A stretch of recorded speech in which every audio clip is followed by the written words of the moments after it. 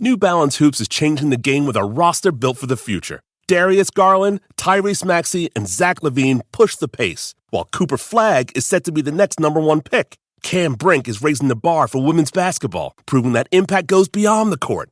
Whether it's the Hezzy Low V2s for quick cuts, the two-way V5 for all-round play, or the Kawhi 4 for those who never stop climbing, New Balance Hoops makes shoes built for every player. Visit newbalance.com/basketball to explore more. Americans love using their credit cards, the most secure and hassle-free way to pay. But D.C. politicians want to change that with the Durbin-Marshall credit card bill. This bill lets corporate megastores pick how your credit card is processed, allowing them to use untested payment networks that jeopardize your data security and rewards. Corporate megastores will make more money, and you pay the price. Tell Congress to guard your card, because Americans lose when politicians choose. Learn more at guardyourcard.com. For the ones who get it done, the most important part is the one you need now. And the best partner is the one who can deliver. That's why millions of maintenance and repair pros trust Grainger, because we have professional-grade supplies for every industry, even hard-to-find products. And we have same-day pickup and next-day delivery on most orders. But most importantly, we have an unwavering commitment to help keep you up and running. Call, click Grainger.com, or just stop by. Grainger, for the ones who get it done. Betting on sports can be hard, but hiring Morgan & Morgan is easy. Morgan & Morgan is America's largest injury firm. They have over 100 offices nationwide and more than 1,000 lawyers. Their fee is free until they win. Find out more information at forthepeople.com/bestbets or dial pound law, that is pound 529 from your cell phone, and that is FOR, thepeople.com/bestbets. This is a paid advertisement. And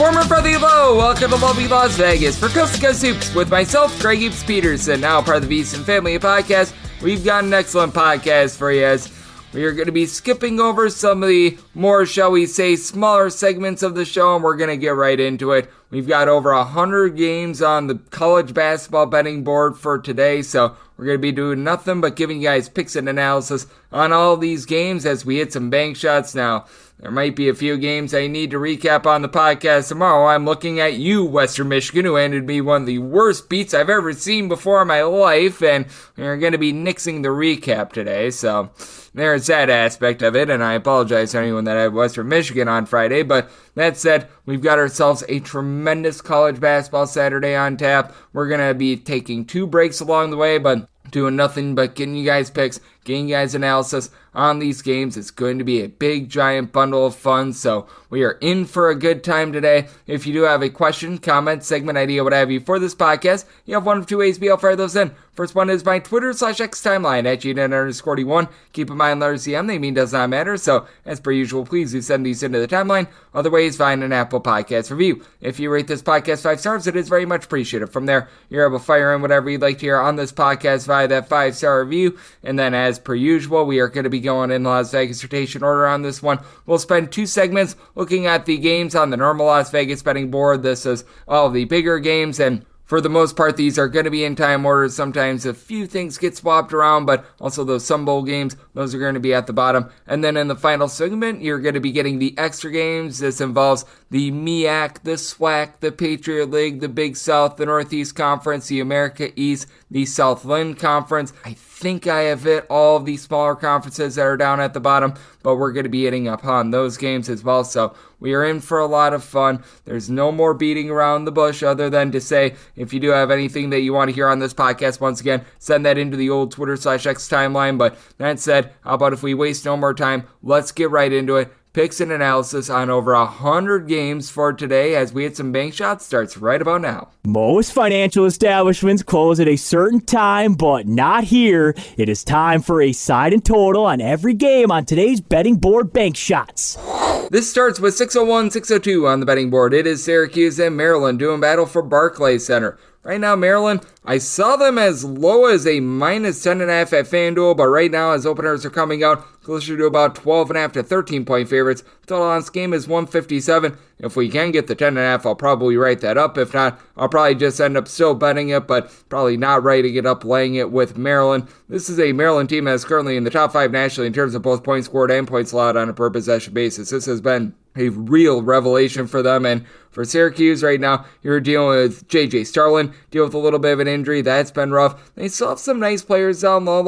I like what you've been able to get out of Eddie Lampkin, who's been able to give you some plus rebounds per game, a guy that's been around the block. You've got Juan Carlos, who's been able to do a solid job of being able to dish out the ball. But all in all, it has been a Syracuse team that has been pretty brutal thus far this season, with already 5 losses on their ledger. Do recognize that with regards to the Maryland's, shall we say, advanced numbers, it is a little bit warped because they haven't necessarily played the world's toughest competition, but below Ohio State, held in there on the road against Purdue. You've got Derek Queen along with Julian Reese, who have been able to combine for north of 16 rebounds per game. And I like what I've seen out of the backcourt as well. A backcourt that's only turned the ball over 9.5 times per game. Jacoby Gillespie is throwing in there 14 points, shooting north of 40% from 3. Rodney Rice, who comes in for Virginia Tech, has played the team with 12.5 points per game. And Celton Miguel, back up to shooting north of 40% from 3-point range with 11 points per game. Depth can be a little bit of an issue for this team. Would like to be seeing a little bit more out of a guy that just hasn't panned out yet, and Jashawn Harris-Smith. But all in all, I look at this Maryland team, should be able to dominate a Syracuse bunch. Donnie Freeman down low, give you about 8 or so rebounds per game, but that J.J. Starlin injury, along with the regression of the 3-point shooting of Chris Bell, last year shot 40% for 3, less than 25% this season, should allow Maryland to be able to get the job done. Very intriguing with regards to totals. I set mine at a 151. Here at a 157. Do think that we've gone a little bit too far. I am in on the under, and I am willing to lay it with Maryland, and most likely will be writing that game up in some form or capacity. 6-3, 6-4 on the betting board. Rutgers and Princeton do battle from the Prudential Center, as Rutgers is a 4.5-point favorite. Total on this game, it is 152, and I set Rutgers as a 6-point favorite. I'm going to be willing to lay the number. For Princeton, this is still an efficient offense, but last year they were more around a top 35, top 40 team in terms of points scored on a per possession basis, and we've seen a little bit of fall of that this year. And then with regards to Rutgers, even though it's a top-heavy team, I really like those 2 top guys, combined north of 40 points per game out of Ace Bailey along with Dylan Harper, with Bailey's been able to throw in there about 7 boards a steal per contest, shooting 35% from 3. Harper shoots more like 36% from 3 with about 4.5 assists per game. And then Jordan Durcock, even though he doesn't give you a lot of scoring, as everyone outside of Bailey and Harper are scoring less than 8 points per game, he's been very versatile. 4.5 boards, 3 assists, a little bit over a steal per contest. You could use a little bit more down low because they lost Cliff Humberway in the offseason, but Lathon Somerville has been able to give this team right around about 4 or so rebounds per game, and it's not like this Princeton team is doing a great job of being able to give themselves second and third chances on the glass, even though Caden Pierce has been able to supply the team with about 7 boards, 11.5 points per game, and he does shoot 37.5% from 3. As a matter of fact, each of your top 7 scorers for this Princeton team that have made at least 1 3 are all shooting at least 38.5% from the outside. It's a Princeton team that always does a nice job keeping things clean. They've only been turning the ball over about 10.5 times per game, but I do think that the overall size of Rutgers is going to be able to get to them a little bit. And then for Rutgers, this is a team that traditionally is one of the better defenses in all of college basketball. They have fallen this year outside the top 100 in terms of points allowed on a per possession basis. That's a little bit of an issue, but still are holding teams to shooting about 33.5% from 3-point. Not an amazing mark, but I mean, it's a suitable mark. Meanwhile, for Princeton, when they've been out there, they've been allowing teams to shoot about 34% from 3-point range themselves. Not a team that's really going to be forcing the issue, going to be causing you to get out of sorts. And I do like the game of Xavier Lee, 5.5 assists, 5.5 boards, 16 points per game. It's a Princeton team that really doesn't foul much, but again, you don't really have much outside the starting 5. I do think that Princeton going to have a little bit of a tough time down low, and I do think that the overall ability of Bailey along with Harper going to be able to win out in this spot. Got a Princeton team that traditionally is outside the top 250 with regards to total possessions per game, so I do think that this is going to be a little bit of a lower scoring game, and I do think that Rutgers is going to get a little bit back to their defensive roots. I did set my total at a 148, so I'm in on the under, and with Rutgers, willing to lay up to 5.5 with them, set them as a 6-point favorite. 6-5, 6-6 on the betting board. It is Indiana, and they're playing us to Chattanooga. Chattanooga is a 14 to a 14.5 point underdog, and total on this game is 155.5. I did set Chattanooga as an underdog of 15.5 points. So want to lay up to 15 with Indiana. I do think that Indiana should be able to absolutely dominate this game down low. Chattanooga has been well outside the top 200 with regards to their rebound rate, and having a guy like an Umar Balo who's able to give you darn near a double-double, he's able to throw in their 2 blocks per game, I think is going to dominate a Chattanooga team that's starting to get online with their three-point shooting. Like the first 8 or so games of the season, they were one of the bigger outliers in terms of three-point shooting in all of college basketball. It's Hunter off Trey Bonham. Last year, both shot above 38% from three-point range, and both were able to give you 17-plus points per game. This year, both of these guys are combining for about 25.5 points per game between the two of them. Both are now shooting about 33% from three-point range after it was a little bit of rough go. And Bash Weiland, who comes on over from Bellarmine, he's been able to supply the team with 11.5 points per game. But one thing that Chattanooga really doesn't do is put a lot of ball pressure on you. And Indiana this year, they've had a tough time being able to hold on to the ball in terms of turnovers on a per possession basis. They've been well outside the top 260 in all of college basketball. And you've had Malika Renew give you some good versatility, stealing 2.5 assists, 6 boards, 15 points per game. So liking what I'm seeing there, Mackenzie Mbakbo has been able to shoot north of 43% from three-point range. And then Trey Galloway, even though he's not giving you a lot of scoring, he shot 46% from three with about 3.5 assists per game, with Miles Rice being a little bit of a stabilizer in the backcourt as well. Luke Goody has been able to shoot it relatively okay for three, and I do think that Indiana, with their current 33.7% three-point shooting, should be going northward a little bit. It has been a Chattanooga unit that has been allowing it quite a bit from three-point range themselves, as Chattanooga, in terms of opponent's three-point shooting percentage, clocking in 259th in all of college basketball. So do think that Indiana going to be able to control the boards. Do think that you get a little bit more of an up-and-down game with Indiana being able to light up a Chattanooga team that has been very leaky with regards to their defense. I did as well. Set my total out of 155.5. I was seeing before a 154.5, and if we can get back there, we'll be on the over, and willing to lay up to 15 with Indiana. 607, 608 on the betting board. This is from the Palestras. You got St. Joe's opening up the average Joe's against Virginia Tech. Virginia Tech, 4 to 4.5 point underdogs. Totals between 142.5 to 143.5. And with St. Joe's, I did make them a favorite of 5.5 points. I'm willing to lay up to 5 with them. For Virginia Tech, they've looked a little bit better the last few games, but again, this is a Virginia Tech team that is outside the top 300 in terms of turnovers on a per possession basis. Brandon Rechsteiner has had to become the main point guard for this team. They were expecting that you were going to be able to have Heisier Miller from Temple come in, run the point. That did not end up happening because of the gambling scandal. So now you got Rechsteiner, who's been able to give you 4+ assists in each of the last 5 games. The problem has been he's had 4+ turnovers in 3 of the last 4 games as well. Toby Luau, along with Meshaleo Poteet, these are 2 forwards, have been really your main guys. Both of these guys give you between about 10.5 to 11 points per game. They're combining for 11 rebounds per game, and Luau is shooting 40% from 3-point range for a unit that still shoots about 34.9% from 3-point range. But for St. Joe's, even though this is a top-heavy team of their own, you've got Xavier Brown, Eric Reynolds in the backcourt, both giving you between 15 to 16 points per game. They're combining for over 8.5 assists per contest, and I do think that both of these guys shooting less than 32% from 3, that's going to go northward. Rasheer Fleming, I think, is going to be the best player out there on the floor, as he had 6'9", is able to give you 9 boards, 16.5 points, shooting 40% from 3-point range, 25+ points in 3 out of the last 4 games, has been able to generate quite a few steals. Need to get a bit more out of Eric Simpson. He's giving you about 4 assists, 9.5 points per game, and Justice Ajabor has just been a disappointment this year. He is giving you a block per contest, but down low, only about 4.5 points, 3 rebounds per game, but I do think that he's going to be able to figure it out in some form or capacity. For St. Joe's, they should be able to win the battle on the glass. They should be able to get a little bit of better guard play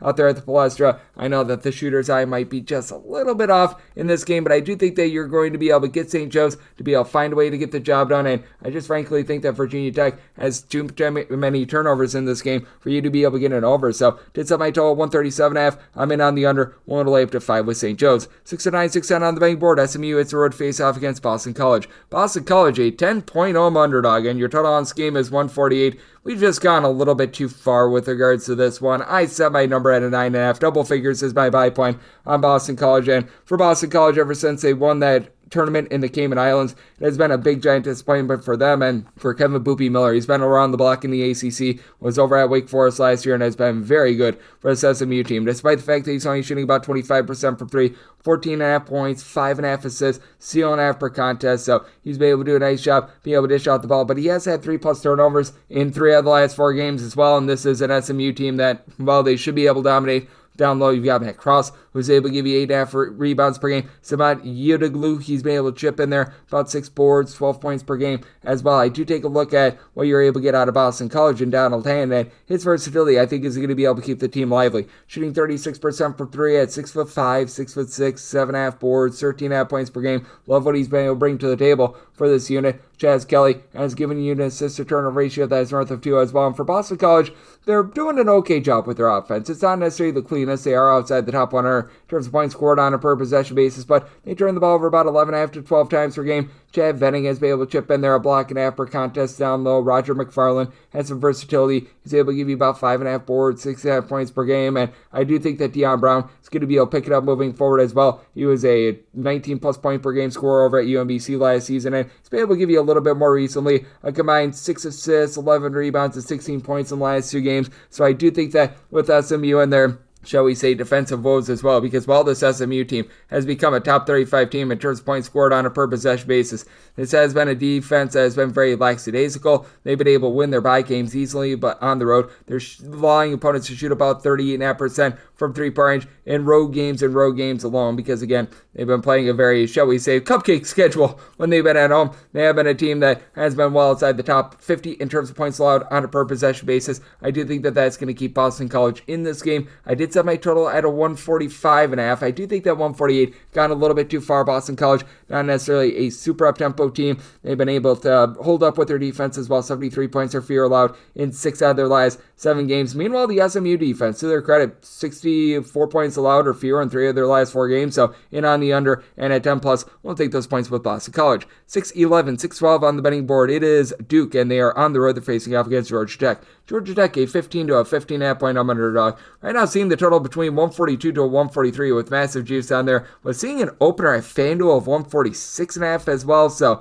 I do think that this total's went a little bit too far, considering I set my total at 138.5. So in on the under. And then with Duke, I do think that they are going to be able to control this game. I recognize that it's a true road game, but as we know, students are not going to be on campus as much for this one. I set Duke as a 16.5 point favorite. I'm going to be willing to lay the 15 to 15.5. Really wouldn't want to go too much further, but this Duke team is right now a top 8 team in all of college basketball in terms of points allowed on a per-possession basis. Cooper Flagg still has a little bit of work to do in terms of his 3-point shot, but he's doing everything else for this Duke team. He's supplying double figures. He's doing a great job down low, very switchable with his defense, doing a great job in terms of shot blocking, and this Georgia Tech team is outside the top 170 in terms of points scored on a per-possession basis. They do get back Xavier McCollum. He was missing for 4 games, but just feels like he's not necessarily fitting the world's greatest with regards to this offense, and since he's returned, a combined 8 points and 5 assists in 2 games, a little bit less than savory there. They're still dealing with the injury to Kawasi Reeves as well. He's been missing for the last 5 or so games. Looks like he's still in a walking boot, so that's not too tremendous for a Georgia Tech team that, down low, you do have Bate and Ndongo, who I like, but he's been able to give the team 7.5 boards. He's throwing in there about 13 points per game, but other than Ryan Mutombo, who's only played in 2 games this far this season, nobody else is really giving you north of 5.5 rebounds per game, so Duke should be able to dominate on the glass, and there's just so much, shall we say, perimeter length with regards to Duke. These guys like Tyrese Proctor, Concadepo, they're all 6'5" or taller, and the real X factor for this team is Isaiah Evans. Isaiah Evans has been able to splash in there 14 plus points in 3 of the team's last 6 games. He's shooting overall 50% from 3-point range, albeit pretty much all of those games have been at home thus far, but Duke's only turned the ball over about 10.5 times per game. I like the game of Zion James, just does a bit of everything, 2.5 assists, 8 points, a steal and a half per game, as Duke is generating quite a few turnovers as well. I do think that they should overwhelm this Georgia Tech team, a Georgia Tech unit that, with regards to their offense, they have scored 65 points or fewer in 3 of the last 4 games, with the lone exception being against UMBC, and this Duke team, I think, should be able to put them in a massive chokehold. So I am in on the underside. My total more around a 138.5, and I'm going to be willing to lay up to 16 with Duke. 6-13, 6-14 on the betting board. It is Butler, and they're going to be playing up to UConn. UConn is a 7 to 7.5 point road favorite. Total on this game between 145 to 145.5. Set my line at 4.5. I'm going to be willing to take the points with Butler. This is a Butler unit that has been a little bit up and down this season, but I do think that they should remain lively against a UConn team that we saw them have all sorts of struggles against Xavier. And for UConn, it's been really when they've left stores when they've had their issues, as they did get that nice win on the road against Texas. Credit needs to be given there, and this is still a UConn team that has Alex Caravan, who's able to give you 15 plus points, 5 plus boards. He's got all sorts of versatility, but you look at this UConn team at home versus on the road, I mean, it's just been a night and day difference. If you just take a look at the points allowed on a per possession basis numbers, They are giving up north of 33 points more per 100 possessions when they leave home rather than when they are at home. Like, it's just absolutely stark. And obviously, they're playing against better competition when they're on the road. But, I mean, Engel Fieldhouse is still a magical place. I know that the kids are going to be off campus, but you've got Pierre Brooks along Jamal Telford, who have been able to combine for about 31.5 points per game. They're combining to shoot 40% from three-point range. As a matter of fact, each of your top 4 scorers for Butler are shooting at least 38.3% from three-point range. This is a Butler team that shoots north of 76% the free throw line. Now, they themselves have lost at home to North Dakota State. They've lost to Austin Peay as well, but they've also knocked off Mississippi State on a neutral court by double figures as well. So we've seen the best of times and the worst of times with regards to this Butler team. They themselves have been giving it up on defense, 79 plus points allowed in 3 of their last 4 games. So you have a bit of issue there, while Hassan Diarra for UConn generating good, clean offense. He's been able to give you an assist to turnover ratio that's hovering right around 3. Liam McNeely, solo ball. These 2 guys combining for about 27 points per contest. So I do think that you're going to be able to get both of these teams to be able to give you some good offense. I do think that UConn tries to get back to their roots a little bit more with regards to their defense. Try to slow this game down a little bit more, and I did so by total as a result at a 142.5. So I'm in on the under, especially with this being an early day game. But I do think that Butler does enough to hold in there. Andre Scream being able to give you 6 boards as a true 7'1" big man. I think that he holds in there against Harris Reed. I think that Reed, who's given UConn about 8.5 rebounds per game, going to be able to win that battle down low. But you still have UConn deal with a little bit of injury of their own down low, as they should be getting back in this game, though it remains to be seen how much you're going to be able to get out of him. And Samson Johnson as well. Actually led all of college basketball in terms of field goal shooting percentage among qualifying players last year as well. But you're at the 7 and on the points, and I'm going to be willing to take a shot on the under. 6:15, 6:16 on the betting board. Xavier is going to be playing us to Marquette. Marquette, a 4-point road favorite. Totals between 154.5 to a 155. So Marquette has a 5-point favorite. I'm going to be willing to lay the 4 with Marquette. You've got a unit that has been able to be one of the best in all of college basketball generating turnovers. And for Xavier, they're going to need to rely a lot more on their guard play now that you've got Zach Fremantle out. Spirited effort a few nights ago against UConn. They take them to overtime, very nearly get the job done, but now you've got Davion McKnight, who's really going to need to run the show. 11 points, 4.5 assists. I mean, it's a Xavier team that, in terms of points scored on a per possession basis, certainly a top 50 unit there. Ryan Conwell has been able to shoot 45.5% from three-point range. Xavier as a whole is shooting 40.7% from three-point range, but I do think that that's going to be going downward against a Marquette team that has been able to do such a great job in terms of their defense. They've got so much switchable defense. They've got length along the perimeter. Marquette, a top 55 team in the country in terms of points allowed on a per possession basis. Xavier more around about 70th in the country, and for Xavier, you're going to need to rely upon someone like a John Hughley to help out a little bit more down low. In that game against UConn, saw 20 minutes. He only gave you 2 points, 2 rebounds, to 3 fouls. You're going to need a little bit more out of him. Dante Maddox was able to step up in that game against UConn. He had 22 points, but prior to that, he was averaging about 5 points per contest. I just don't know how sustainable that's going to be. Flip side, you've got a Marquette team that has the best player out there on the floor in Cam Jones, an assist to turnover ratio that's north of 420.5 points, shooting 38% from 3-point range. Now Marquette, they themselves not necessarily strong on the glass. David Joplin, he's been averaging about 5.5 rebounds per game. I think we've already seen Central Michigan be able to control the glass against this Marquette team. They've had all sorts of issues there, but they do have a whole greater than the sum of its parts approach with regards to rebounding, as each of their top 4 scorers do pull in at least 4.2 rebounds per game. That includes C.V. Mitchell, who's currently shooting 50% from the outside, 11.5 points per game. And Marquette is only shooting about 32.5% from 3, but they've been able to make do with it because they've only turned the ball over about 9 times per game. Joplin, who I mentioned before, is giving you 14.5 points per contest. Do think that for Marquette, they should see their 3-point shooting go northward. This is a Xavier defense that overall they've been able to do a relatively solid job of being able to guard the perimeter thus far this season, but we've seen in their step-up games them have a little bit of strife there. This is a Xavier team that, when they've been at home, by the way, they're actually guarding the arc much worse than when they went on the road. They're allowing opponents to shoot 36.3% from 3-point range. So wouldn't doubt if we do see this Marquette team be able to get things a little bit more up-tempo. But still, even with that, I am going to be willing to take a shot on the under semi-total 151, mainly because Marquette has been so good at generating those turnovers.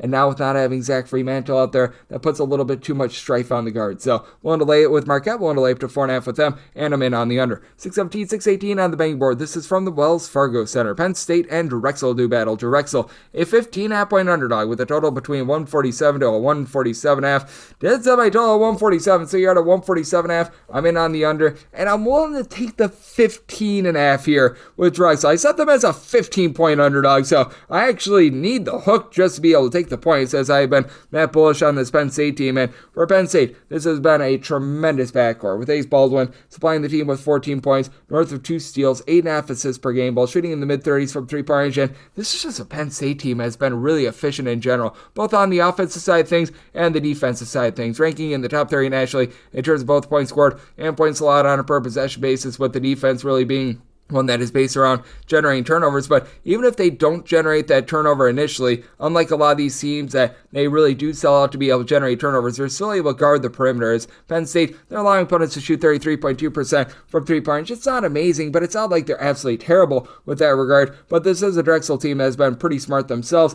They are turning the ball over 12.5 times per game. They're shooting about 37% from three-point range. Yummy Butler and Kobe McGee have been able to combine to shoot about 40 or so percent from three-point range. Both of these guys have been able to contribute double figures for their team, with McGee being the main man with about 15 points, 5 rebounds per game. And both of these teams have been able to get some unexpectedly good rebounding, as for the Penn State side, it's been Yannick Conan-Niederhauser gave you about 2 blocks, 6 rebounds per game, and Cole Hargrave for this Drexel bunch, about 11 points, 9 boards, 2.5 assists, some good versatility there, along with a block and a half per contest. So he's been relatively consistent. Drexel has been, in my opinion, one of the more impressive mid-majors that we've been seeing thus far this season. You've got Jason Drake stepping up, giving you about 3 assists, shooting 39.5% from three-point range. He's been an unexpected nice find from Cleveland State for the team, and for Penn State, you do have quite a bit of depth with regards to this backcourt as well. Guys like Nick Kern being able to give you 5+ boards, doing a nice job of being able to give the team good offense. That has been rock solid. And for Penn State, this team has been able to hold 3 out of their last 4 opponents to 70 points or fewer. Really, their lone slip-ups were against Rutgers and against Clemson. But I do think that in this game, with it being a neutral court game out there in the Philadelphia area, which is where Drexel is based out of, I do think that they're going to hold in there. Drexel, not really a team that's going to generate a lot of turnovers, so should see some nice clean offense on both sides of this one. I did set my total once again at a 147. Drexel, a little bit of a lower tempo team, and Penn State has been unexpectedly good with their defense. So I'm in on the under, and I'm going to take 15.5 plus here with Drexel. 619, 620 on the betting board. Memphis is playing against Mississippi State. Mississippi State, a 1.5 to a 2-point dog. Total on this game between 152 to a 153, and I said Memphis at a 1.5. So you're at a 2+. I'm going to be willing to take those points with Mississippi State. For Memphis, it's been impressive what we've seen out of their 3-point shooting. A top 10 team in all of college basketball with regards to their 3-point shooting percentage. Now they have to go up against the Mississippi State, though, that year in and year out, they're one of the more rock-solid defenses in all of college basketball, albeit Mississippi State's really bread and butter is being able to guard down low, as along the perimeter they are a little bit more vulnerable. They've been allowing opponents on the road to shoot north of 38% from 3-point range. I do believe that that's a little bit of an outlier. Josh Hubbard has been able to lead the way for Mississippi State, 18 points, 3.5 assists, and has helped a Mississippi State team that just 2 seasons ago was dead last in the country in terms of 3-point shooting percentage, being much more respectable. For Mississippi State, they're doing a nice job of just taking care of the ball as well. Only about 8.9 turnovers per game, a top 30 team in the country in terms of turnovers on a per possession basis. You've been able to have down low quite a few guys be able to step up. Kashawn Murphy is giving you 7.5 rebounds per game. Charles Matthews, 7.7 boards and nearly 4 assists and 2.5 steals per game. Like, he has been doing it all for the team, while Memphis does have the top scorer in this game in PJ Haggerty, 22.5 points per game. And then down low, you've got the duo of Nick Jourdain along Dayton Danger, combining for about 12 rebounds per game. Moves to Cisse, doesn't give you a lot offensively, but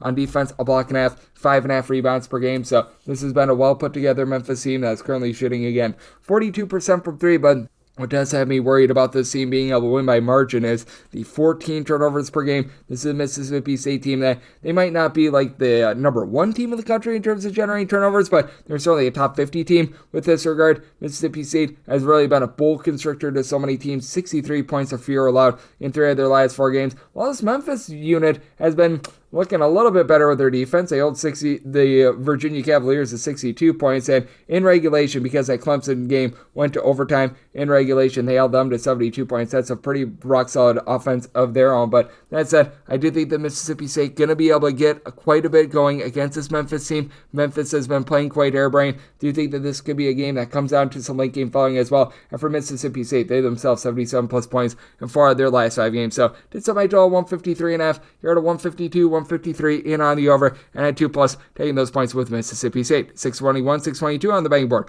Monmouth is playing against the Fairfield. Fairfield is an underdog of 3.5 to 4 points. Totals between 146 and 146.5, and with Monmouth, I did set them as a favorite of 3.5 points, so you're at the 4. That'll be my buy point on Fairfield. This is certainly not the same Fairfield team from last year. They pretty much lose 5 out of their top 6 scorers from the season going. I was just expecting more out of Deion Perry. Last year when he was over at Loyola Maryland was averaging 17.5 points, 3 assists per game, shot in the mid-30s from 3, and he's shooting 24% from distance this year. Now, looks like he's starting to find it a little bit more now. 13 plus points in 2 of the last 3 games, 9 plus points in 3 of the last 4, shooting it better from 3-point range. So do like to see that. And Louis Bleachmore has been able to give you better versatility, shooting 47% from 3 for a team that as a whole, they're only shooting about 31% from the outside, and Prophet Johnson has had to be Mr. Do-It-All. 2 steals, 3 assists, 7 boards, 11.5 points per game. The one thing I will say for Fairfield, though, they're taking care of the ball. They're turning the ball over less than 10.5 times per game. This is a Monmouth team that is not doing that.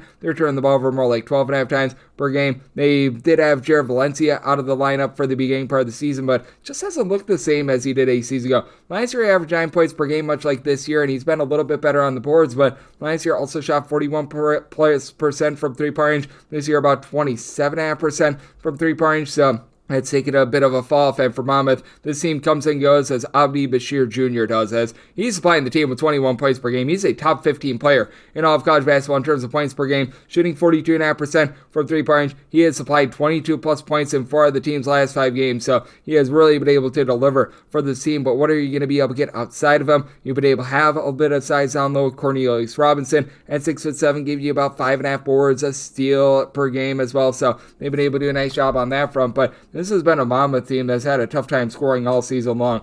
This Monmouth team has been able to exceed the 67-point plateau, I believe, just twice this far this season. So, I mean, that has been a big issue for them. I do think that this game is going to be quite a bit of a slog. Now, you have a pair of teams that defensively, they've been leaving quite a bit of something to be desired as well. So this is one of these circumstances where at a 4+, I'm going to be willing to take the points with Fairfield. And I did set my total at a 139.5 as well. So, I mean, with this total at a 146, I just don't understand where the scoring is going to be coming from with both of these teams. So I'm in on the under and I'm in on the points on Fairfield at a 4+.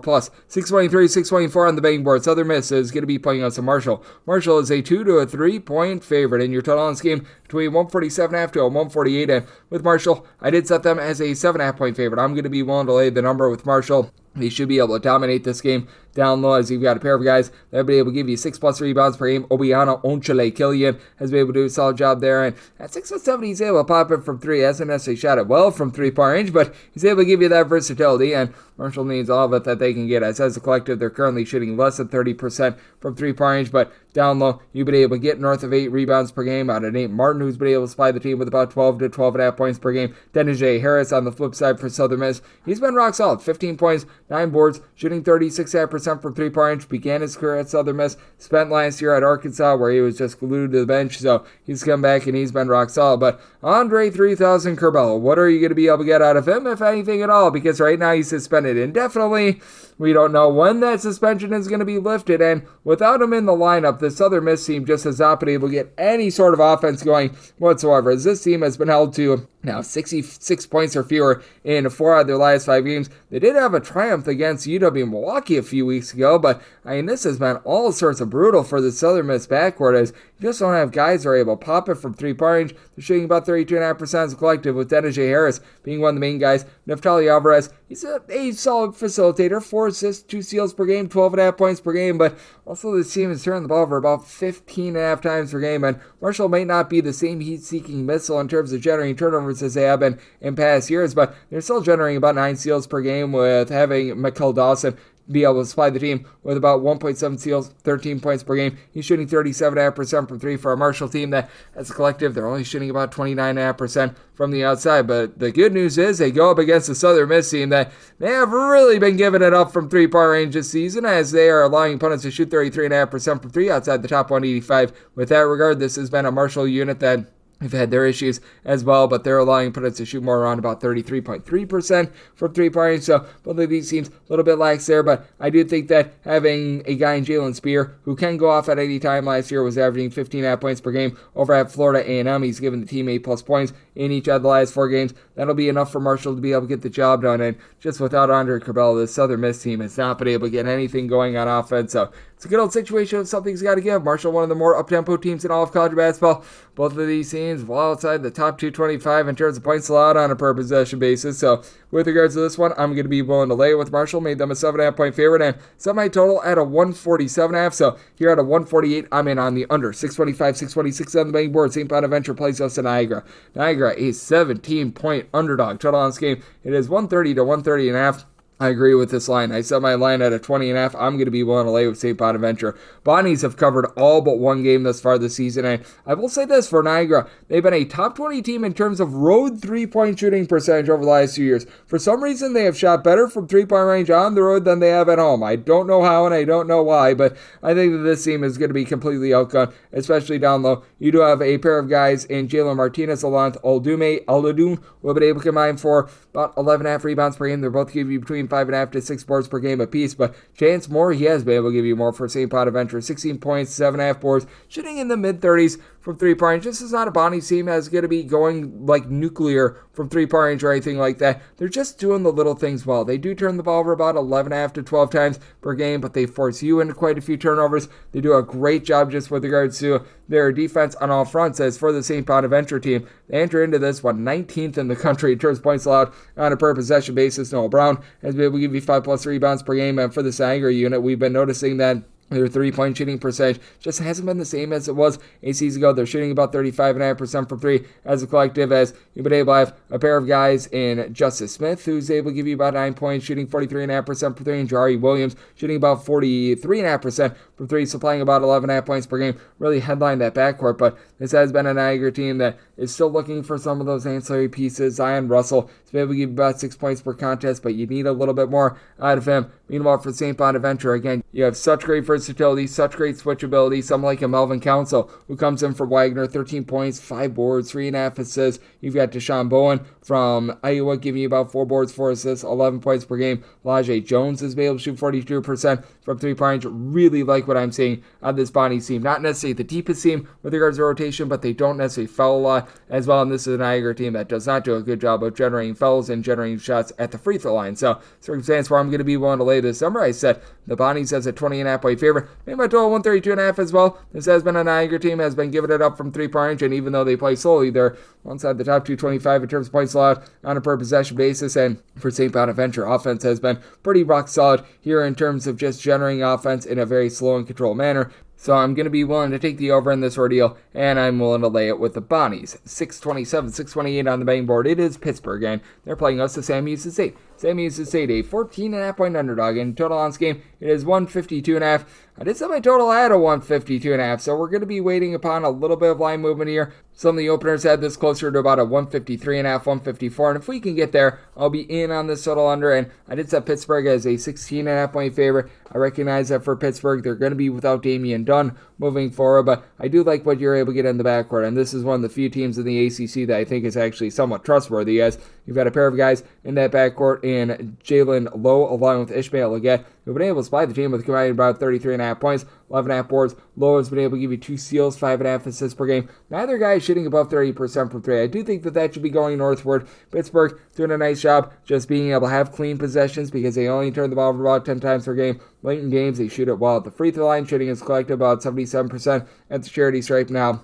What is missing with Damian Dunn being out is that he was shooting north of 50% from three-point range. So that means that you're probably going to be looking for quite a bit more moving forward out of Brandon Cummings, who's been able to shoot north of 40% from three, but in a little bit of a small role. But this is also a Sam Houston unit that it feels like they're getting a little bit out of control for their own good. You've got Lamar Wilkerson with about 20 points, steal and half per contest, shooting 49.5% from three. And as a whole, Sam Houston is shooting north of 40% from three-point range. This is also just not the same Sam Houston unit that we've seen in past years on the defensive side of things as well. Sam Houston right now 313th in the country in terms of points allowed on a per possession basis. That's very much less than savory. We've seen Pittsburgh in these step-up games have a little bit of a difficult time, but in games specifically played at home, so in a lot of these cases they are playing against, let's call it what it is, outgun competition. They have been a top 20 team in terms of points allowed on a per possession basis.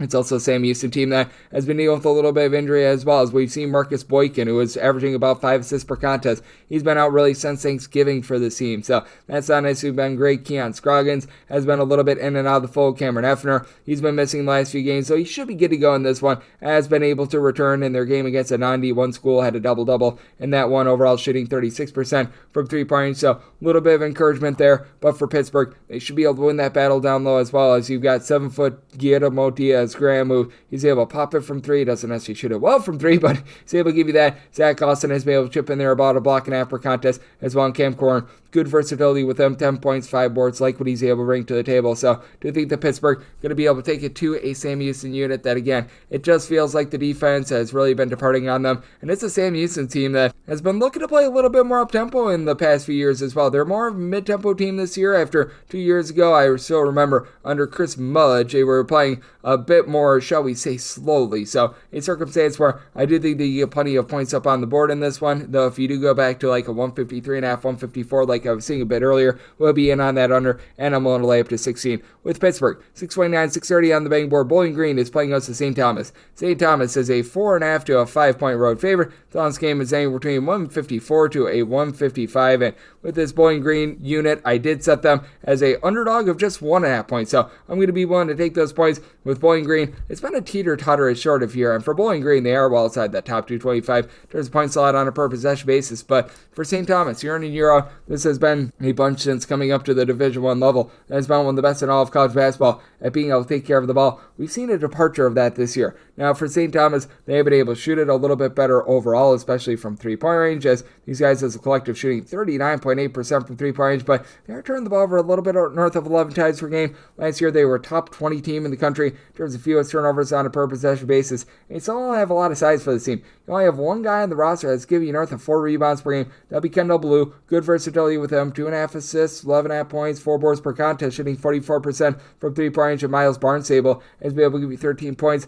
per game. I do think that with St. Thomas, they've been able to get a little bit back to their roots, but still, this has been a defense that has given up 70-plus points in each of their last 4 games against Division I competition. Now for Bowling Green, once again, getting toasted with regards to their defense. 73-plus points allowed in 4 out of their last 5 games.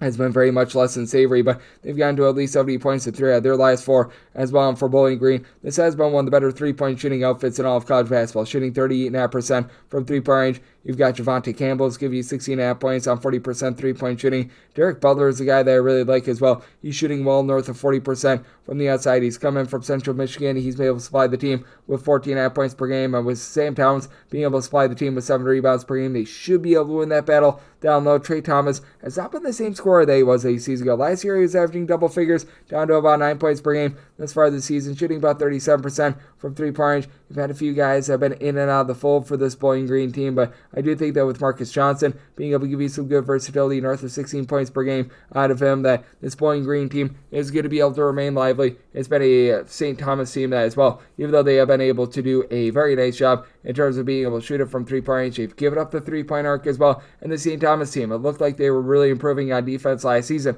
They've taken a bit of a setback with that regard this season as well. As for St. Thomas, in terms of points allowed on a per possession basis right now, they are checking in more in that neighborhood, about 194th in all of college basketball. So I do think that with regards to this game, you're going to see both of these teams be able to get after it. I do think that both of these teams in for a little bit of regression with their north of 38% three-point shooting on both sides. So I did set my total more around about a 149.5. I'm in on the under, and I'm in on the points with Bowling Green. 631, 632 on the betting board. Ball State is playing us at Evansville. Evansville does find themselves as 2.5 to 3-point underdogs. So that's between 140 to 140.5, and with Evansville, set them as underdogs of 5.5 points. So I'm going to be willing to lay it with Ball State. This has been a Ball State unit that has had a little bit of a tough time overall, but I do think that Peyton Sparks is going to be able to get back online. As Peyton Sparks, 2 seasons ago, he was giving this team 7+ rebounds per game, was chipping in their double figures. Last season, he spent a very forgettable year over at Indiana and just hasn't been able to find it this far this season, as he has been able to give you more in that neighborhood of like 7 to 8 points per game, but still, you were expecting a little bit more out of him. He's a bit of a boomerang transfer, as they like to call it, because he was with the program once before, but Mikey Pearson, he's been able to give this team some nice versatility, 12 points, 6.5 boards, but he's only shooting about 24% for 3 after he was shooting in the mid mid-30s last season, and it's a Ball State team that overall they're shooting about 32.5% from three-point range. I do think that should be going northward moving forward, especially against an Evansville team that's outside the top 250 in terms of points allowed on a per possession basis, and Evansville just hasn't put the ball in the basket.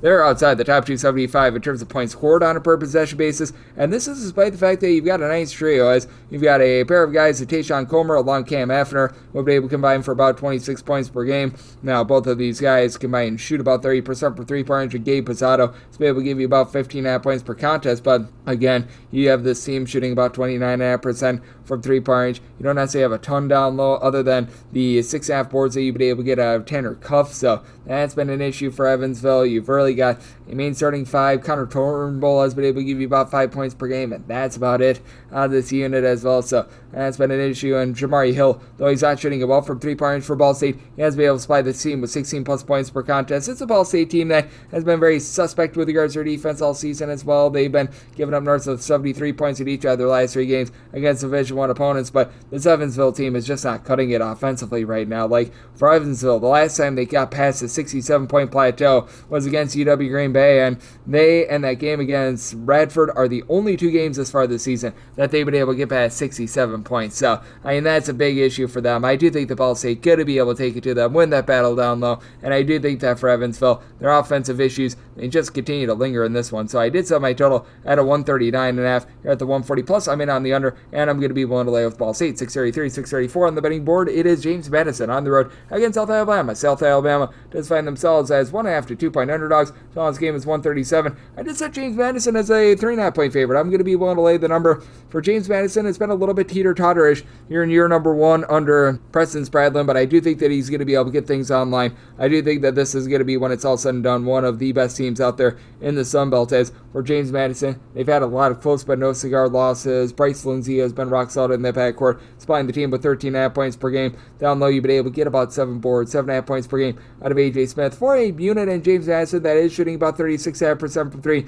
not during the same amount of turnovers that they did a season ago. And for James Madison, they're in a little bit of transition because they were a super up-tempo team last year. They did retain a few guys from that roster, like Xavier Brown, who's throwing in there, stealing 3.5 assists, 13 points per game. Mark Freeman, he follows Spradlin after being the top scorer over at Morehead State 2 seasons ago with about 11.5 points. He's been able to dish out about 4 assists per contest, but for James Madison, they are well outside the top 150 in terms of points allowed on a per possession basis, and South Alabama has been very surprisingly good with regards to their defense as well. This has been a South Alabama unit that from three-point range, they've been shooting about 32.5% from the outside with Johnny Broom, not to be confused with Johnny Broom, but John Broom, giving you about 6 rebounds, 6.5 points per game. It's a South Alabama unit that overall, they just run things very cleanly. They're only turning the ball over about 9.5 times per game, with Miles Corey leading the way, 4.5 assists, 18.5 points per game. But outside of he and Barry Dunning, who's been able to supply the team with about 11.5 points per game, it is a little bit of a top-heavy unit,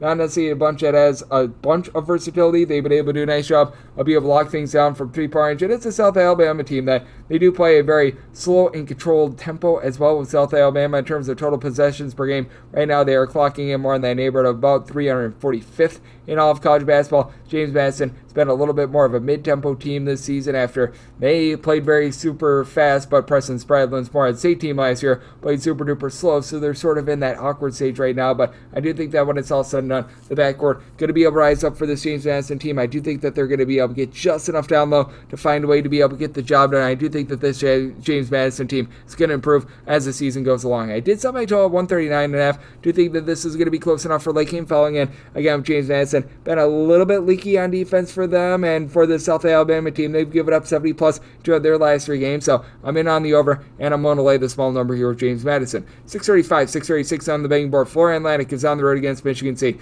Michigan State 12.5 to 13-point favorites. Totals between 158.5 to 159, and I did set my line at a 12.5, so 13 is a buy point for me on Florida Atlantic. Florida Atlantic has been absolutely gunning it, top 30 team in all of college basketball in terms of total possessions per game. Meanwhile, Michigan State, they're typically a little bit more of a slow and controlled team, and for Michigan State, we're starting to see a little bit of a rise with their three-point shooting, as through like 8 games this year, they were shooting about 25% from 3, and they're still shooting only about 27.5% from the outside. This should be going northward. They're not going to be the same team that was in the top 5 nationally with regards to their three-point shooting percentage, but Jaden Akins right now shooting less than 30% from three-point range. That should be going up. Jace Richardson Richardson, he was out for a game or two. He's back. He's really been the only guy that's been able to make threes for this team. 10 points per contest, shooting 50% from the outside, but Jackson Kaler should be able to do a nice job down low, supplying the team with 8.5 boards, 9 points per game. But I do think that Bonaventure and his 7.5 rebounds per game should be able to keep Florida Atlantic relatively lively on the glass. I like what I'm seeing out of Caleb Glenn. 14 points, 4 boards, shooting 42.5% from three-point range. And it's a team that as a whole for Florida Atlantic, they've been able to shoot about 37.5% from the outside with regards to their total possessions. 12 turnovers per game is actually not too bad. And for Florida Atlantic, this has been a team that has been able to travel relatively well. They're shooting about 36.5% from three-point range in their road/neutral court games. Now it is Florida Atlantic defense that has been quite leaky themselves, as right now in terms of points allowed on a per possession basis, clocking in 178th in all of college basketball, but strangely actually allowing fewer points per possession when they're on the road rather than when they're at home. Meanwhile, this Michigan State team, top 50 team with regards to points allowed per possession. I do think that Leland Walker, when he's able to supply in terms of 5 assists to about 2.5 turnovers per game, going to allow Florida Atlantic to hold in this game. It's not a Michigan State team that necessarily generates a ton of turnovers in, but this Florida Atlantic team, certainly the defense, once again, still has been an issue. 77 plus points allowed in 3 of the last 4 games. Meanwhile, it's a Michigan State team that they've been able to really hold up at the point of attack. They played that harebrained overtime game against North Carolina, but really past that, they've been able to do a whole relatively solid job holding up, and they give up 75 points to Samford, but as we know, that's a Samford team that as well, they get a little bit out of sorts, and that was a total that,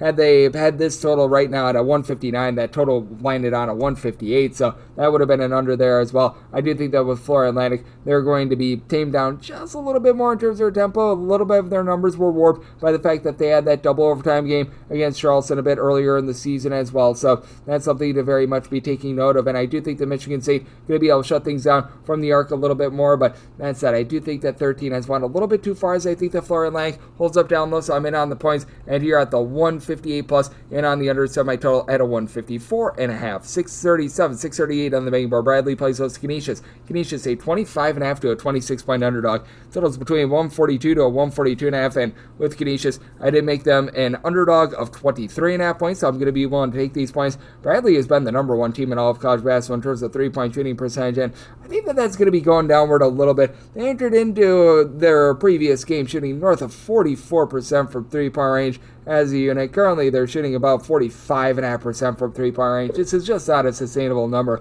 Even against a Canisius team that's outside the top 250, in terms of points allowed on a per possession basis, you've got each out of your top 6 scorers shooting at least 43.1% from three-point range. Like, it's absolutely ridiculous, and you're getting some solid rebounding out of Darius Hannah, who's been able to give you 11.5 points, 6 rebounds per game. You do have a more true post presence at 7'1" Ahmet Janovic, who's been able to give you about 4 rebounds per game. So I've been liking what I've been seeing there. Duke Dean, 15 points, 4.5 assists, 1.5 turnovers per game while shooting 43% from three-point range. There's just no comparing with that. Though Canisius does have a top-flight guy of their own in Paul McMillan. He's really had to lead the way for this team. 19 points, 2.5 assists, while shooting about 27% from three-point range. But as a whole, it is a Canisius team that if they can get to the free throw line, is they're one of the worst teams in terms of getting there, but if they can get to the free throw line, each of their top 5 scorers are giving you at least 80% three-point shooting. They're shooting 81% as a unit. Tana Copa has been able to give you 12.5 points per game, but outside of Copa and Paul McMillan,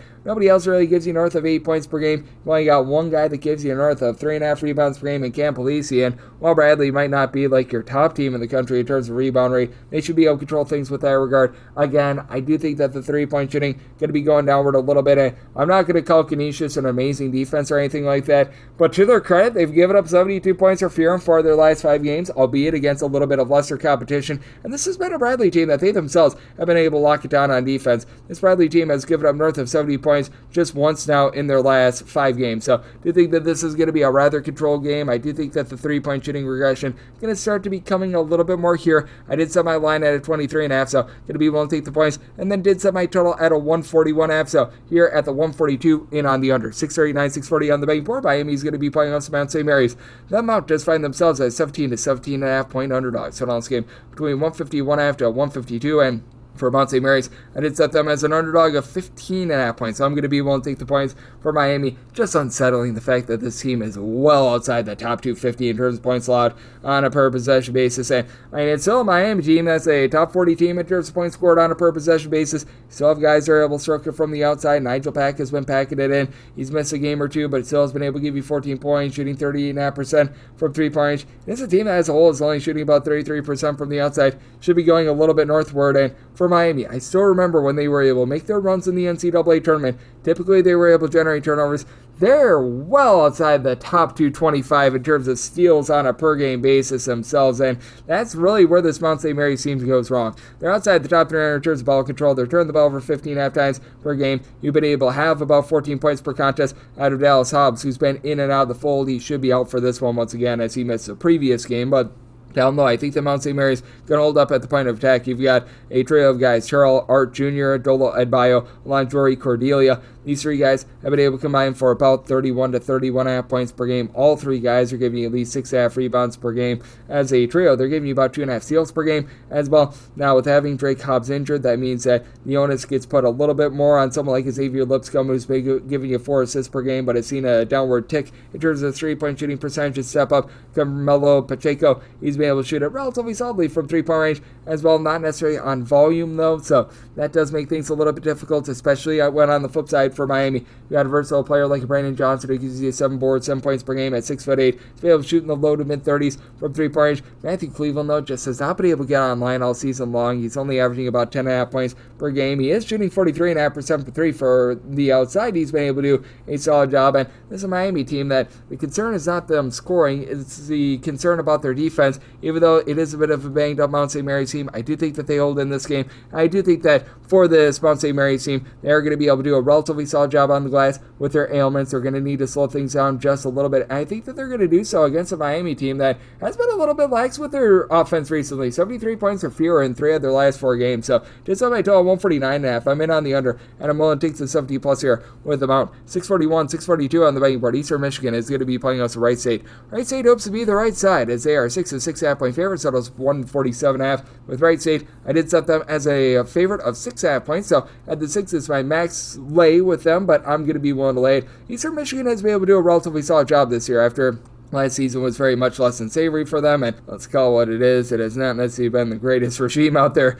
with Sam Heath, but you've got Jalen Terry along with Deshaun Nelson, who come in from DePaul. They've been nice go-to guys for the team. Nelson, good versatility, 2 assists, 5 boards, 13 points per game, not necessarily popping it well from 3, but that's where Jalen Terry comes in, shooting 38.5% from the outside, a steal and a half, 3 assists, 16 points per game, so these guys have been able to do a great job there. Now you need a little bit more on someone like a Yusuf Jihad, who's been giving you about 5 points per contest after last year. He gave the team more like 6.5 points per game. Now he is shooting 46% from 3-point range, but it's on very, very low volume. I thought you were going to get a little bit more out of Trey Pettigrew as well. I remember he was a recruit of Nevada. He was over at Bradley last season and just never could really get out there on the floor, but I need like a former top 350 recruit that has done a big giant nothing burger. Meanwhile, for Wright State, they should be able to control things down low with Brandon Noel. 8 boards, 19.5 points per game, shooting in the mid-30s from 3-point range. And Wright State, well, they're not quite in the top 10 in terms of points scored on a per possession basis like they were a season ago. They're still back in the top 75 with that regard. It is a Wright State team that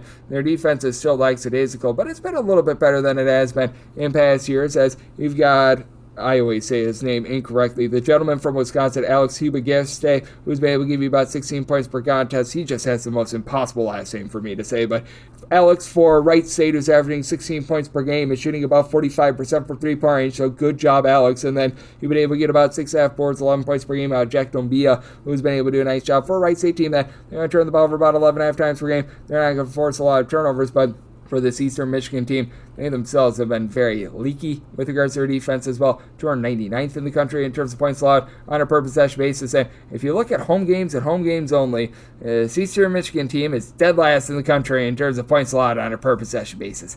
That is a little bit less than savory. I do think that is going to iron out just a little bit more, but I do think the Wright State is going to be able to put up a nice big number. It did set my total 148.5 in on the over, and I'm willing to lay up to 6 points with Wright State. 643, 644 on the betting board. Florida State is playing us to Louisville. Louisville is an underdog of 1.5 to 2 points.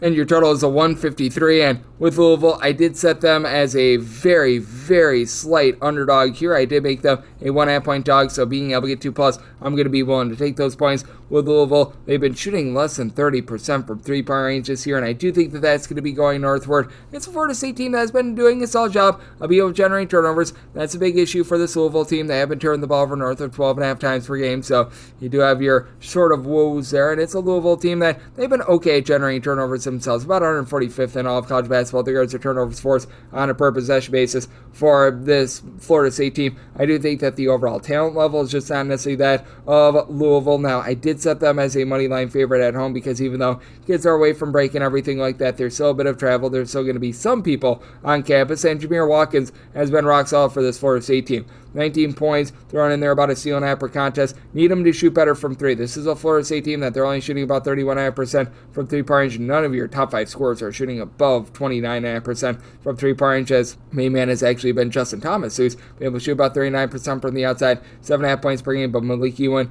has been able to supply 7.5 rebounds per game down low for Florida State, and that's going to be an issue for Louisville. Louisville's without for the rest of the season Keyshawn Pryor, was one of their top rebounders, was 5.5 plus boards per contest. Javon Hadley has been able to supply Louisville with about 8 rebounds per game, so he's been rock solid. No Waterman, he does have size. He stands right around 6'10". He's giving you about 5 rebounds per game. He's shooting 25% from 3. He needs to do a little bit of better job with that regard, and his team just has not been able to get out there. Some of their key guys, like Corin Johnson, has only played 2 games this far this season, so that's meant that Rain Smith has really been the guy that's had to rein it in for 3-point, shooting 36% from the outside, 12 points per game. Really doesn't do anything other than pop threes, but he's a nice one-trick pony. You've got also Chucky Hepburn, who's been able to supply 3 steals, 5 assists, 15 points per game. He's been able to do a nice job as being that dominant guy in the backcourt, but with this Louisville team, we have been noticing that the defense has been acting up quite a bit as well. 74 plus points allowed each of the last 4 games, while Florida State has actually really been able to step up with regards to their defense. If you look at regulation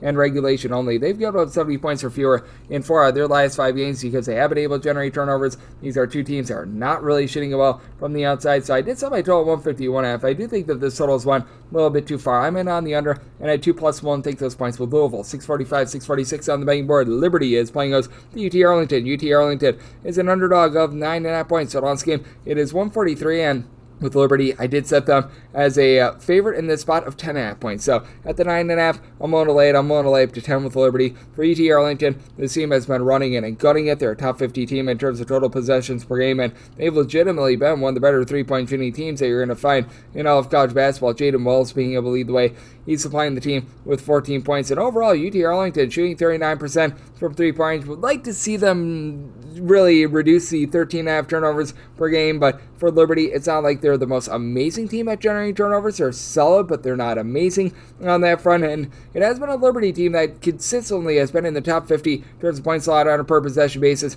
Part of this is just because their total amount of possessions per game is so low, but in regulation and regulation only, because their game against Florida Atlantic, that went to overtime. They've given up fewer than 68 points in all but one of them thus far this season, so it's a good old situation of something's got to give. I did set my total at a 146.5, so you're at the 143. I'm in on the over because with Liberty, even though they have been so stout defensively, this is also a team that's able to just really rip the cover off the ball from 3-point range, as they're right now shooting 39+% from 3-point range. For Liberty, this is a team that turns the ball over less than 11.5 times per game as well, so they do a nice job of making the most out of the small amount of possessions that they do give. 54th in the country in terms of points scored on a per possession basis. Keenan Menethy has been able to give you 13 plus points per contest in his 2 seasons over at Liberty. He's been shooting in the neighborhood about 42% from 3-point range. Zach Cleveland doesn't really give you a lot from the outside, but has been oh so versatile. 10.5 points, 6.5 boards, 5.5 assists per game. Has been a little bit banged up, but should be good to go in this one. They sat him out of that game against a non-D1 school just because of a precautionary reason, but we've also got in the backcourt a guy that's able to give you 4.5 points and 7.5 points per game in Colin Porter,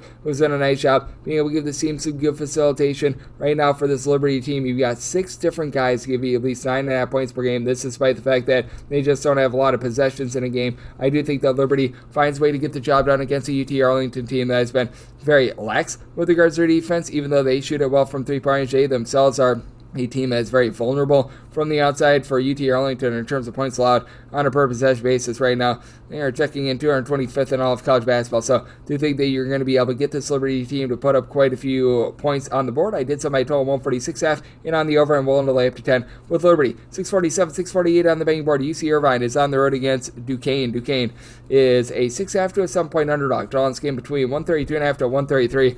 Zot laying it with the Anteaters. I did set them as a 9.5 point favorite. Like, this is a UC Irvine team that's absolutely incredible with their defense. One up a little bit after what we saw a few nights ago against Belmont, but they entered that game against Belmont number 1 in the country in terms of points allowed on a per possession basis in games played away from home. And then with that Irvine team, even though the defense was a little bit lackadaisical in that game, they scored 66 points in the second half. This is a team that's able to win in a wide variety of ways. They've got so much size, especially around the perimeter. You've got a 7-footer in Ben Lutken, who gives you 9 boards, a block, 15 points per game on 40% three-point shooting. As a matter of fact, each of your top 4 scorers shooting at least 40% from three-point range. Devin Tillis has been able to give you 13.5 points, 7.5 boards per contest. Justin Hone, he's been able to hone in with 4 assists, shooting north of 40% from three-point range. You've got just so many guys that contribute to this unit. And then for Duquesne, this has been a team that's been well outside the top 200 in terms of points scored on a per possession basis, which you're able to survive without that. But for Duquesne, their calling card last year was defense, and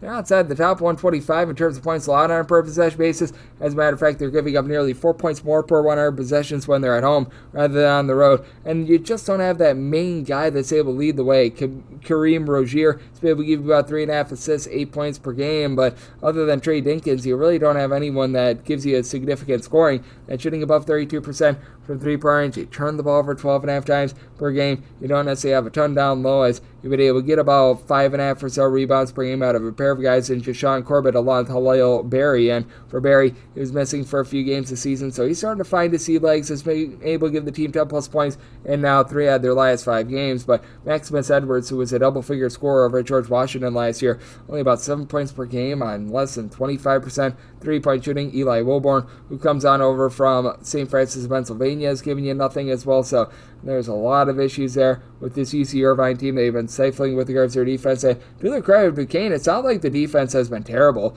Last time that Duquesne gave up north of 66 points in a game, you have to go all the way back to before Thanksgiving. They did so against South Dakota State on the 24th of November, so they've been able to hold up on that front. That said, I do think that UC Irvine, just with the way that they're able to pummel teams, especially down low, they do find a way to get the job done and cover the summer. And what I think is going to be a low-scoring slog. I set my total 127.5. I'm in on the under, and I'm on to lay up to 9 with UC Irvine. 649, 650 on the betting board. Clemson plays us Wake Forest. Wake Forest is a 9.5 to a 10-point underdog. Draw this game, it is 133, and for Wake Forest, I did set them as an underdog of 12 points. I'm willing to lay it with Clemson. This Wake Forest team, at some point, you just have to come to the realization that they might not wake up with their three-point shooting. Like last year, they were top 50 team in the country with regards to their three-point shooting percentage.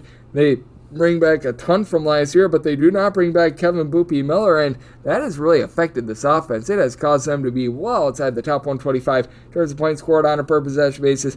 Now, I think that they're better than the team that's currently shooting 26.6% from three-point range, but the question is how much better, as you've had Trevon Spillers come in from Appalachian State, 10 points, 9.5 rebounds per game. He's been rock solid, and he's pretty much the only out of their main guys right now that's shooting above 33.5% from three-point range. He's actually shooting 38.5% from the outside. While Cameron Hildreth and Hunter Salas, their top 2 scorers, are combined to shoot less than 24.9% from three-point range. You've got Hunter Salas, who's been able to supply the team with 17 points, 4 boards, 3 assists per contest, and Hildreth more like 12 points, 4.5 boards, 3.5 assists per contest as well. So he's been able to do a nice job reining it in there. But that said, with this Wake Forest team, they don't necessarily have a ton of depth. You've been able to have Efton Reed be able to supply the team with about 5 to 6 rebounds per game, but last year Parker Fredrickson, he was able to do a rock-solid job coming in off the bench, shooting well from three-point range, and shot less than 30% thus far this season. So I do think that this is going to be a tough ordeal for Wake Forest, especially against a Clemson unit that has one of the best rebounders in all of college basketball, Ian Shefflin. He's in the top 6 nationally with regards to his north of 11.5 rebounds per game. Chase Hunter has done a nice job leading the way, being able to supply the team with 17 points per game. And to the credit of Wake Forest, even though the offense has been non-existent, the defense has been a top 40 unit in terms of points allowed on a per possession basis. But so much versatility with the Clemson team that does shoot 38% from three-point. Even Victor Larkin, who's saying 6'9", 6'10", 11.5 points, 6 boards, block and half per contest. He's now shooting about 35% from three-point as well. Jaden Zachary has been able to give you some nice facilitation, 2 steals, 3 assists, 36.5% three-point shooter as well. I do think that Clemson going to take it out of this Wake Forest team. Do think that Wake Forest should see a little bit of a rise with regards to their three-point shooting, but Clemson as well, even though they're not like the most stout defense in the world, they've been a little bit better than they have been in past years. Top 75 team in terms of points allowed on a per possession basis, but did semi-total at a 136. I think the Clemson going to be able to knock down some shots from the outside, so I am in on the over, and I'm going to be willing to lay with Clemson. 651, 652 on the betting board. Arkansas plays us in North Carolina A&T. A&T does find themselves as 26 to 27-point underdogs. So this game is 158. Did semi-total 153.5. I'm in on the under for North Carolina A&T. It's without question been one of the least efficient defenses in all of college basketball, but even though they've got 2 top-flight scorers, you've got a pair of guys in Ryan Forrest along with Landon Glasper who've been able to supply north of 36 points per contest. This is still an A&T team that's 281st in the country in terms of points scored on a per possession basis, and we're starting to see this rise with regards to the Arkansas offense. Arkansas, in terms of points scored on a per possession basis, they're back in the top 70 in all of college basketball. Still, it's been a unit that has been a little bit topsy-turvy. It does feel like they're getting quite a bit healthier, which is a big sign for this team. As Jonas Adu, he was banged up towards the beginning part of the season. He's been able to reacclimate himself, was able to have a nice coming out party in that game against Michigan, against Central Arkansas as well. This Arkansas team did a rock-solid job on defense, and I know that they've had a few hiccups on defense, giving up the 90 against Illinois, less than Savory, giving up the 87 against Michigan as well, a little bit less than Savory as well. Past those 2 performances, though, the team has given up 72 points or fewer in every one of their other games thus far this season. So Arkansas has actually been a top 55 team. There's points allowed on a per possession basis. You've got Boogie Fland, who gives you about 5.5 assists, 2 steals per contest, and Abdou Thiero also chips in there 2 steals per contest between the two of them, getting about 33.5 points per game. Fland has been able to shoot 40% from 3, and now you're finally starting to get a little bit more of DJ Wagner. Big disappointment from last season, but he's been looking better and better as the season has went along. 5+ assists in 3 of the last 4 games, 13+ points in 3 of the last 4 games. Just throwing the ball over a little bit more than what you'd like, but it feels like he's starting to find his footing. John L. Davis, though, hasn't necessarily been able to give you a ton on the scoring front as well, so I do think that this is going to be a little bit more of a control game. Arkansas, they should be able to get the job done rather handily. I did set my number at a 27.5. Here are the 26 to 27. I wouldn't want to lay much more than that, but I would be willing to lay it because with A&T, they're also outside the top 250 with regards to rebound rate. Nicolas Chitakudis has been able to give you about 8 rebounds per game. Gentleman from Greece, but even though A&T doesn't turn the ball over a lot, they only turn the ball over about 10.5 times per game. They just don't form great shots. Cayman Shell has been able to give you about 4 assists per contest, shooting 43% from 3-point. So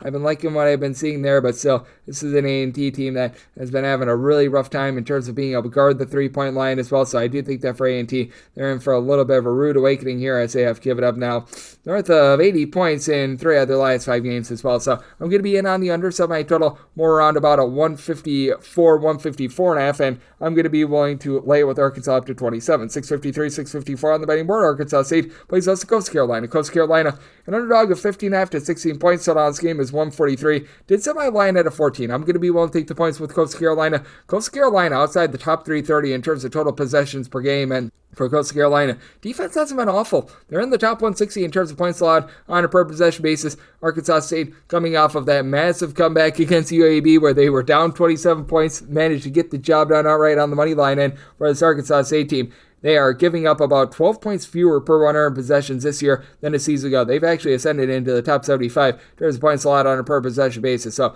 lot of credit to them. This is a Coastal Carolina unit that is going to be looking quite a bit to Rashi Jones in the backcourt to keep them lively. He's been able to give them 13.5 points per game, but I think is going to be able to keep Coastal Carolina within this number is Noah Ammenhauser, a true 7-footer that comes in from Grand Canyon, 6.5 boards, 11.5 points per game. Not really too much of a shot blocker, but for Coastal Carolina, even though they do turn the ball over 12 times per game, that's actually actually quite high with regards to the amount of possessions per game they get. They are shooting about 36% from three-point range. Arkansas State has been pretty good at being able to cut off the three-point line, but for Arkansas State, this isn't necessarily the most stout team down low. You've had Rashad Marshall come in from Ole Miss, about 7.5 boards, 6 points per game. I've been liking what I've been seeing there. You've got a mismatch of guys in the backcourt like Terran Todd along Terrence Ford Jr. doing a solid job of being able to facilitate offense, a combined 6 assists per game, and for Arkansas State, they're only shooting 30% from three-point range. That should be going northward. Your main guy has been Joseph Pignon, who's been able to give you about 10 points, shooting 40% from three. Kobe Julian, just a nice stat sheet. Suffer that comes in from Louisiana, 13.5 points, 5.5 boards, a little bit over a steal per contest. And Avery Felts, even though his scoring is way down, he's still been able to generate about a steal and a half per contest as well. Arkansas State, in my opinion, just much stronger with regards to the backcourt rather than the front court. I do think that for Coastal Carolina, they're going to be able to do just enough on the glass to be able to hold in this game, as Coastal Carolina has done a good job of not allowing second chances. Top 30 team in the country in terms of defensive rebound rate, so I'm going to be in on the points in this one. I did set my total 142, so you're at the 143. Also on the under, 655, 656 on the betting board. Pepperdine is playing UC Davis. UC Davis, a 1 to 1.5 point favorite, and your total on this game, it is 145.5, and with UC Davis, I made them 3.5 point favorite. I'm going to be willing to lay the number for UC Davis. They need to tame down the turnovers, as they have been turning the ball over north of 14 times per contest. Even with that, though, this has been a unit that has been able to do a good job on offense, because Ty Johnson has been one of the main headline scorers for this team, and he's just one of the best scorers in all of college basketball. Top 15 player, as a matter of fact, with his 20.6 points per contest, throwing their 2.5 assists per game. And the team has been much better down low because Niko Rokac has been able to give you 8 rebounds per game. That gives them a true, shall we say, main rebounder for the team. Meanwhile, Pepperdine Dovidas Butka has been able to give you about 7.5 boards per contest. And for this Pepperdine team, they're in year number 1 of a new regime. They bring in Ed Schilling, who was coaching over on the East Coast for the longest of time, and Mo Odom has been a good point guard for this team. 7.5 assists, 12 points per game, and if you look at the overall metrics for this Pepperdine team, they haven't been bad defensive team. They've been relatively respectable on offense as well. In both respects, they're a top 175 team in all of college basketball. That said, I do think that this UC Davis team should be able to find a way to be able to get the job done, because, again, they are doing a nice job in terms of being able to generate turnovers as well. They're a top 30 team in terms of turnovers forced on a per possession basis. How UC Davis, I was talking about Rokac and what he's able to do down low, can't allow teams to get so many second chances. They are 310th in the country in terms of percentage of missed shots that do result in an offensive rebound for their opponent. Pepperdine, more around about 145th with this regard, with Babakar Coulibaly being able to give you about 7 boards, 2 blocks per contest, and Stefan Torvik has been a nice do-it-all player. 20 points, 5.5 boards, shooting 40% from three-point range at 6'8", so do like his overall game, but I do think that the backcourt just a little bit superior with UC Davis, with Leo DeBrule being able to chip in their 3 assists, 11 points per game, currently shooting 47% from three-point range, has given the team 11 plus points in each of the last 4 games, has been a really good Robin to the Batman that is Ty Johnson. I think that Ty Johnson, being the best player out there on the floor, is going to lead this team to a victory. So I did set my line at 3.5. I'm going to be willing to lay it with UC Davis, and did set my total at 143.5 as well. You've got a pretty respectable Pepperdine defense, so in on the under, and I'm going to be willing to lay the small number with UC Davis, 657, 658 on the betting board. This will be another game that I write up, as Old Dominion is on the road against Louisiana Monroe. Monroe, a 1 to 2 point favorite in your total on this game, between 145 to 146. What I'm writing up here is the under. I set my total 137.5. Both of these teams are outside the top 300 in terms of both 3-point shooting percentage and in terms of points scored on a per possession basis. Neither of these teams are playing super up tempo. Both of these teams are outside the top 150 in terms of total possessions per game. Now, I do think that for Louisiana Monroe, they find a way to get the job done. I set them as a 3-point favorite, mainly because I like their rebounding a little bit more than that of Old Dominions. For Louisiana Monroe, this is still a team that they leave something to be desired down low, but you got Jalen Bolden along with Jerry Ngogpot, who have been able to combine for about 11 to 11.5 rebounds per game, as Bolden at 6'4" is a do-it-all player. 2.5 assists, 13 points per game. Doesn't really pop it well from 3-point range, but, with Louisiana Monroe, you've also have been able to have Tyrese Watson give you about 4 assists, just under 2 steals per contest as well. That's one thing that Monroe's been able to do a good job of. Now, one thing Monroe's done a bad job of is being able to take care of the ball. They are turning the ball over about 13.5 times per contest, but Old Dominion allowing just a few too many second and third chances as well. Old Dominion 323rd in all of college basketball in terms of percentage of missed shots that result in an offensive rebound by their opponent. Meanwhile, Louisiana Monroe, in terms of their defensive rebound rate, they're a top 150 team in all of college basketball, and this is despite the fact that Old Dominion has a true 7-footer in Caleb Sweaton-Roger, who comes on over from Maryland, about 5 points, 5 boards per contest, and then Sean Drew Gordon, who's over at Siena last year, 6.5 boards, 12 points per game. And then Stephon Walker, too. He gives you about 8 rebounds per game, but they still give up a lot of second chances despite that. For Old Dominion, they're shooting 29% from three-point range. You've been able to have Devin Caesar supply the team with 12.5 points per game, and Robert Davis Jr. has been able to shoot about 37.5% from three-point range. He's been able to supply the team within that neighborhood about 12.5 or so points per contest. So I've been liking what I've been seeing there, but still, this is an Old Dominion team that's a work in progress with regards to the backcourt. They just have not been able to find their bearings there. For this Louisiana Monroe team, they've had their difficulties as well, but I do think that in the end, Louisiana Monroe just has a little bit more down low. They're playing better defense, in my opinion. It is a Monroe team that has gotten past the 70-point plateau, I believe, just twice this far this season. This Old Dominion team, they've gotten past it a few times as well, but still, I think that with both of these just less than savory offenses, neither team playing up tempo, they get a low-scoring slog. So I wrote up the under in this game, and I'm willing to lay up to 3 with Monroe, 659, 660 on the betting board. UNLV plays us at UC Riverside. Riverside does find themselves as underdogs of 10 points, and your total on this game, it is 141, and I set my line at 9.5, so double figures is my buy point on UC Riverside. UC Riverside needs to really buckle down with regards to their defense. They're outside the top 250 in terms of points allowed on a per possession basis, and it really does suffer when they're on the road. But I do like this backcourt to be able to keep them in this game, as you've been able to have Barrington Hargress be one of the better mid-major scorers in all of college basketball. He is now supplying the team with 19.5 points, 4.5 assists per game, just about 34% from three-point range. And then Isaiah Moses, he's taken a step back with his scoring this season, but still has given you 3 assists per game, doing a nice job facilitating good offense.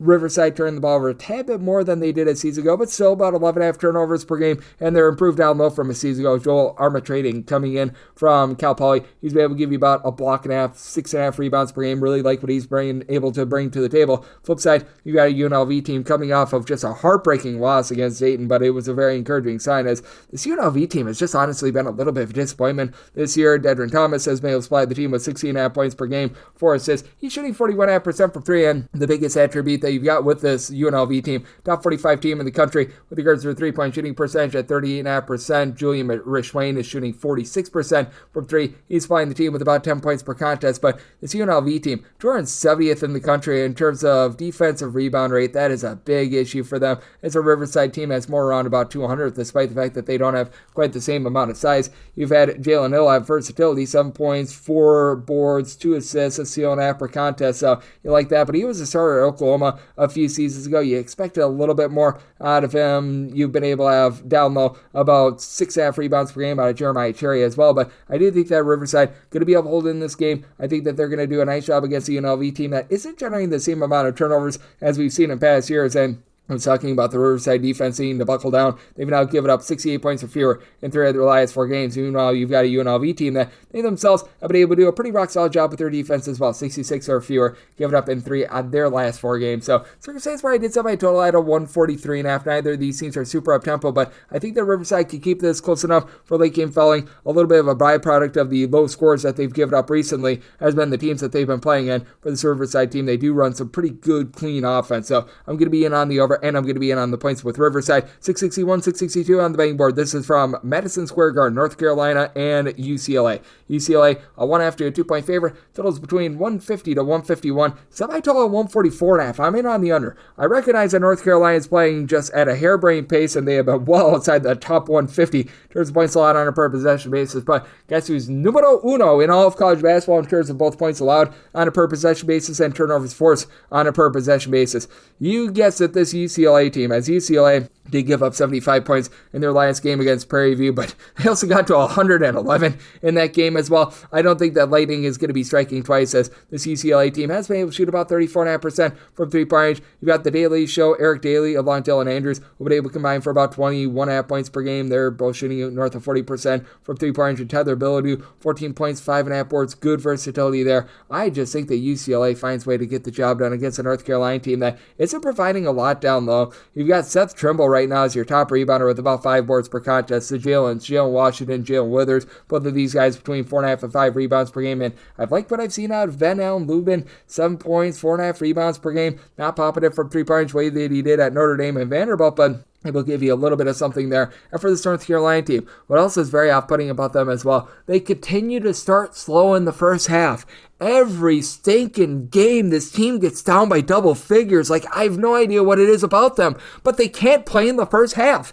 Like, this is actually one of these games where if you're looking to bet North Carolina in the second half and you're looking to fade them in the first half, I'd be all for it. And I never advocate for first half plays. Like, this is a one time where I would say, maybe if you like UCLA, maybe you just take them in the first half. Like, if you do that, I don't blame you. I'm going to be on UCLA for the full game, but I might just play them in the first half myself, because with this UCLA team, I mean, they should be able to dominate this North Carolina team defensively. I think that this is going to be an under game, but again, this North Carolina team is the one team that I can really figure out where it's like, yep, you've got a very clear advantage betting them for or against them in the first half, and in this case, very much against them, because they just can't get things going to save their lives. Again, I have no idea what it is. Like, I wish I could explain it to you, but for some reason, this team has no idea what they're doing in the first half, and then in the second half, all of a sudden, they come out like gangbusters. Like, it just keeps happening time and time again. So this is a circumstance where for the full game, I'm in on UCLA. I'm going to be in on the under. I've yet to place a first half bet because you just have fewer first half offerings overnight, but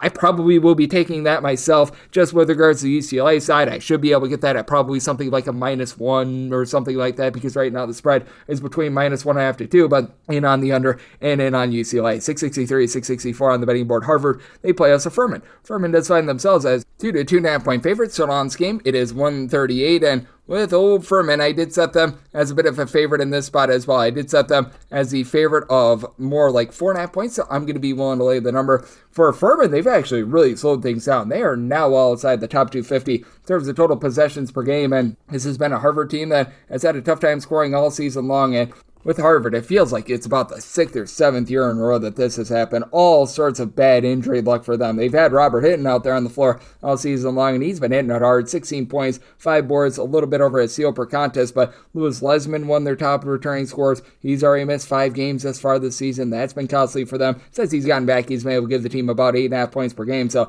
that's been rock solid, but it was looking like Austin Hunt was going to be one of their main point guards. He's been limited to just 2 games thus far this season. Evan Nelson, he's been able to shoot 39% from 3-point range, 9 points per game, and Chandler Biggie has been able to throw in their 7.5 or so rebounds per game, but Harvard really doesn't have ideal size. And then on the flip side, Furman, they've been one of the biggest, shall we say, beneficiaries of shooting luck this far this season if you look at shot quality numbers, but PJ Smith has just been a certified baller this year. 3.5 boards, 3.5 assists, steal and a half, 16.5 points per contest, shooting 48.5% from 3, a little bit unsustainable, but do you think that with the hole that they've got down low, with Garrett Hine along Cooper Bowser being able to supply combined about 10.5 rebounds per game, being able to get about 4.5 boards, 6 points per game out of Ben Vanderwall, who's got a little bit of versatility at 6'7", that Furman should be able to win that battle down low, like what I'm seeing out of Nick Anderson as well. Anderson has been able to supply the team with about 3 assists. He's throwing in there about 11 points per game, and he's shooting about 38.5% from 3-point range. We've seen PJ Smith in and out of the fold a little bit for this team as well. I think that the game that he missed against the non-D1 team most recently, though, that was a little bit more precautionary than anything else, so do you think they should be able to hit the floor in this one, and that should allow Furman to get it done? What I think is going to be a relatively low-scoring slog. This has been a Harvard team that has had a really tough time putting the ball in the basket. 72 points or fewer in each of their last 4 games, with the only team that they broke 67 against. A New Hampshire team that's still outside the top 275 in terms of points allowed on a per possession basis. And shockingly, this is a Furman team that's tracking for a top 100 mark in terms of points allowed on a per possession basis. So this is my total 134.5. We've seen a massive tempo change with Furman, so I've had to adjust my numbers on them. I'm in on the under, and I'm willing to lay with Furman. 665, 666 on the betting board. ETSU, East Tennessee State, it's a road face-off against UMKC.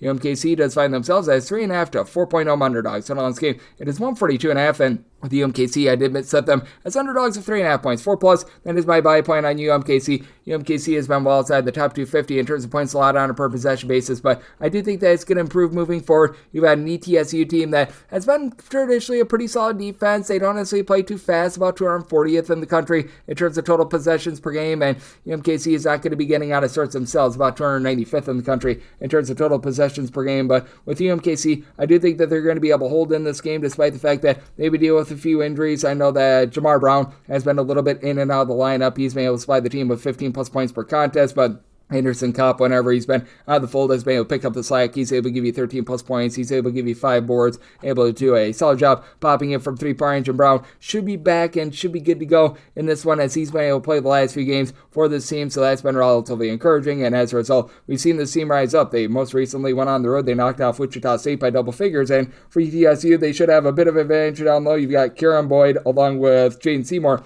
combining for about 13.5 or so rebounds per game. Seymour, 17 points per contest on 35.5% three-point shooting. ETSU was outside the top 275 in terms of three-point shooting percentage last year. This year, they're shooting about 35.5% from three with Karan Peterson. Great name. He's been able to supply the team with 4.5 boards, 4.5 assists, 18 points on right around about 44.5% three-point shooting. Here could be the folly for this ETSU team, and it's a big reason why I'm not willing to lay the number. They're shooting 59.5% at the free throw line. That is one of the worst marks that you're going to find in all of college basketball. Like, everyone across the board is not hitting their free throws for this team, and I recognize that UMKC might not be shooting like a sterling 100% or anything like that at the free throw line, but they're more around about 75%. That'll certainly get the job done. Kopp and Brown both shooting 85+% at the charity stripe, while everyone else has a bit of a fall from there, but Cameron Frost, along with Kashim Grady, these two guys have been able to combine for about 18 points per game. Grady is able to shoot 40+% from 3-point. It is the ETSU team that does do quite a bit of a better job defensively, but again,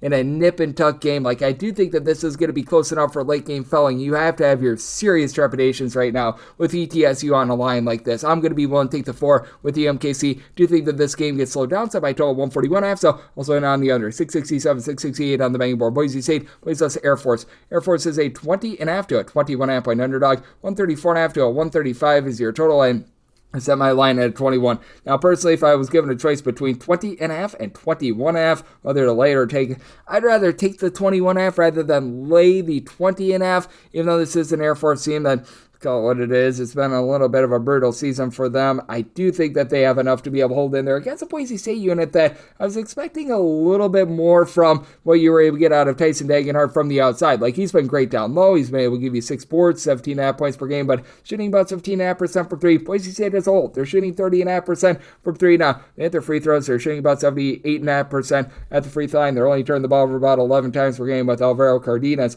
being able to supply about 10.5 points, 6 assists. He's been able to keep things relatively clean on that front, and then have the likes of Austin Meadow along with Omar Stanley, who'll be able to combine for about 12.5 rebounds per game. But Ethan Taylor has been very good for this Air Force team, and he's needed to be, because Bo Becker was one of their top scorers from a season ago. He's played 5 minutes all season long for the team. We went out opening night against North Alabama. We have not seen him since. So Taylor, he's had to do it all. 4 assists, 6.5 rebounds, 16 points per game, shooting nearly 40% from 3-point. I think that you're going to get a little bit more moving forward out of this Air Force team down low as well. Wesley Cholkowski is a true 7-footer that's right now giving you 2.3 rebounds per game.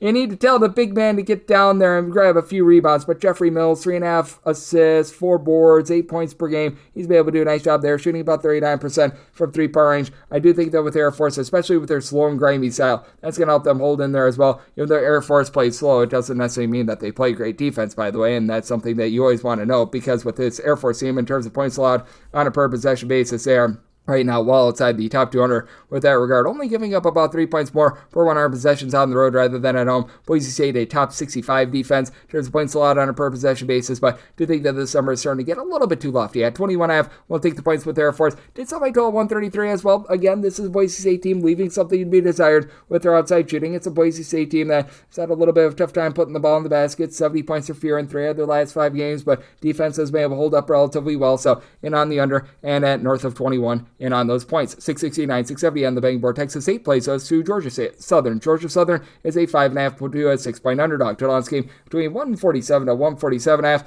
I did set Texas State as a 9.5 point favorite. I'm going to be willing to lay the number for Georgia Southern. This has been a team that has been aggressively playing quite up tempo. Georgia Southern, in terms of total possessions per game, they are cutting it at the 10th fastest mark in all of college basketball. Meanwhile, Texas State, as per usual, relatively slow, relatively controlled. They're about 290th in the country in terms of total possessions per game, but I mean, it's just been very sloppy from this Georgia Southern team. I recognize that because of the total amount of possessions, that their turnovers are going to be a little bit higher, but north of 15 turnovers per game, just a little bit unacceptable. You've got Nakavion White do a nice job leading the way with about 13.5 points per contest. He's been able to give you about 2.5 assists per game, but this team has been dealing with an injury to Adante Holloman ever since since Thanksgiving. He was their top scorer prior to that, and they've been reeling ever since then, looking to the likes of Bradley Douglas along Dante Horner, who've been able to combine for about 21.5 points per game, but neither of these guys shoot above 27% from three-point range for Georgia Southern. This is not necessarily a team that's doing a menacing job on the glass either. You don't have a single guy in the roster giving north of 5 rebounds per game. Meanwhile, Joshua Ogaro, who began his career over at San Jose State, he's come in 10.5 points, 7 boards, good versatility, shooting 33% from three-point range. And this is a Texas State team that, despite the fact that they play quite slowly, they've been really efficient with their offense. They do need to tame down the 13 turnovers per game themselves, but they're shooting 39% from three-point range. You've gotten really good versatility out of Tyrell Morgan as well, who's been able to shoot nearly 42% from three-point range. He's supplying the team with 12-plus points per contest, so I've been loving what I've been seeing out of him. He missed a game or two earlier in the season, but he's come back and he's been relatively solid. The Tulane transfer and Tylen Pope, he's saying 6'6". He's been able to give you some versatility with 13 points, 6 boards, a block per contest as well. This is a Texas State team that, in terms of being able to guard the perimeter, it can be a little bit shaky with them, as the Texas State defense is down a little bit from where it has been in past years. In terms of points allowed on a per possession basis, about 177th at all of college basketball, but this is a Georgia Southern team that is very much getting pounded in the post right now. I do think that Texas State is going to be able to find a way to be able to persevere here, and we've seen the defense be getting better and better as the season went along, as the first few games were a little bit less than savory for this Texas State team. They've now given up 66 points or fewer in 4 of their last 5 games. Meanwhile, this is a Georgia Southern team that they've now given up 77 plus in each of their last 4 games. So something's got to give with regards to the total. I'm willing to lay with Texas State. I did set them as a 9.5 point favorite. Did make my total a 145.5, as I do think that Texas State going to be able to get this game slowed down a little bit more. So in on the under, and I'm going to be willing to lay with Texas State. 671, 672 on the betting board. Morehead State is going to be playing on Tennessee State. Tennessee State does find themselves as 3.5 to 4 point underdogs. So on this game is 149, and with Morehead State, I did set them as a underdog here of 3.5 points. I do like Tennessee State right on the money line. This is a Tennessee State team that, they do foul away too much. They are currently in the bottom 75 in terms of fouls on a per possession basis to the negative, but you've also got a Morehead State team that's just not giving you a whole heck of a lot of offense. They're outside the top 280 in terms of points scored on a per possession basis. I do like Kenny White. The fact that he's able to give this team 12.5 points, 5.5 boards, shoots 39% from 3 for a unit that overall they're shooting about 31.5% from 3. But here's the issue that you've got with Morehead State. Tennessee State fouls a lot, and Morehead State is currently shooting 64% of the free throw line. Their top 4 scorers, one of these guys shoots above 60% of the free throw line, as you've had Tyrese Brelford be able to give you about 9.5 points. He throws in there about 4 boards per contest, a little bit of facilitation, but Brandon Weston on the flip side for Tennessee State, he's your top scorer in this game. He's given the team 19 points, 5.5 boards. This is a Tennessee State team that should be able to win that battle down low with Amir Langlis being able to give you about 6.5 rebounds per game. Now Deontay Miles on the flip side for Morehead State was missing for a few games earlier this season. True 7-footer. He's back in the fold. That's going to be able to help them out. And you've had Canute Wood, who he has been in and out of the fold for Tennessee State. He's probably going to be missing once again in this game. But that said, Aaron Nukoma, who's come over as a junior college transfer, he was at the non-D1 level last season. He's been able to do a nice job, be able to step in, fill his shoes, give you about 10.5 points, 2.5 assists, 2 steals per contest. It's a Tennessee State team that's done a nice job of ripping the ball away. Now, they themselves turn the ball over about 15.5 times per contest. Morehead State, more like about 13 turnovers per game. So I do think that you get a grimy, yucky game in this one, but I think that you get a high possession game. That said, though, I set my total at 145.5 because, again, Morehead State, they don't hit their free throws, and I think that that's going to cost them in this game. I like this Tennessee State team outright on the money line, and I'm in on this total under 673, 674 on the betting board. Central Michigan, they're on the road. They're facing off against Arizona. Arizona, a 26.5 point favorite. Totals between 153.5 to a 154. To set my total at 151.5. I'm in on the under. Central Michigan playing at a little bit more of a mid-tempo pace, but this has been a Central Michigan team that honestly has been relatively good with their defense. They were a top 130 unit last year in terms of points allowed on a per possession basis, and for Central Michigan, they allow opponents to shoot 39% from 3-point range on them at home, more like 33.7% when they're away from home. So it's been a little bit of a strange unit. They've been able to do a good job of being able to hit the glass. As a matter of fact, when they played against Marquette this season, they actually won that battle on the boards. For Central Michigan in road games, they're a top 175 team in terms of points allowed on a per possession basis, and this has been an Arizona team that hasn't been bad with regards to their defense. They're a top 50 team in terms of points allowed on a per possession basis. We saw them put up a big number against Sam Amford, but those games always get pretty airbrained and they get pretty crazy. But I do think that for Central Michigan, they're going to do an okay job of being able to hold in this game. I set my line at a 25. I think that we're starting to go a little bit too far, so at a 25.5 or higher, I'm going to be willing want to take those points with Central Michigan, as they do have a nice guy in the backcourt in Anthony Pritchard, who's been able to give you 13.5 points,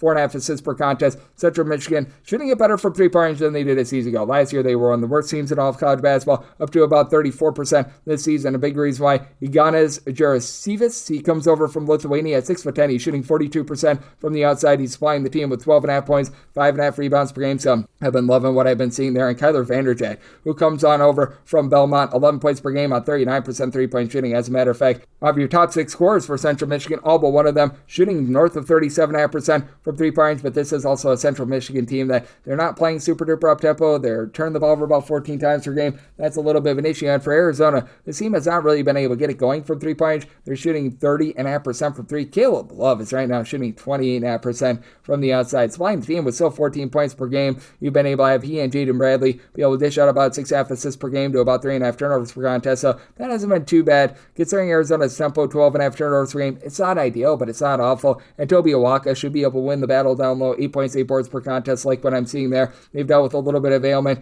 to Monteuas Krivas, who he's been out ever since really the beginning of the month of December, so that's an issue. But Henry Vassar at 7 foot size, he's able to give you about 4 boards. He's able to pop it from 3 if you really need him to, but hasn't necessarily been great with that regard. And Anthony De La Rosa has pretty good versatility with about 10 points per contest, but do think that Central Michigan going to be able to hold in there. Defense has been starting to lag just a little bit more, but I do think that they're going to pick it up here. And then with Central Michigan, I do think that they're going to have a little bit of a difficult time against an Arizona team that's been able to do a relatively respectable job of being able to guard the perimeter. So did set my line at 25. I'm going to be willing to take those points with Central Michigan. Made my total a 151, so also in on the under. 675, 676 on the betting board. It is Washington State, and they're playing a neutral court game at the Orleans Arena against Northern Iowa. Right now, this line is 3.5 to 3 with Washington State. Laying it total on this game is 148.5. Orleans Arena, by the way, out here in lovely Las Vegas, and I did set Washington State as a 3.5 point favorite. Not really willing to go past 3, but going to be willing to lay the 3.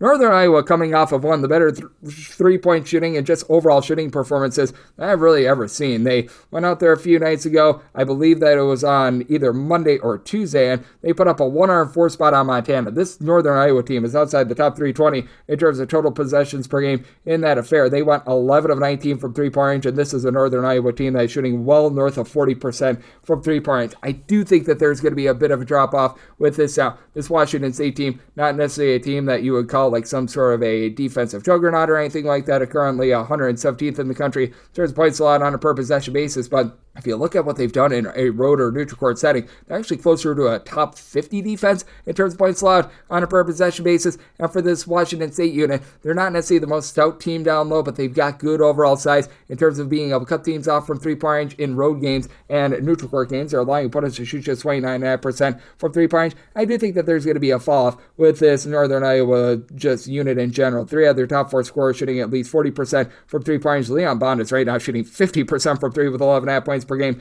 Jacob Hudson and Titan Anderson, these guys have been able to tighten up with nearly 10 boards. They're combining for about 27 points per game, but I do think that on the flip side for Washington State, despite the fact that they're dealing with the injury to Cedric Howard, that they're going to be able to get the job done because you do have so many guys with size, like the 6'10" big man and Dane Erikstrup. He's been able to give you double figures. He's shooting in the mid-30s from three-point range, like what Nate Kalmezi has been able to bring to the table as a main facilitator, as he and Lawan Watts combining for about 8 assists per game. Watts with his 6'7" size, 7.5 boards, 13 points per game. Both of these guys are necessarily shooting it well from three-point range, but that's why you've got a second Watts, as the other Watts and Isaiah Watts has been able to shoot nearly 40% from 3, supplying the team with 12.5 points per game. It is a Washington State team that and turned the ball over about 15.5 times per game, less than savory, but going up against a Northern Iowa team that they really don't force the issue in terms of a lot of turnovers. This has been a Northern Iowa team that, by the way, has been able to play some very good defense. 58 points or fewer allowed in 3 of their last 4 games, and if you're looking at 70 points or fewer, they have given that up in pretty much all but 2 of their games thus far this season, so I do think that things might be a little bit more tamed down there, but as we know, this Washington State team, they're looking to run it and gun it. They're always a team that's in the top 75 under David Riley in terms of total possessions per game, so it's a good old situation of something got to give. I do think that the neutral court aspect of things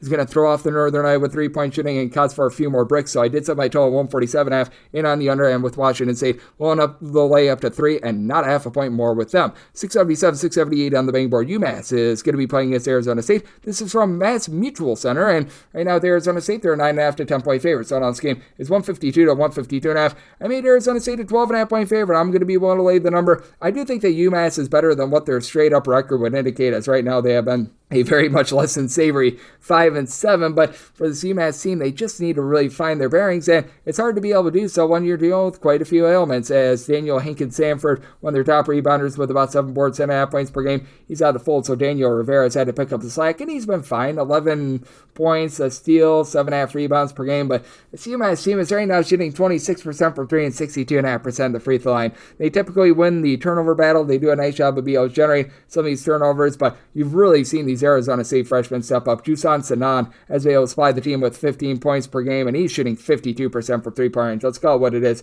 Should see a little bit of a fall off there, but you've also got Jaden Keatons. Hopefully I said that correctly. He was a top 25 freshman for this year's class, and hasn't been like some sort of an amazing scorer or anything like that, but 8 boards, 3.5 blocks per game. That should allow this Arizona State team to be able to win the battle down low. And Arizona State, over the last few seasons, they have been really lacking with regards to their overall shooting. They're now shooting 38.5% from three-point. They go up against a UMass team that has been bad with regards to their defense, but they're still leaving something to be desired, especially when it comes to guarding the perimeter. They are allowing teams in a road and neutral court setting to shoot over 36% from three-point range, so that's been a big issue for them. You've got Jalen Curry, who's able to give you a little bit over 14 points per contest, but when it comes to this UMass team, it's just a very unreliable backcourt. Rasul Diggins to be able to give you 11 points per contest, but he shoots about 25% from three-point range. The team has quite a bit of depth, but it's not necessarily good depth, as you need some of these guys to be able to step up a little bit more, like Marquis Worthy has been able to give you about 5 points per contest, but really hasn't taken that quantum step forward like you were hoping to for this team. Meanwhile, you've got so much versatility with someone like a BJ Freeman for this Arizona State team coming in from UW-Milwaukee. He's been able to supply the team with, in that neighborhood, about 11 points, 2.5 assists per game. Also, Mason has been able to give you about 3+ assists per contest as well. Do you think that Arizona State going to be able to take it to this UMass team, even though this is a game from the great state of Massachusetts? So, to set my line at 12.5, I'm going to be willing to lay with Arizona State. And with regards to total, I set mine at a 154.5 with the way that UMass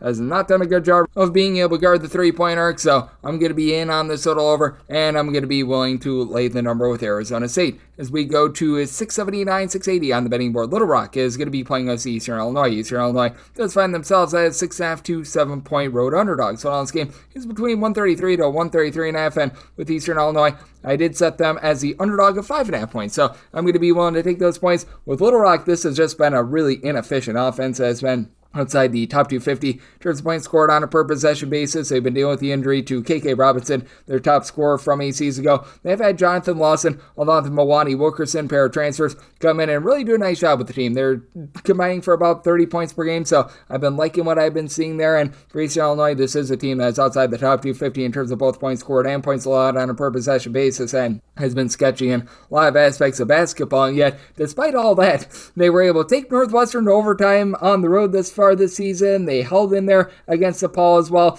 They lost to Butler by 15 points. That's not necessarily saying a whole heck of a lot, because Butler has been a little bit shaky when they've been at home thus far this season. But Nikhil Shelton, I do think, is going to be able to keep this team lively. Seal and a half, 18 points per game. He's only shooting about 29% from three-point ranges. The team as a whole is shooting 39% from the outside. They've had one guy in Zion Fruster who's shooting 45% from three, really give this team a bit of a spark from the outside. But I do think that Cooper Jacoby is the only guy in the roster that's giving you north of 4.5 rebounds per game. Should be able to do a nice job in that battle down low. 14.5 points, 9.5 boards at 6'7". He's got some versatility, shooting 33% from three with about 1.3 steals per game. And for Little Rock, they've had their issues on the glass as well, as Wilkerson has been able to lead the way. He's been able to give the team about 6.5 or so rebounds per game, but outside of Jonathan Lawson and Milwani Wilkerson, not getting a lot down low on these guys. You've been able to get about 9.5 points, 4 boards out of Ante Belgian, who comes over from Croatia. It's a Little Rock team that has also been turning the ball over 15 times per game. That plays in the hands of Eastern Illinois. Their one, I guess you call it forte, is generating turnovers, top 125 team in the country in terms of turnovers forced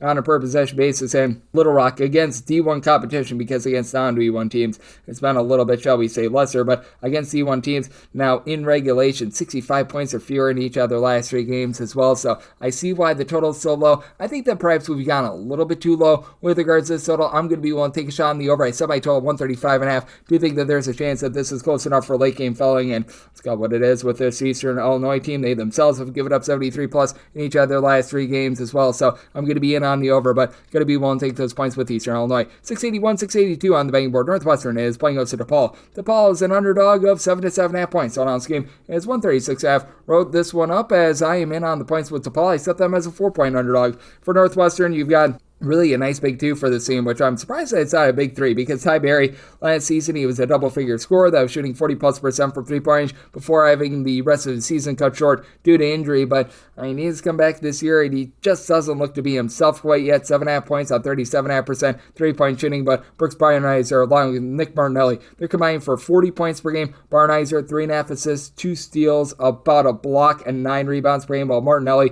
dips in there 6.5 rebounds, and he's shooting 58.5% from three-point, just for a collective that shoots 32.7% from the outside, as Northwestern typically does. They only turn the ball over about 9.5 times per game, and they should have the advantage over DePaul on that front, as DePaul has been turning the ball over about 13.5 times per game. But this is a DePaul team that is in the top 30 in the country in terms of the three-point shooting percentage, and nearly 40%. And Connor Enright, who's come over from DePaul, he's been able to give out 7 assists per game. It does come with 3.5 turnovers per game as well, but I do think David Skogman is going to be able to give this team a good effort down low. 8.5 points, 6 boards, and is currently shooting 47% from 3 after he shot right around that percentage a season ago as well. Isaiah Rivera, Jacob Myers, these two guys have been able to get combined for about 27 points per game, and this is a big intercity rivalry, so you know that fans are going to be showing out for this one. This has been a DePaul team that's dealt with a few injuries. CJ Gunn has been in and out of the fold last few games. He's probably going to be very questionable for this game, but he did go against St. John, so I think they should be able to go in this game as well, so that helps them out a little bit. JJ Traynor has been able to give you about 4.5 or so rebounds per contest as well. But I look at this DePaul team and the way that they have really been able to revamp themselves. This is a big time rivalry game. I think that they're going to be able to hold in there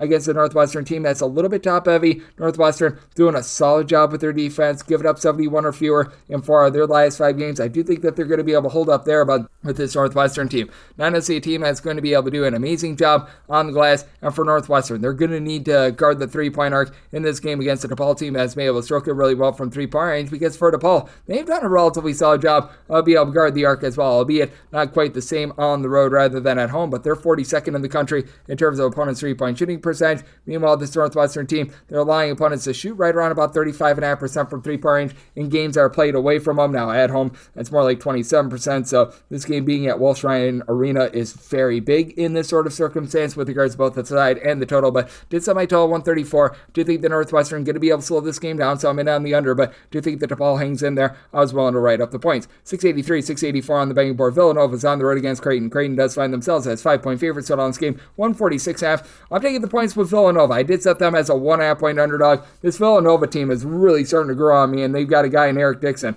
who's right now leading all of college basketball in scoring with north of 25 points per game, and this is just a bunch in general in Creighton that does not look right now. Like, man, that Pops Isaac's injury is rough, and for Ryan Kalkbrenner, it's a case where against teams that stink, he's really, really good, and in step-up moments, he doesn't give you too much. Like, they needed him in that game against Georgetown. He gave him 10 points and 4 boards, a nice turd of a performance. And then the next time they play against some sub-200 KenPom opponent, he's going to give you like 50. Like, that's the way that he has been operating. So that's been a little bit rough for them. Do like what I'm seeing out of Steve Ashworth. He's been able to really run the offense, and he's had to be the do-it-all guy in the offense. 16.5 points, 6 assists. He's shooting 39% from three-point range, as so many guys fell short in that game against Georgetown. He shot over 40% from 3, 21 points in that one. But he needs a little bit of help from his friends, and for Eric Dixon, even though he's been able to do so much by himself, you've got Wooga Poplar and Jabari Breakins, who are combined for 24 points per contest. Breakins has given out 5.8 assists and 2.1 turnovers per game. Villanova as a whole, shooting 40.5% from 3. Year in and year out, this is one of the best free throw shooting teams in all of college basketball. Each of their top 5 scorers are shooting at least 80% at the free throw line. They're shooting as a collective about 80% at the charity stripe, and Yak Boyaki has been able to give you something down low with about 5.5 boards blocked per contest. He's not quite on the same level as Ryan Kalkbrenner, but certainly has been able to do a great job there. Wooga Poplar is also giving you about 6 rebounds per game as well. And now Jemiah Neal has been able to give you versatility with about 4.5 assists, 10.5 points per game. But this is just not the same three-point shooting team for Creighton as we've seen in past years. They're turning the ball over about 14 times per game because Steve Ashworth is having to do a little bit of everything as well, albeit it's against a Villanova team that doesn't generate a lot of turnovers. But for Villanova, they get to go up against the Creighton team that's not really forcing the issue as well. So we should see some good, clean offense on both sides. I did set my total 143.5. I do think that this is a slow down game. Again, Creighton just not shooting it from three the same way that they have in past years. So I'm in on the under, and I'm willing to take those points with Villanova. 685, 686 on the betting board. Southern Utah plays us in Northern Arizona. Northern Arizona, 6.5 to a 7-point dog. Total on this game between 151 to 151.5. Semi-line of 3. I'm going to be willing to take the points with Northern Arizona. I've been stung by these guys in the past, but for Southern Utah, I think that they're going to have a tough time guarding Carson Tout, and Carson Tout has been absolutely incredible for this unit as he stands right around about 6'7", and has been a really nice point forward as he's able to supply the team with 12 plus points, 11 plus rebounds per game, give you about 3 assists per game, while Jaden Jackson in the backcourt is able to dole out about 3.5 assists per game as well, and they've got one of the top scorers in all of college basketball. So they're right now getting a 22.9 points per game spot out of Trent McLaughlin. That is a top 5 mark in all of college basketball, shooting 35% from 3-point range, throwing in there about 3 assists, 1.5 steals per game. He has given the team at least 20 points at each of the last 5 games. He has been tremendous for them. And then on the flip side for Southern Utah, guy that's been tremendous for them, Jameer Simpson, who was playing at the lone Division II University in Wisconsin last season over at UW Parkside. He's come in, give the team 16.5 points, shooting from 3-point range, more around about 33% as a whole. It's a Southern Utah team that they do shoot about 32.5% from 3-point range. Don't keep things as clean as this Northern Arizona team. They are turning the ball over about 13.5 times per game. Tommy Jackson has been able to give you about 3 assists. He's been able to throw in there about 9.5 or so points per game, but really, other than Jabari Sibley, who's able to give you 5.5 rebounds per game, and you've been able to get right around about 5.5 boards per contest as well. To Brock Felder, you don't necessarily have a ton down low, so I do think that Northern Arizona going to be able to win that battle. This has been a Southern Utah team that has been pretty solid at being able to guard the 3-point line, allowing opponents to shoot just 31.6% from 3-point range. Northern Arizona, that's really been their big trouble spot, is they're allowing opponents to shoot 39.5% from 3-point range. But again, it's a Southern Utah team that they're not bad with their 3-point shooting. They're not great with their 3-point shooting either. You've had Dominique Ford be able to supply the team with 14.5 points per game after leading the way a season ago. Do think that Northern Arizona going to do enough to be able to hold in this game. Do think that this might be a little bit more of a nip and tuck game against a Northern Arizona team that has gotten to at least 74 points in each of their last 4 games. Meanwhile, for Southern Utah, we've seen them against D1 competition score 74 or fewer in each of their last 4. So, good old situation. Something's got to give on the total. Did set mine at a 149, so you're at the 151.5 in on the under, and we'll take those points with Northern Arizona. 687, 688 on the betting board. Pacific plays us Idaho. Idaho is a 4.5 point underdog. Draw on this game between 143 to 143.5, and I said Pacific as a favorite of 6.5 points. I'm going to be willing to lay it. Idaho just has not been the same team when they've been away from Moscow really for the last few seasons. And for Idaho, I like what I'm seeing out of Tyler Miras. He's standing 6'7". He's shooting north of 40% from 3-point range. And then Julius Mims has been your main man down low, about 9 points, 5.5 rebounds per game. Idaho, though, as they have been just about every year over the last decade, outside the top 3 in terms of points allowed on a per possession basis. And it's not that this Pacific team is amazing on defense, and they're only shooting about 27.5% from 3-point range, but that should be going northward. But you do have Elias Rolfe, who I think should be able to take over this game. He's a nice combo player that comes in from Canada, 17 points, 8 boards, as you've actually got the coach Dave Smart, who used to coach out there in the country of Canada, Lamar Washington. He has stepped in along with Elijah Fisher from Texas Tech, and that's where Smart was coaching last. These guys have been really your main guys in the backcourt, with Fisher being able to give you about 33% 3-point shooting and 16 points per contest. Washington, 6.7 assists, so it does come with about 3.5 turnovers per game. It's a little bit of a top-heavy team. You could use a little bit more of Jazz Gardner, the 7-footer, who gives you about 5 boards per contest. Peter Krivopik, he's been able to come in, give the team about 5 points per contest after he was at Florida International a season ago, but I do think that you're going to have some big-time issues for this Idaho team that has been able to keep some relatively clean offense, but I thought that Jabari Brickus, who comes in from Marist, who's been only able to give you about 5 to 6 points per game, was going to have a little bit more of a say with regards to this offense, that I do think that Pacific is going to do just enough of be able to lock down on defense against a Idaho team. Now let's call it what it is. They are not doing so much of that as for this Pacific unit. In terms of opponents' 3-point shooting percentage, I don't they're allowing opponents to shoot just 27.2% from the outside. So I did set my line at 6.5. I'm going to be willing to lay the number, and with regards to this total, I set mine at a 142.5. So I do think that Pacific is going to do just enough to hold this total under. So in on the under, and I'm willing to lay with Pacific. 689, 690 on the betting board. It is Auburn, and they play us to Purdue. Well, it's technically a neutral court game, but it's at the Legacy Center. It's in the state of Alabama, so let's call it what it is. It's pretty much a home game for Auburn, and right now they are finding themselves as 7.5 to 8 point favorites. Total on this game is between 150 to 150.5. Set my line at 7, just because you don't know what you're going to get out of G&I Broome in this one. A fully healthy G&I Broome, I'd probably be willing to lay up to about an 8 or so, but even if he plays in this game, I do have to deduct from Auburn just because you don't think that he's going to be 100% in this game. It does sound like he has avoided any sort of a major injury after he went down in that game against Georgia State, but I mean, that's still a little bit of a detriment, and this is still a Purdue team that has knocked off the other big team from the state of Alabama in the Crimson Tide, albeit that was a home game, and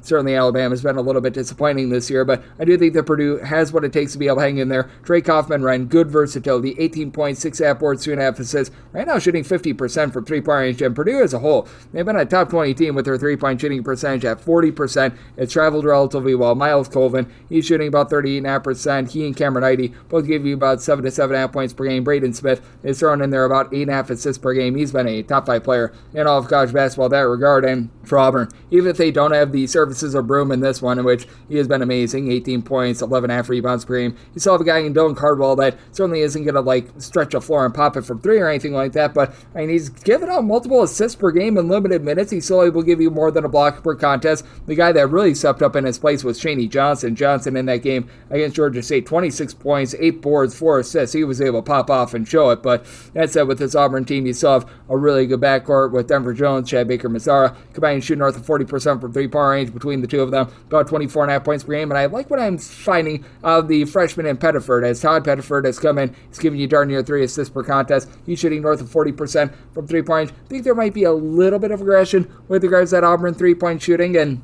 I do think that Purdue is going to buckle down a little bit more with regards to defense, as Auburn, right now the number 1 team in the country, by the way, in terms of points scored on a per possession basis. This is a little bit of a strange neutral court game, though. This is a game that I think is going to be slowed down a little bit, as Purdue not necessarily playing with the most tempo in the world, 288th in the country in terms of total possessions per game. And Auburn, it's not like they're absolutely running it and gunning it, 210th in the country in terms of total possessions per game. So I did set my total at 147. I do think that we're going to see these defenses step up a little bit more, so I'm going to be in on this total under and taking anything north of 7 here with Purdue, as we go to 691, 692 on the betting board. Georgia State, fifth road, they're facing off against Troy. The men of Troy do find themselves as a favorite of 12 to 12.5 points. Total on this game is 146. I set this line at 8.5. I'm going to be willing to take the points with Georgia State.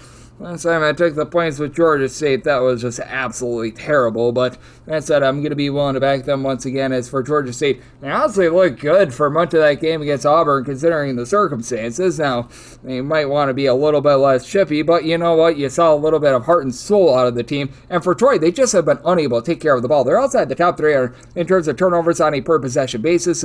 That is very alarming. They go up against a Georgia State team that they've got good versatility, and down low, you do have Nicholas McMillan, who should be able to win that battle down low. He's been able to give the team 10.5 rebounds per game. In terms of total rebounds per game, he does rank in the top 10 in all of college basketball with that regard. Not a guy that's going to give you a lot of versatility or anything like that, but does a good job there. Tariq Nutter leaves something to be desired with regards to his outside shooting, but he's been able to supply the team with 16.5 points, 3.5 boards, 2.5 assists per game. Big key for Georgia State. They do need to turn the ball over a little bit less than Troy, while they do turn the ball over a ton themselves, and they're the lesser team with that regard. They have been able to generate north of 10 steals per contest. Tatum Conaway, he's not been able to score the way they did a season ago, but still give you 9 points, 4 boards, 4 assists, and darn near 3 steals per game. While Miles Rigsby, right now the lone guy that's able to give you double figures, 12 points per game. Right now Troy is shooting just 20.5% from 3, and each of your top 4 scorers are shooting below 26.5% from 3-point range, so I mean, that is a big giant issue for this team, but I do think that should be going a little bit northward in this game. Georgia State has been outside the top 275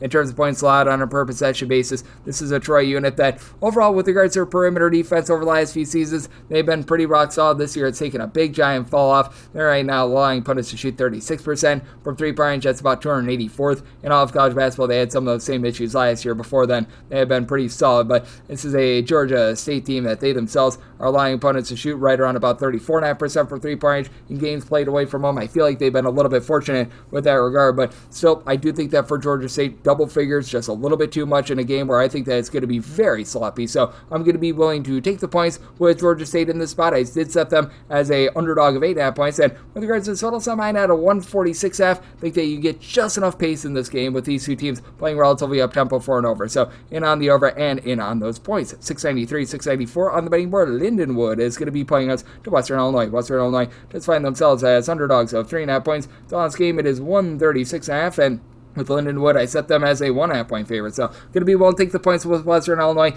Not quite willing to go in on the money line just because with this Western Illinois team, they lost so much from last season, and they are really trying to be able to replace the rebounding that they were able to get out of Jonathan Cisse from the season ago. That was 11 plus boards per contest. Tate Knox has been able to give you about 7.5 rebounds per game, and he should be able to win that battle down low against a Lindenwood team that has Jadis Jones, who's been able to supply the team with about 6 rebounds per game, and he's the only guy on the roster that gives you north of 5 rebounds per game, as the other guy that gives you really north of 4.5 boards per contest, and Aeneas Fertrell, he has been missing for the last 3 games. So that also hurts this Lindenwood team, but I do think that Marquise Browning going to do a nice job facilitating some good offense, 2.5 steals, 3.5 assists per game, not really able to pop it from 3-point range, but being able to get about 44.5% 3-point shooting out of Nathan Johnson, who's been able to step up recently. He's been able to supply this team with 31 points in the last 3 games, so like what I'm seeing there. And then for Western Illinois, things are really running exclusively through Ryan Myers with regards to him being able to give you some outside shooting, while Sean Smith has been the main facilitator. 5 assists per contest, 11.5 points. And Marco Militic, he's been a nice find. 44.9% 3-point shooter. Began his career over at Long Island, and he's been able to come in. He's been able to give the team some nice versatility, but it's a very top-heavy team that's not quite as stout down low as they have been in past years. Western Illinois actually shooting much better from 3-point range than they did a season ago as well. They're shooting about 36% from the outside, but don't know how long lasting that's going to be. Western Illinois, they themselves are allowing opponents to shoot about 34% from 3. That's right around about 200th in all of college basketball. And after being one of the better mid-major defenses in all of college basketball a season ago, Western Illinois certainly taking a big step back from that, as they are currently 336th in all of college basketball in that regard. Lindenwood, they're actually a little bit better with that regard. I do think that Lindenwood finds a way to be able to win this game outright. I am not willing to lay it here with them, though, because they have been very suspect with regards to their players outside of Marquise Browning and company. So I do think that this is going to be a nip-and-tuck game. Willing to take the points with Western Illinois. And then with regards to the total, set mine at a 135.5. So here at the 136.5, in on the under. 695, 696 on the betting board. Southern Indiana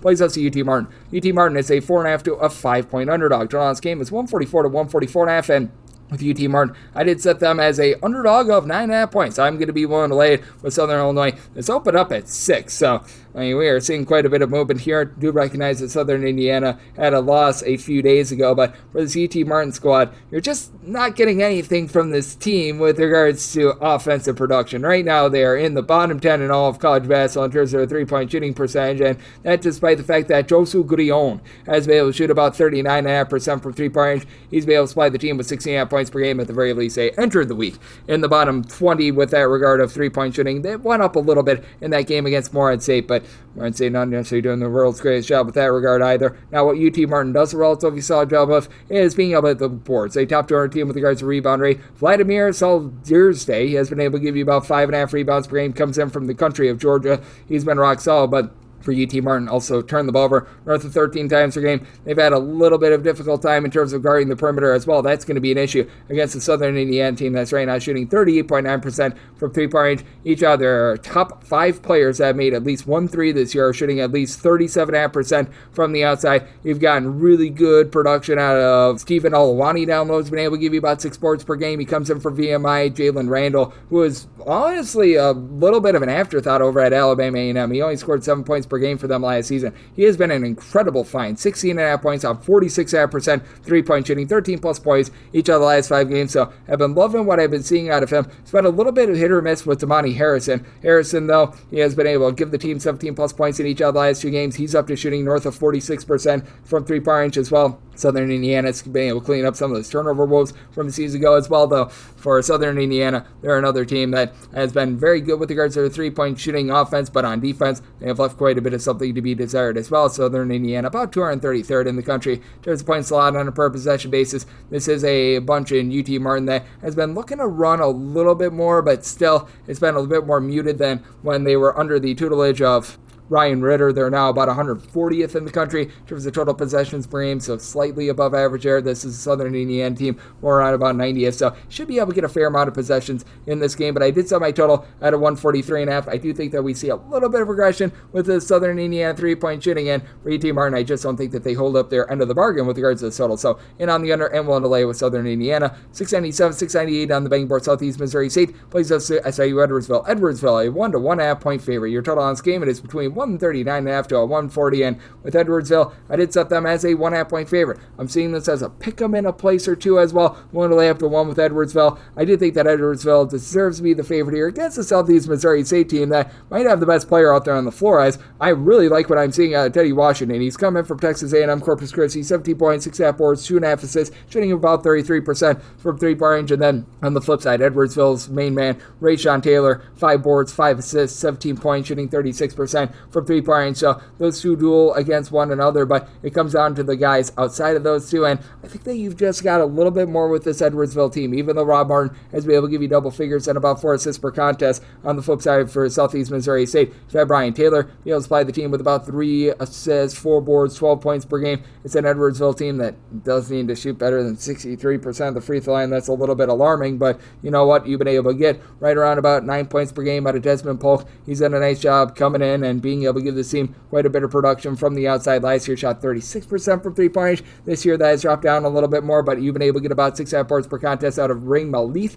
as well. And then for the Southeast Missouri State team, they still have quite a bit of, shall we say, issue down low because Washington is really that lone guy that's able to give you north of 3.5 rebounds per game. I do think that they're going to get decimated with that regard. While they are a better free throw shooting team than SIU Edwardsville, it's not like it's by a ton. They're only shooting about 68% at the charity stripe as well. This has been a unit that has been able to do a relatively solid job of being able to generate some turnovers. This SIU Edwardsville team, though, they've been able to do a okay job of taking care of the ball. About 12 turnovers per game. They themselves generate about 7.5 steals per game as well. So I do think that in a game with a lot of equals, that SIU Edwardsville puts just a little bit more around Rayshawn Taylor than the Southeast Missouri State team does around Washington. And I do think that SIU Edwardsville is able to win from within. So I'm willing to back SIU Edwardsville. I'm willing to lay up to 1 with them. And with regards to total, set mine at a 139.5. So seeing this right around about a 140, I'm in on the under. 699, 700 on the betting board. Nevada is playing against Colorado State. Colorado State, 8 to 8.5 point underdog. So on this game between 138.5 to a 139.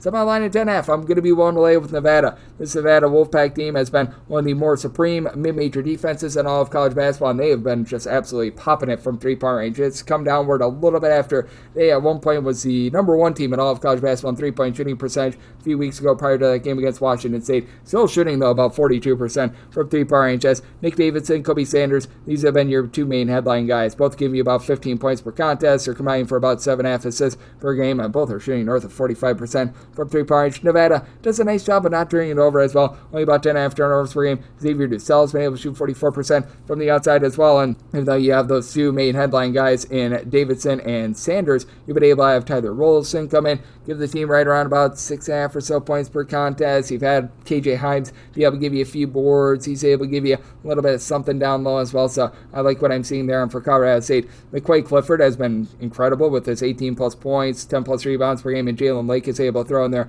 about 14.5 points per game as well. Nobody else really gives you north of 7.5 points per game. His team does not necessarily do a great job on the boards. Bowen Bourne, who comes in from Northern Iowa, he's been a flop this far, 6 points, 2.5 assists per game, and he's not shooting well from three-point range as Colorado State as a whole. They're shooting about 30.5% from three-point range. They don't really generate a lot of turnovers either. Their overall man-to-man defense is not necessarily too bad, but I mean, when you're not able to generate turnovers, that makes your life just a little bit more difficult as Colorado State, about 88th in the country in terms of points allowed on a per possession basis. This Nevada Wolfpack team has been slipping a little bit with regards to their defense. They're outside the top 100 now in terms of points allowed on a per possession basis, but they do a relatively solid job of being able to make sure that teams don't get second and third chances, especially with Clifford being the lone guy in the roster, giving you north of 4.3 rebounds per game. I do think that Nevada going to be able to win that battle on the glass and be able to get the job done here as their defense has rebounded quite a bit, giving up fewer than 70 points in 3 out of their last 4 games. So circumstance where I'm going to be willing to lay up to 10 with Nevada. Did set my total at a 136.5, so I'm also in on the under. 701, 702 on the betting board for us. The safe place us Cal Baptist. Cal Baptist is a 3-point favorite, and your total on this game, it is between 151.5 to a 152, and with Cal Baptist, I set them as 5-point favorites. I'm going to be willing to lay the number. For Cal Baptist, they're starting to play with a little bit more pace and tempo than they have the last few seasons. I was always wondering why they were one of the slowest teams in all of college basketball in terms of total possessions per game, but We got a Fresno State team that they're playing frenetically. They're playing at a top 40 pace in terms of total possessions per game. They're just not putting the ball in the basket as they're shooting 26% from three and less than 39% from the floor, all with about 13 turnovers per game. You've been able to have a pair of guys in Amar Uyugard along with Zayon Collins, both give you between about 13 to 13.5 points per game. You don't necessarily have a ton down low, but you do have one guy that's able to give you about 8.5 boards per contest, and Elijah Price. He's come in as a 6'9" freshman, and he's been pretty rock solid with that regard. And then on the flip side, with Cal Baptist's team, you should have Dominique Daniels be the top scorer in this game. He's been able to supply the team with 21.5 points per game. Fully recognize that Cal Baptist has been one of your lesser teams at being able to cover numbers, but I like the versatility of Kendall Coleman at 6'8", 13 points, 8.5 boards. Right now, shooting 50% from three-point range, albeit it's on a relatively low volume, but he's also supplied the team with 13-plus rebounds in 3 out of the last 4 games as well, so he's been able to get back to that form that he showed at Northwestern State many years ago. And then on the back end for Cal Baptist, you've also got A.J. Brown, who's able to give you 4.5 boards per contest. 9 points comes in from Wright State, as it is a unit in Cal Baptist that's only turned the ball over about 10 times per game. I do think that the 30% three-point shooting is bound to be going northward, as well as you've got Javonte Johnson, who's been able to shoot about 37.5% from three. It's come in from Colorado State after he was shooting about 37.5% from distance there as well. So I do like this Cal Baptist team. I do think that they're going to do a nice job, be able to run much more clean offense against the Fresno State team that, again, they're gunning it, but they're just not really generating points right now, despite the fact that they've got a lot of possessions. So I set Cal Baptist as a 5-point favorite. I'm going to be willing to lay the number, and so I total 149. Also in on the under. 703, 704 on the betting board. Denver is playing us in Northern Colorado. Northern Colorado is a 7 to a 7.5 point favorite, and your total on this game is 155.5 to 156, and I said Northern Colorado is a 4.5 point favorite. I'm going to be willing to take the points with Denver. Denver has been all over the place this year. Right when you think that this team is awful, they're going to pull off some sort of an outright win, and right when you think that they have figured it out, they're going to get blown out by 500 points. There's really no in between with this team. And then for this Northern Colorado unit, it's always a team that's outside the top 250 in terms of points allowed on a per possession basis, but they've always got relatively good versatility, and this year, even though Jerron Riley has not been able to give you a ton of scoring, he's done a nice job being able to give the team right around about 9 to 10 points per contest, 5 boards, 4.5 assists, north of a steal per game. So I've been liking that. And then Langston Reynolds, along with Isaiah Hawthorne, have been your main 2 scorers. These 2 guys combined for about 34 points per contest, both giving you about 5.5 rebounds per game. Hawthorne does give you about 34% from 3 points for a unit that they only turn the ball over about 11 times per game, but again, they're not generating a lot of steals themselves with regards to their defense. And then for Denver, Nicholas Changbagno, hopefully I said that correctly. He's been able to give you about 14.5 points per game for a Denver team that is still without the true 7-footer in Isaiah Carr. When Carr's been out there on the floor, gives them nice post presence. He's been able to pull in their 5+ rebounds per game, but we have not really seen him since Thanksgiving. So that's not been great for them, to say the least. And that means that DeAndre 3000 Craig, who's giving you about a steal and a half, 13.5 points per game, shooting 42% from 3-point range, has needed to step up. You do have a 45% 3-point shooter in Isaiah Edu Ankara, who's been able to do a nice job blending 6'7" versatility, throwing in there about 9.5 points per game, and he's been able to break double figures in 3 out of the last 4 games. So I've been liking what I've been seeing there, and just with the travel aspect of things, even though Northern Colorado, they're used to a bit of elevation being out there in Greeley, Colorado, I do think that that's going to take a little bit out of them. Obviously, kids being away from campus, that does lessen the home court just a little bit, but I do think that Denver going to be able to hold in there a game that I think is going to be very frenetic and up and down. I did set my total in this one to where I'm going to be willing to take a shot on the under, as I did set my total 154.5. I do think that both of these teams are going to have a little bit of a tough time holding on to the ball, with Denver turning the ball over about 12.5 times per game, but starting to generate about 5.5 steals per game, and this is a Denver team that doesn't really give themselves a lot of second chances either. So in on the under and in on the points with Denver. 7-5, 7-6 on the betting board. Santa Clara plays us to South Dakota. South Dakota is an 18 to 17.5 point underdog, and your total on this game is between 168 and a 169. And I did set my total here more in the mid 160s, so I'm going to be in on the under, as I did set my total at a 166. I do feel like we've gotten just a little bit too far with the South Dakota totals, and I recognize that this is a team that is playing very up-tempo. They are in the top 30 in terms of total possessions per game. They're well outside the top 200 in terms of points allowed on a per-possession basis, but I do think that Santa Clara going to continue to beef up a little bit more in terms of their defense, as it has been a Santa Clara unit that has been very hit or miss all season long. Either they are giving up like 50 points or they're giving up 90. You don't have a lot of in between with this unit, but I did set my line at a 14. I'm going to be willing to take those points with South Dakota, as I like what I've been seeing out of the South Dakota team. They have been able to show you quite a bit from the outside. I do think that Cameron Fenn's who's a true 7-footer, is going to be able to give you a little bit more down low, as he's really the only guy in the roster that's able to give you 5+ rebounds per game. As Chase Forte, he's been able to deliver nice versatility, 16 points, 3.5 boards, 3.5 assists per game. He's only shooting about 26.5% from 3, and we have seen this South Dakota team fall off quite a bit with regards to 3-point shooting from a season ago. Last year, they were shooting north of 36% from 3-point range. This season, that has been more in that neighborhood of about 32.5% from 3-point range, but you've got Bruns squared, as Paul Bruns gives you 9.5 points, 4.5 boards, shoots in the mid-30s from 3. Same goes for Isaac Bruns, only he gives you more like 13.5 points per game. And then for the Santa Clara unit,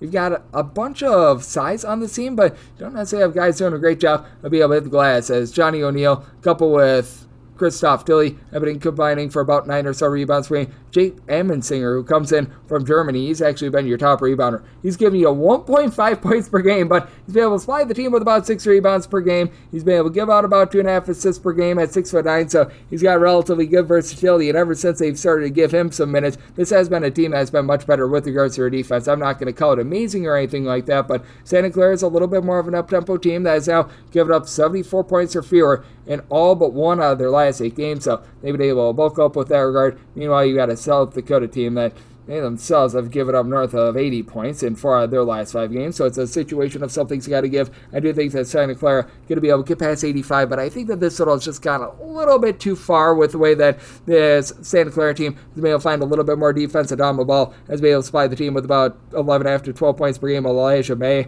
has been your top guy with about 13.5 points per game, but I do think that South Dakota going to be able to hold in there despite being well outside the top 225 in terms of opponents' 3-point shooting percentage, so in on the under and the points with South Dakota. 7-7, 7-8 on the betting board. It is Kentucky, and they are playing against Ohio State. This is from Madison Square Garden in Kentucky. They open up as a 7.5 point favorite. Now they're between an 8.5 to a 9 point favorite, and your total on this game, it is 160.5. And with Kentucky, I did set them as a 6.5 point favorite, so I'm going to be willing to take the points with Ohio State. Things have not been great for Ohio State, to say the least, this season. They are without Aaron Bradshaw. They're without Michi Johnson, both away for personal reasons, and typically that's something that's telling you things that might be off with regards to the locker room, but sometimes getting rid of those guys is actually better than sticking it out with them as well. So we shall see what happens on that front. But for Ohio State, this has been a team that's been able to do a relatively solid job on defense. Now, a lot of their defensive success has been coming when they have been at home, but still, this is a team that in terms of points allowed on a per possession basis this season, they're ranking in the top 65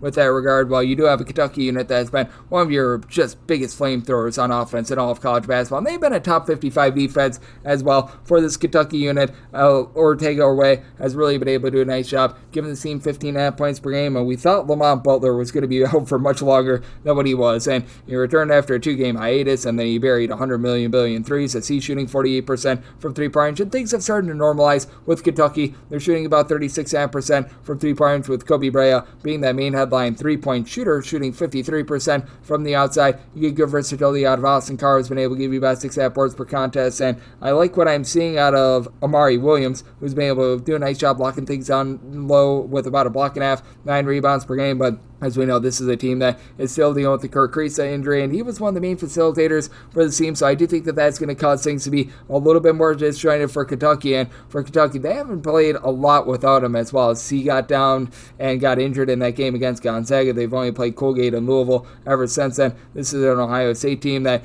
they're going to be looking very much at Devin Royal to be able to win down low, and that's where Ohio State is going to need to hold up. They're going to need to win this battle on the glass, even against Brandon Garrison and all those guys, as for this Ohio State team, one of their biggest attributes that they've been able to really excel upon has been the rebounding, as right now in terms of overall rebound rate, they do rank in the top 125 with that regard. They've been able to do a nice job making sure that teams don't get a second and third chance on their misses, as Micah Parrish has been able to throw in their 4.5 rebounds, shoots about 33% from 3-point range. He's able to supply the team with 10.5 points per game, but you're going to need to have Bruce Thorne and John Mobley Jr. continue to shoot it well from 3, as these two guys combine and shoot 50% from 3-point range, 27 points per contest. I do think that that's going to dry up quite a bit, and that's a big reason why I did set my total at a 154.5. I do think that for Iowa State, you're going to start to see this team regress a little bit with their 3-point shooting, but I do think that they're going to do a rock-solid job down low. Iowa State about 115th in the country in terms of total possessions per game. This is a Kentucky team that, while they've been able to shoot it really well from 3-point range, and while they are gunning it, they are a top 20 team in terms of total possessions per game. They've stepped up a little bit more defensively as well.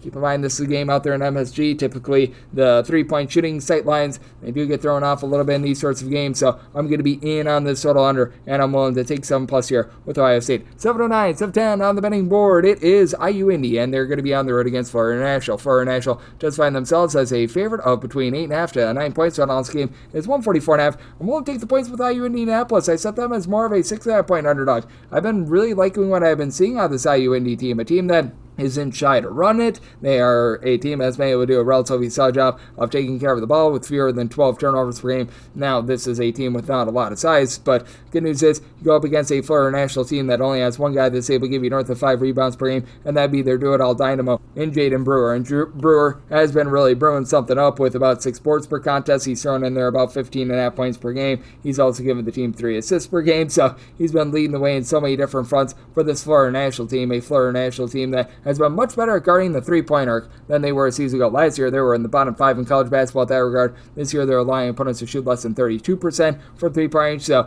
much improvement there. But they themselves are shooting about 27.5% from three-point range. Turning the ball for 12 times per game. They're winning the turnover battle, as they're still one of the better teams at all of college basketball in terms of turnovers forced on a per-possession basis. Jonathan Ibar has been able to supply the team with about 4.5 rebounds per game, but he's been dealing with a little bit of injury. Should be good to go in this one. Goes up against an IU Indy team that doesn't really have anyone other than their main big man in Sean Craig, who's been able to give you north of 5 rebounds per game, but Craig could be the most dominant low post player in this game, as he's been able to supply the team with 10 points, 8.5 rebounds per game. And then Paul Zolinkis, he comes in and he's able to shoot 46% from 3 points for a team that as a whole. They're shooting 37.5% from 3. Zolinkis, he's been able to supply the team with 19 points per game. I like what I'm seeing out of Alec Millender as well, who's been able to give you about 8 or so points per contest. So I do think that when you look at this IU Indy team, they've got enough, shall we say, versatility to be able to hold in this game. They've been able to do a nice job protecting the ball against a Florida National team that has really been looking at steals and turnovers to be able to generate a lot of offense. And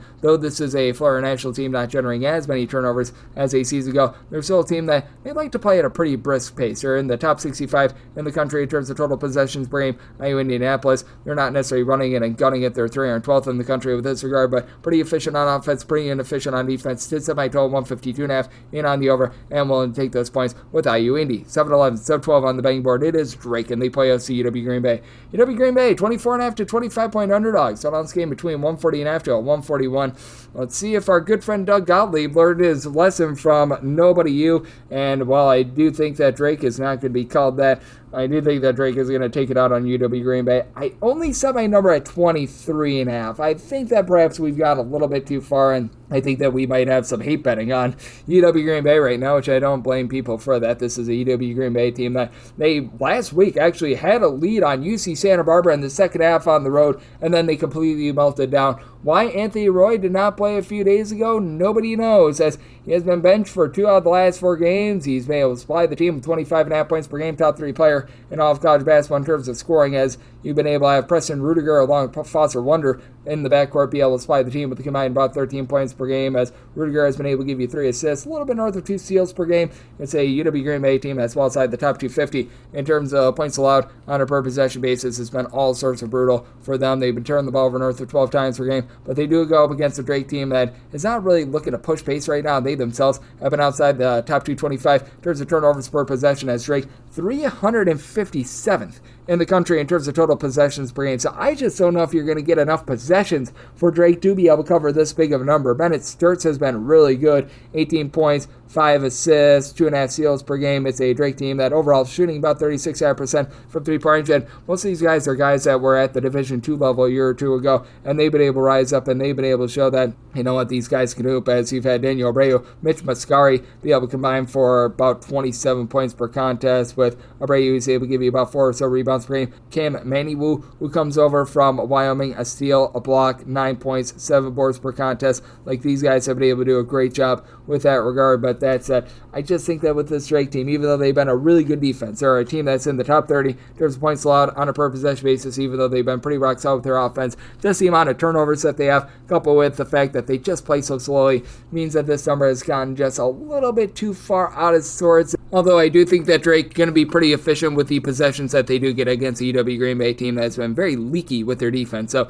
by total 143.5 in on the over, and taking the points with the UW Green Bay. 7-13, 7-14 on the betting board. San Francisco is playing against Montana. Montana is a 16 to a 16.5 point underdog. It's on this game between 148 to 148.5. do think that San Francisco should be a pretty sizable favorite, but I do think that for Montana, they're just going to have a tough time on the San Francisco defense, which is why I did set my total at a 135.5. I am going to be willing to take this total under for Montana. They have been lackadaisical with their defense. They're coming off of giving up north of 100 points to Northern Iowa, a day where Northern Iowa just could not miss from anywhere, 2-point range, 3-point range. It did not matter. And from Montana, they're going to need to bulk up a little bit more down low. They're outside the top 300 with regards to rebound rate, and that's a big reason why I did set San Francisco, albeit with a low total, at a 17.5. I'm going to be willing to lay the number. I've been very impressed by what I've been seeing out of Khalil Thomas, even though he has seen a dip with regards to his 3-point shooting from a season ago. He's still been able to do plenty good, albeit put points up on the board with about 18.5 points, 2.3 steals per contest. Overall, it's a San Francisco team that is shooting about 35.5% from 3-point range. Marcus Williams has been the main headline guy, shooting 47.5%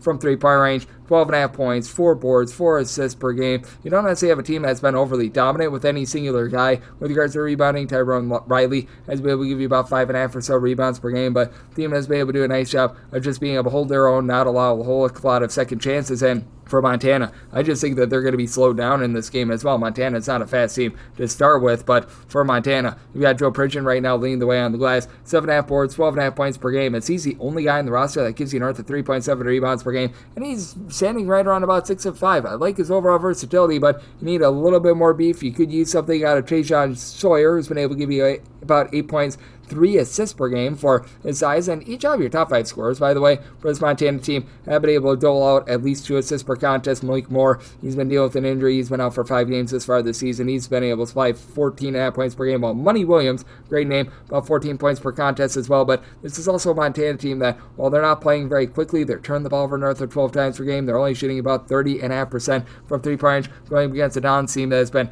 locked down with regards to their defense, both along the perimeter and on the inside. I do think that this is going to be a lower scoring slog that San Francisco is going to take full control of. I did set my line at 17.5. I'm willing to lay the number in. Did set my total 135.5. I'm also in on this total under 715, 716 on the betting board. Richmond is going to be playing us VMI. VMI does find themselves as 12 to 12.5 point underdogs. So on this game, between 145.5 to a 146. And with VMI, I did set them as underdogs of 11.5 points. Here at the 12 plus, I'm going to be willing to take those points for VMI. I know that there is a lot of disrespect thrown around about this team, and they are not necessarily the monsters of the Midway, to say the least, especially when it comes to their defense. They are well outside the top 250 with regards to their points allowed on a per possession basis, about 300th in the country with regards to their overall rebound rate. But this has been a Richmond team that has been a departure from what we've seen in past years as well, about 275th in the country with regards to their rebound rate, despite the fact that Jonathan Beagle has been able to give them some nice versatility. He's able to throw in there about 10 or so points per contest. He's been able to give the team 3 assists per game with some relatively good size, and VMI has 6 straight up wins this far this season, albeit a few of them have been against non-Division I teams that really be able to pad that record. But DJ Johnson has done a nice job along with Augustus Caldelius. These 2 guys have been able to combine for about 31 points per contest with Augustinus Caldelius. Hopefully I said that correctly. He's been able to give the team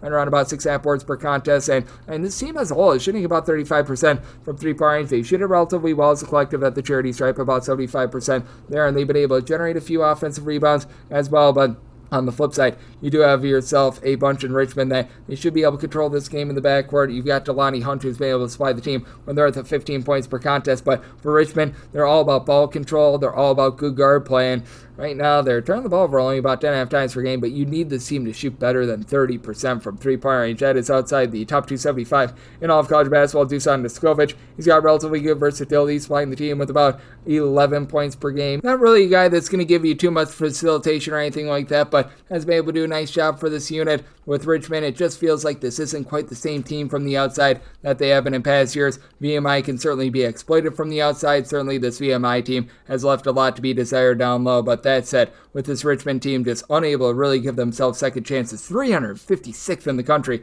with regards to offensive rebound rate. Do think that this number has went a little bit too far. Did set my total at a 143.5. Richmond, once again, one of the more slow and controlled teams in all of college basketball, so I do think that the 145.5, 146, just a little bit too rich I'm going to be in on this total under and will take 12 plus here with VMI. 717, 718 on the betting board. This is from the Sanford Pentagon, as you've got Iowa and Utah doing battle, as you've got Iowa as a 1-point favorite. Total on this game anywhere between 163.5 and 164. Well, they're calling it now the Sanford Premier Center, but still doesn't change the fact that I am going to be in on this game with Utah. I did set them as a 1.5-point favorite, so I'm just going to take them outright on the money line here on this 1-point line. And for Utah, I just believe that they're going to be a little bit better defensively than this Iowa unit. And Iowa's improved a little bit with regards to their defense. They're now in the top 150 in terms of points allowed on a per possession basis, but much of that has come against, shall we say, lesser competition. Both of these teams have been really able to go up tempo, and both of these teams have been able to do a nice job of just being able to put the ball in the basket. But I do think that in a neutral court setting,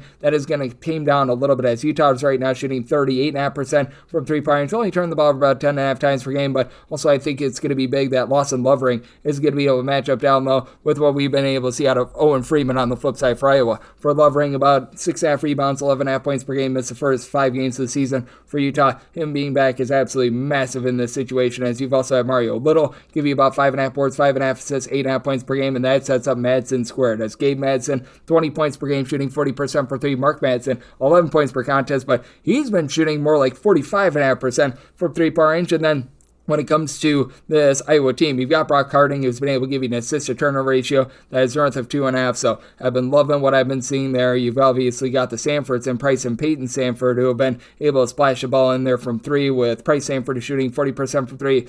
Peyton got off to a little bit of a slow 3-point shooting start, but now he's up to shooting about 34% from 3-point range, while Drew Thelwell has been able to give you some good, clean offense as well. This is an Iowa team that is pretty much shooting at the same rate as Utah from 3-point range at about 38%, but it's also an Iowa team that shoots less than 68% of the free throw line. That's a little bit jarring, as out of your top 6 scorers, you've only got 2 of them that are shooting above 68.5% of the free throw line. So I do think that that might be a little bit of an issue for Iowa. I do think that Utah going to be able to hold up a little bit more defensively. You've had quite a few guys in and out of the fold for this Iowa team that have been more ancillary pieces, like Sidhu Traore as well. So circumstance where I do think that the scoring is going to be tamed down just a little bit, and Utah, for as good as their offense has been, not necessarily like a ridiculously up-tempo team. I'm not saying that they're playing slow by any stretch of the imagination, but more around about 95th in the country in terms of total possessions per game, while you do have an Iowa team that certainly looking to gun at 22nd in the country. So in on the under, set my total 161.5, and I'm going to be taking Utah on the money line. 719, 720 on the betting board. This is Temple, and we give our to Lane Kiffin go Owls going up against Rhode Island. This is a neutral court game, and right now with Rhode Island, you'll find them as a 3.5-point favorite in a lot of spots, seeing a few straight threes out there as well. Totals between 150 to, seeing sides now 152 as well. And with this Temple team, I did set them as an underdog, 4.5 points. I'm going to be willing to lay it with Rhode Island. With Temple getting back Lynn Greer, I think is going to be very big in terms of the facilitation for this offense. But you still have a Temple team that feels like they're in a little bit of transition right now in terms of just trying to be able to work them back in. And for this Rhode Island team, things are just very much working for this team, especially down low. I think that they're going to be able to win the battle on the glass, because you've got 3 separate guys giving at least 6 rebounds per game. David Green, along with David Fuchs, who has been leading the way with 7.5 rebounds per game. And then the 7-footer that transferred is in Javonte Brown, has been able to give you those 6 boards along 2 blocks per contest. Sebastian Thomas has been able to supply the team with about 6.5 assists, 17 points per game. Has been a little bit banged up, though. We have not seen him ever since the Brown game. There's a chance that he's going to be able to go in this one, but that certainly does hurt this Rhode Island team a little bit. But even without him in that game against Central Connecticut, they still got the job done. They scored 77 points on a rock-solid Central Connecticut defense. Meanwhile, for Temple, the defense has really been able to take over for them as well. Ever since Lynn Greer has gotten back, they've given up 61 and 42 points respectively, but the offense hasn't really given you too much either. They scored 62 points or fewer in the 2 games that Lynn Greer has been out there. Temple has never really been an up-tempo team by any stretch of the imagination. That's why I did set my total at 150.5, so I've seen that 152 out there at Circa. I'm going to be taking that under. Jamal Mashburn Jr. is going to be the top scorer most likely in this game. 21 points, shooting 48% from 3-point range. For a Temple team that they do a nice job taking care of the ball, they're only turning the ball over about 10 times per contest. They don't necessarily generate a lot of steals with regards to the defensive side of things as well. And then Steve Settle along with Sion Sanford, both are supplying about 11.5 points per contest. You've been able to Settle give you about a block and a half per game as well. But I do think that in this circumstance, you're going to see this Rhode Island team just to enough be able to get the job done, even with Sebastian Thomas deal with injury. I do think that they have enough in the post, and Temple just still trying to find their way with Lynn Greer. That's a little bit concerning with the Rhode Island team that as well, defensively, they've been able to step up as well in regulation, giving up 70 points or fewer in each of their last 3 games. So you're at that 152 that I'm seeing. I'm in on the under, and with this Rhode Island team willing to lay up to 4 with them. 721, 722 on the betting board. Kansas State is going to be on the road taking on Wichita State. Wichita State does find themselves as 2.5 point underdogs at home. Total on this game and between 152.5 to 153.5, and is that Wichita State as a 2.5 point underdog. Right now, mostly seeing 2.5 across the board. This was 1.5 a little bit before. If we can get back to a 1.5 or a 2, we're going to be willing to lay it with Kansas State. Kansas State, I fully recognize that things have not been panning out with this team. I know that there's been some frustrations with the Coleman Hawkins situation. You've got David Ngesson, who's been rock solid. He's been a guy that's just shut up and performed. He's been able to supply the team with 14.7 boards, and he's been good down low. And for Kansas State, the offense has been fine. They've been turning the ball over about 12.5 times per game. You'd like to see that be tamed down a little bit more, but they're shooting 37% from 3-point range. Doug McDaniel has been able to give you double figures. He's missed a game or 2 this season. They're currently without Akur, but even when Doug McDaniel's not out there on the floor, C.J. Jones is a very capable facilitator. In that loss against Drake, obviously the offense was a little bit out of sorts, but that Drake team just one of the better defensive teams that you're going to find in all of college basketball. But what I think is going to be key for this team, having the guys like Max Jones, Brandon Housen, be able to find clean looks from 3-point range, because these are 2 guys that are shooting north of 37% from the outside, and this is a Wichita State unit that has been able to do a relatively solid job of being able to set themselves up with some opportunities on the glass. They do a good job on the offensive glass, but on the defensive side of things, they allow you to have a lot of second and third chances. Wichita State, about 215th in the country with regards to their overall rebound rate, and with this Wichita State team, you've had quite a few guys down low that will be able to give you right around about 5 to 6 rebounds per game, as you've had Quincy Ballard, the 6'11" big man from Florida State, be able to give you multiple blocks per contest, so he's been able to do a nice job holding up there. But it has been a Wichita State team that has been a little bit disappointing in their own rights on offense, as they're shooting less than 33.5% from 3-point range, and Paul Mills' teams are always best when they're able to pop it and lock it from 3-point range. You've got Justin Hill, who has come in from Georgia, 14 points, 3.5 assists per game, but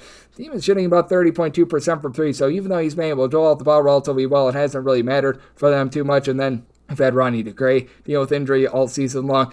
On top of that, Bichon Cortez, who comes in from Oklahoma, he's been able to give you about 3 assists per game, but he's only supplying the team with 4.5 points per game. You need a little bit more scoring out of he and so many others. I like what I've been seeing out of Mr. Washington, who comes over from St. Peter's. Corey Washington is giving you about 6.5 boards, shooting 38% from 3-point range, but this is a team that's coming off of a home loss to UMKC, where they scored just 64 points in that game. Defense has really been crumbling for the team, 74 points or more allowed in 4 out of their last 5 games, so I did set this total at a 150.5 out of 2 or less. Going to be willing to lay with Kansas State. Do you think that this total's gotten a little bit too high with the way that we have been seeing things go a little bit awry, for lack of a better term, with Kansas State? And on the flip side for Wichita State, they have been rough with their 3-point shooting as well. So in on the under, and at 2 or less, willing to lay with Kansas State. 723, 724 on the betting board. Elon is going to be playing us UNC Greensboro, and Greensboro does find themselves as a 1-point underdog. Total on this game between 134 to 135, and with Elon, I did set them as a 1-point underdog. I like UNC Greensboro right on the money line with Elon.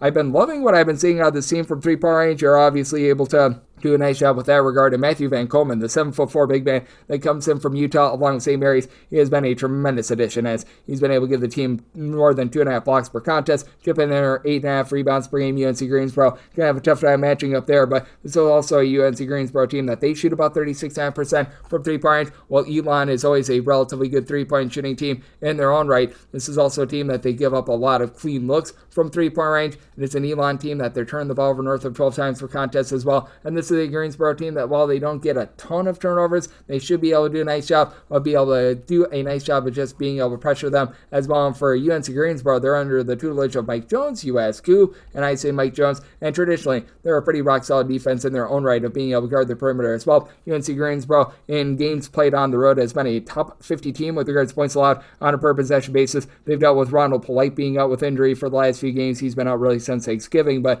that's your 2 main guys in the backcourt. Keenan Giles along Donovan Atwell are combined for about 29.5 points per game. Giles is able to give you 1.7 steals per game. These 2 guys combined to shoot darn near 40% from 3-point range as well. You've been able to have some of the ancillary pieces be able to step up in the meantime. Joriam Sinzu has been able to take over a little bit more of a facilitation standpoint with Ronald Polite being out, as he's given the team now 4+ assists in every one of the games that he has missed. Hasn't turned the ball over a ton as well, so you do like to see that. He's had about a combined 10 turnovers in the last 4 games, so that's pretty acceptable. Going against an Elon team that, again, they're not really going to be generating a lot of turnovers, a lot of ball pressure. It is an Elon team that, to their credit, has given up 63 points or fewer in 4 of their last 5 games, but they also gave up 84 in their last game against East Tennessee State, as well. Greensboro outside the top 225 in terms of total possessions per game, so they're looking to slow things down, but still the offense has been firing all cylinders. They've been able to get past the 70-point plateau in 2 of their last 4 games, so it's an interesting circumstance here. I did set my total at a 135. Right now, seeing what we've got right now,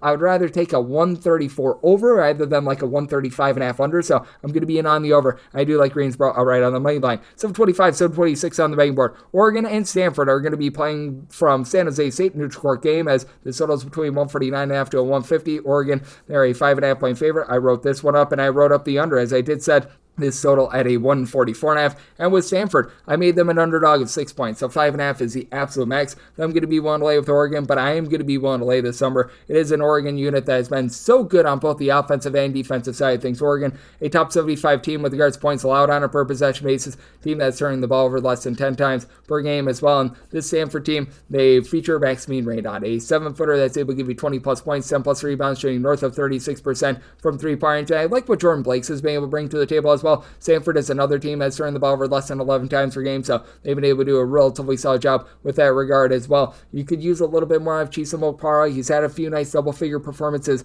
in the last few games, so he's been able to rise up a bit more there. This Stanford team, in terms of opponent's 3-point shooting percentage, that's something that has been a little bit hit or miss recently, but they're still ranking in the top 125 with that regard, and this is an Oregon team that they are looking to be able to pop it from the outside, even with Nate Biddle being able to give you 8+ rebounds per game. He's another 7-footer that's able to light it up from 3-point range, but Oregon, they've really been shutting things down from 3-point range. They're a top 60 team with regards to opponent's 3-point shooting percentage, so loving what I'm finding there. And then with Oregon, you've been able to get good, clean offense as well from this backcourt, as you've had Jackson Shellset give you an assist to turnover ratio that's hovering right around about 3.5. Not necessarily the most prolific scorer in the world with 10.5 points per game, but about 3.2 assists, shooting only about 30% from 3-point range. TJ Bama, you do expect that 3-point shooting percentage of about 31.5% to go northward, while Keyshawn Bartholomew is 48%. Probably will be going a little bit southward, but for Oregon, other than Biddle giving you 14.5 points, 8.5 rebounds per game, it's really a whole is greater than the sum of its parts sort of approach with this team. A lot of guys throwing in there 9 to 10 points per game. A lot of guys chipping in there about 4 boards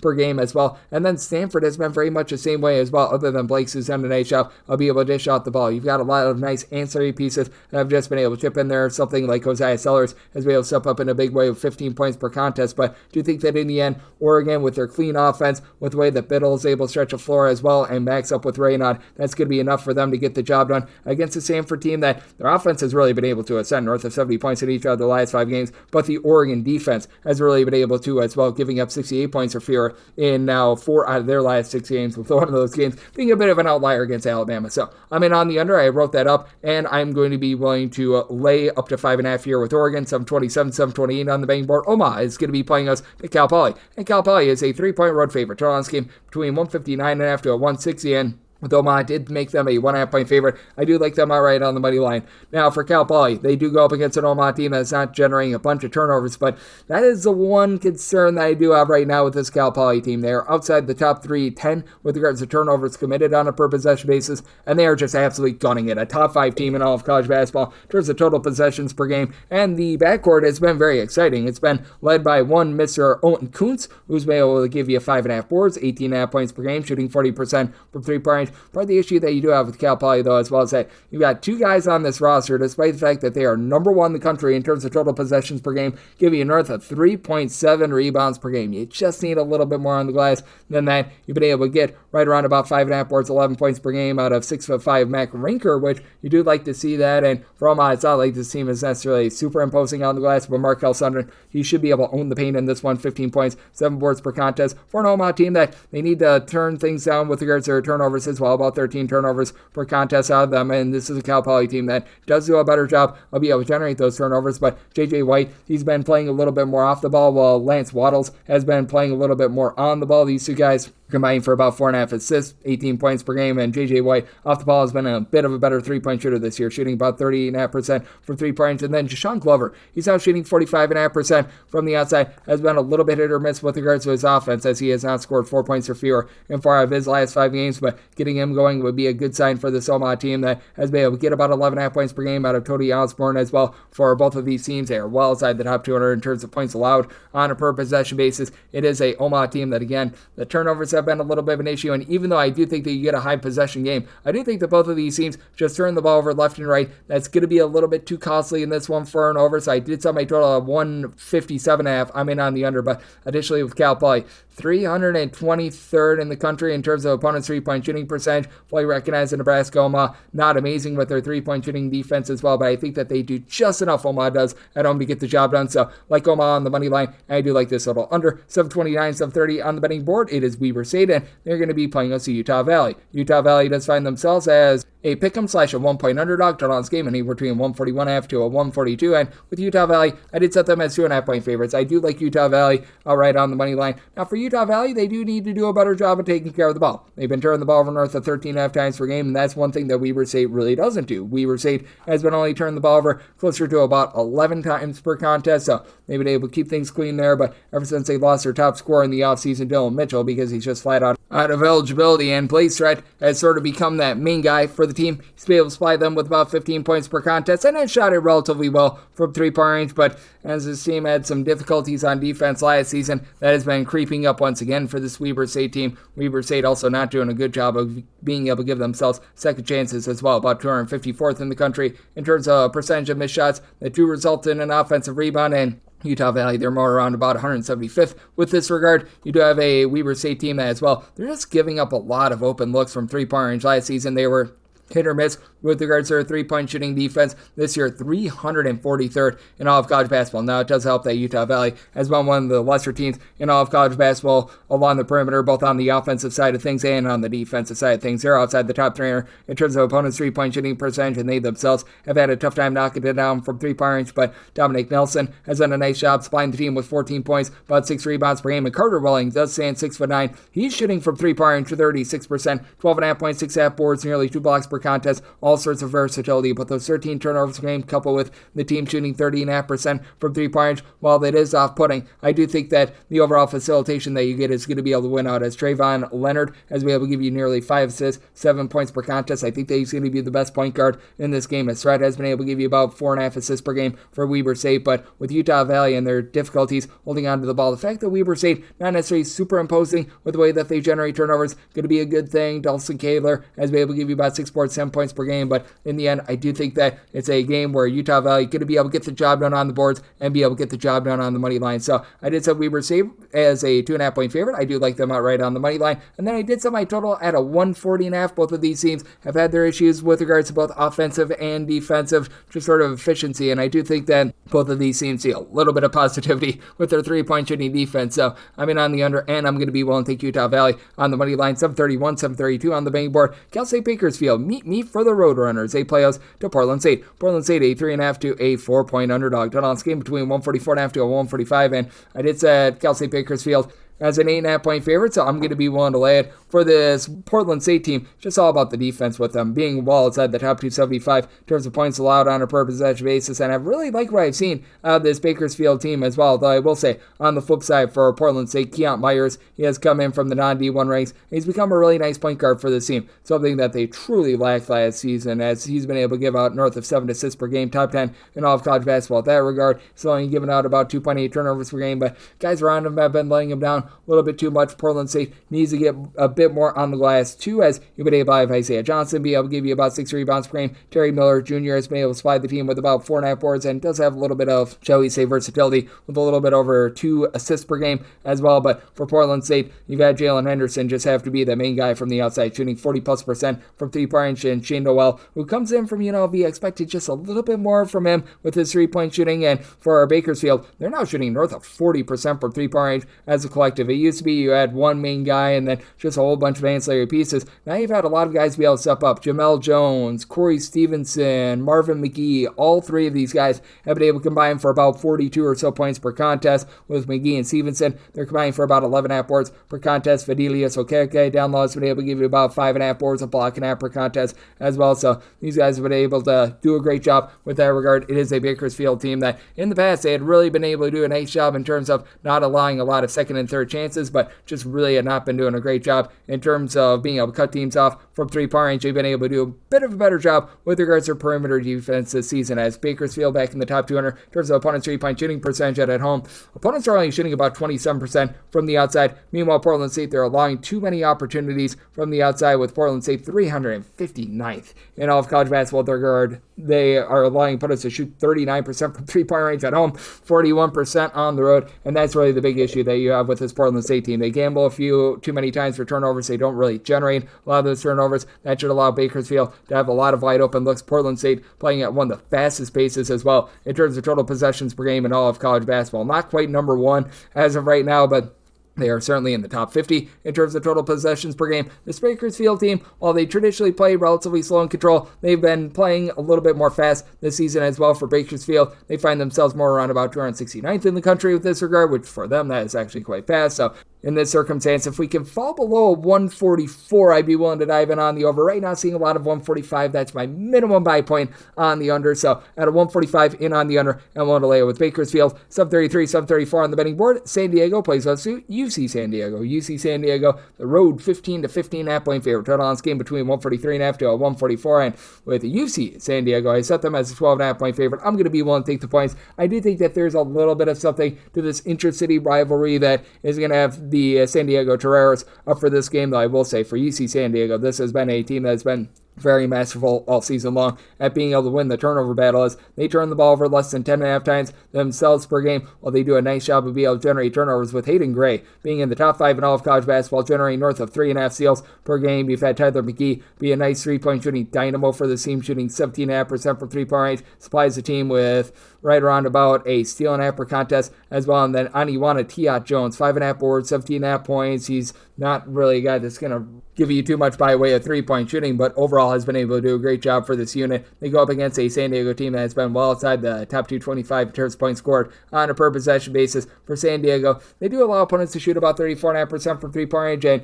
you see San Diego shoots about 35.5% from the outside, but I think it's going to be able to keep San Diego lively in this one. What they're able to get down low out of Steve Jamerson, who's been supplying the team with about 7.5 or so rebounds per game, and KJ Bradley has been a nice off-light scorer for the Toreros. He's able to supply the team with 16 points per game, and for UC San Diego, they don't really bring in a ton off their bench. They are a little bit of a thinner team. It is a San Diego team that by just sort of default, they've had to bring in a lot of guys off the bench, because you've got out of your top 6 scorers, 3 guys have missed at least 3 games. Thus far, Devin Delkey has been one of the lone constants for this team, being able to supply about a steal and a half, 5.5 points per game, shooting only about 31.5% from 3, and that's been a big issue for the San Diego team. They're right now shooting 25.5% from 3-point range with 15 turnovers per game. I do think that this is going to be going northward a little bit. This is a UC San Diego team that their biggest issue has been the three-point shooting defense. They allow opponents to shoot on the road about 36% for three-point range, overall about 328th in all of college basketball with that regard. So I do think that you're going to have KJ Bradley and company be able to get a few more open looks, as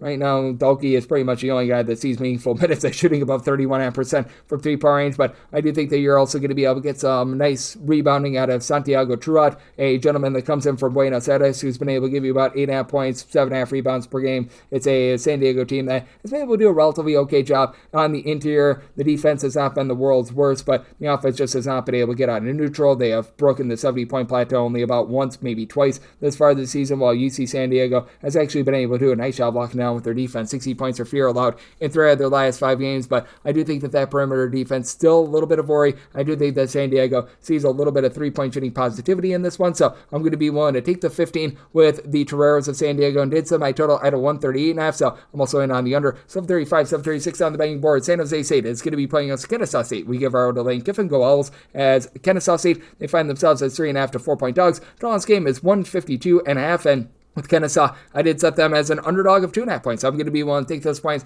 Kennesaw State coming off of north of 20 turnovers in their previous game against Santa Clara. Do think that they're going to clean that up against the San Jose State team that traditionally is just one of the lesser teams in all of college basketball at being able to generate turnovers. San Jose State, typically they hang their hat on doing a good job of being able to grab rebounds, but they're only about 250th in the country in terms of percentage of missed shots that do result in an offensive rebound. That should allow Kennesaw State to be able to hold in this game, as Kennesaw State, prior to the game that we saw a few days ago against Santa Clara, I've been doing a relatively solid job taking care of the ball. Simeon Kodal in the backcourt has been able to give you about 16.5 points, throwing in their 3 assists per game, and Adrian Woolley has come in as a freshman. He's been able to give you 4 boards, 4 assists, 17 points on 43% three-point shooting. In Kennesaw State, shooting in the high 30s from three-point range. This is a San Jose State team that they've been able to up their offense quite a bit this year as well. They're shooting about 33.5% from three-point range, and we finally saw Day Hall be able to erupt. He had a relatively rough start to the season in that win against Cal Poly in overtime. He was able to give the team 35 minutes. He was able to supply the team with 33 points. He's averaging 8.5 points per game. So you could do the math on how much that helped him out, but I do think that you're going to see a little bit more of that moving forward. Will McClendon was a relatively solid three-point shooter at UCLA. He's been able to give the team double figures thus far this season as well. And then when it comes to this Kennesaw State team, it's been a little bit hit or miss in terms of the defense, but the one thing that has been very consistent for them, being able to guard the arc. They are 13th in the country in terms of opponents' three-point shooting percentage. San Jose State, well, they are not that. And for San Jose State, they have had a few issues with regards to that front. They are about 192nd in the country with that regard, so a little bit of a problem spot. And then you've got Robert Viola, who's been able to give you about 7 or so rebounds per game, but he's the only guy in the roster that's giving north of 5 boards per contest. Joshua Duge has been a nice 17.5 point per game scorer, but this is a San Jose State team that has gotten all out of sorts. They used to be a very slow and controlled team. Now they have given up 80 plus points in each of their last 3 games. You've got a Kennesaw State team that last year they were one of the top teams in all of college basketball in terms of total possessions per game. Do you think that San Jose State is going to try to dial it back just a little bit more? But we saw this open up at about a 150.5. We're seeing right now about 152, 152.5. I set mine at a 152.5, so 152 is my max buy point on the over, but do think that you get a little bit of a faster game in on the over, and I'm willing to take the 4 with Kennesaw State. Go Owls, 737, 738 on the betting board. This is from San Jose, San Diego State, and Cal do battle. Cal is a 5 to a 5.5 point underdog. It's a last game between 147 to a 147.5, and I did set San Diego State as an 8 point favorite. I'm going to be willing to lay the number. Cal's been dealing with just a bunch of injuries in general. BJ Omot has been missing quite a bit of time. Javon Blackshear was able to return a few games ago, and that's big for them. He's been able to give them double figures. He was over at Grand Canyon last year, north of 40% three-point shooter, and he's been one of their better three-point shooters once again this season. But now you go up against a San Diego State team that, as per usual, they find themselves in the top 50 in terms of points allowed on a per possession basis, per usual, playing very slow and controlled, and they've just been one of the best teams in all of college basketball in terms of block shots, as Magoon Guath is right now giving you more block shots than rebounds. 3.1 rebounds, 3.4 blocks per contest, so that's been incredible. San Diego State is right now shooting 38% from three-point range. I do think that this is going to be ticking downward. Each of their top 4 scorers have all been able to shoot at least 38% from three-point range. Nick Boyd has been able to give you 13 points per contest. I like his game along with Miles Bird. He's been able to throw in there about 13 points per contest as well, but outside of your main 3, those 2 guys, along with also BJ Davis, you don't really have anyone else that's giving you north of 7.5 points per game. But this has been a Cal team that has been getting pretty much torched with regards to their defense. They do have some relatively good versatility along their roster, as you've been able to have Lee Dort be your main rebounder. He's been able to give you about 6 to 6.5 rebounds per game along with Mandy Sissoko, and then the freshman has really stepped up in Jeremiah Wilkerson with 11.5 points per game. He's had to due to injuries. He's been able to supply the team with 12 plus points in now 5 out of the last 7 games, so I've been liking what I've been seeing there. But this is a Cal team that they go up against the San Diego State team that their specialty has been popping it from three-point range. Right now, Cal 316th in the country in terms of opponents' three-point shooting percentage, but strangely, they're allowing opponents to shoot 39% from three-point range at home, less than 30% from three-point range on the road. Do you think that that's going to be ironing out just a little bit? But San Diego State has a very clear leg up with regards to the defensive front. Cal outside the top 225 in terms of points allowed on a per possession basis, even though they do have some size to be able to mash on the glass. I do think that San Diego State finds a way to get the job done. I do think that this is a game where San Diego State doesn't really speed up, but they just find a lot of open looks from distance. Even though I think that a little bit of aggression might be coming, I still think that they get the job done. I set my line at an 8. I'm willing to lay with San Diego State, and with this total, I'm in on the over as well. These last 2 games do not have any numbers on them because they are part of that Sun Bowl Invitational, in which we did not know the matchups until late last night. 7:39, 7:40, we got Jackson State against Akron. I made my line to where I'm willing to lay up to 9.5 with Akron, 10.5 or more taking the points with Jackson State, and then a 149.5 or less in on the over 115.5 or higher the under. You've got a Jackson State team that they looked dead for about 35 minutes against our good friends at UTEP, and then they came to life and they looked relatively rock solid after that. They did have Deshaun Ruffin back for about 2 games, but it looks like he re-injured himself, which that's just very unfortunate. But for this bunch in Jackson State, they should be able to do an okay job on the glass. Romeo Mansell has been able to give you about 7 to 8 rebounds per game, so I've been liking his game. And for Akron, this has always been a team that under John Gross has been pretty rock solid on defense.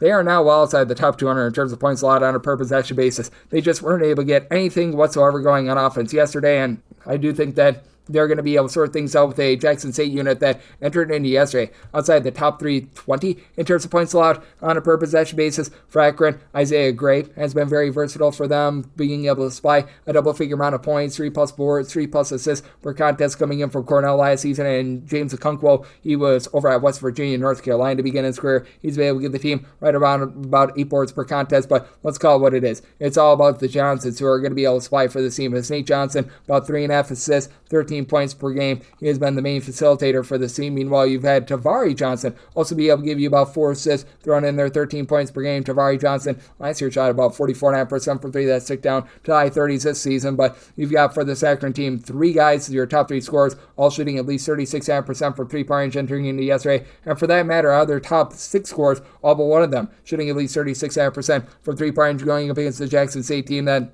is currently outside the top 300 with regards to opponent's 3-point shooting percentage. Do you think that Jackson State going to be able to generate a few turnovers on this Akron team, who seems to be getting a little bit too fast for their own good to hold in there? So 9.5 or less willing to lay with Akron, 10.5 or more taking those points with Jackson State, and then 149.5 or less and on the over 150.5 or higher the under. This last game on the normal Las Vegas betting board before we had our first break, 741, 742. Yale's on the road against UTEP. I made Yale the 1.5 point favorite, so if they're an underdog, I'm taking them outright on the main line, 2 or more, taking the points with UTEP, and then somebody told to wear a 141 or less and on the over 142 or higher the under. UTEP's name of the game for them is turnovers. They are a top 20 team in the country in terms of turnovers force on a per possession basis, and they entered into yesterday a top 40 team in all of college basketball in terms of 3-point shooting percentage. Felt like that was going to be coming downward a little bit after UTEP last season was outside the top 275 with regards to 3-point shooting percentage. They entered into yesterday 40% as a collective, and he had going into yesterday a 64% 3-point shooting percentage out of Ahmad Bynum. He was able to shoot once again north of 60%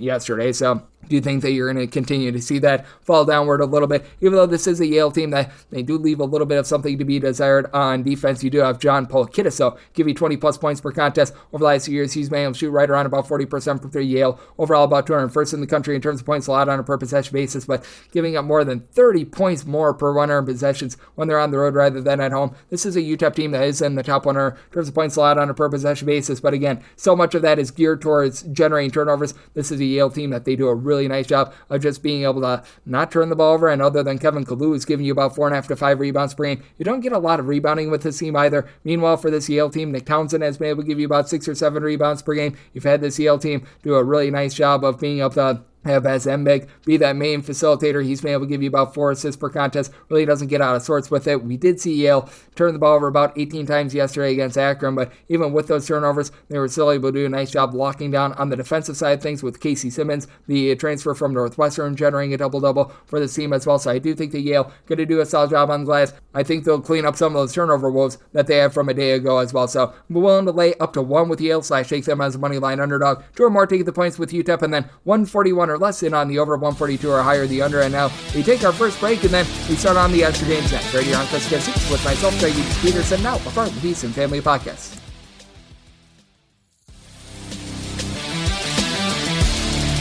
And we're back here in lovely Las Vegas for Coast to Coast Hoops with myself, Greg Peterson, now a part of the Beast and Family Podcast. We essentially went 3 hours commercial free for you guys, so we're going to be doing these final 34 games on the extra games board with 1 break in between, but how about if we dive right into it? We've got plenty of money to be made and no time to waste, so let's dive into the extra games, starting right about now. The normal betting board picks are complete, but there are some extra games today, so we go into the bonus. 306-501, 306-502. North Florida is on the road against Florida. Florida is a 25 to 25.5 point favorite. 170.5 to 171 is your total did set my total at 165.5. I'm going to be in on the under. Now, I do recognize that there's going to be a lot of possessions in this game. North Florida has been one of the most rambunctious teams in all of college basketball in terms of total possessions per game. Florida, they're a top 100 team with that regard as well. And Florida has been really efficient with their offense despite the fact that they're not an amazing three-point shooting team. You've had Walter Clayton be able to supply the team with the double-figure amount of points per game. He's shooting it relatively well from three-point range. Elijah Martin has been able to chip in their 6+ boards. He's been able to give the team double figures as well, but this Florida team really generates a lot of their offense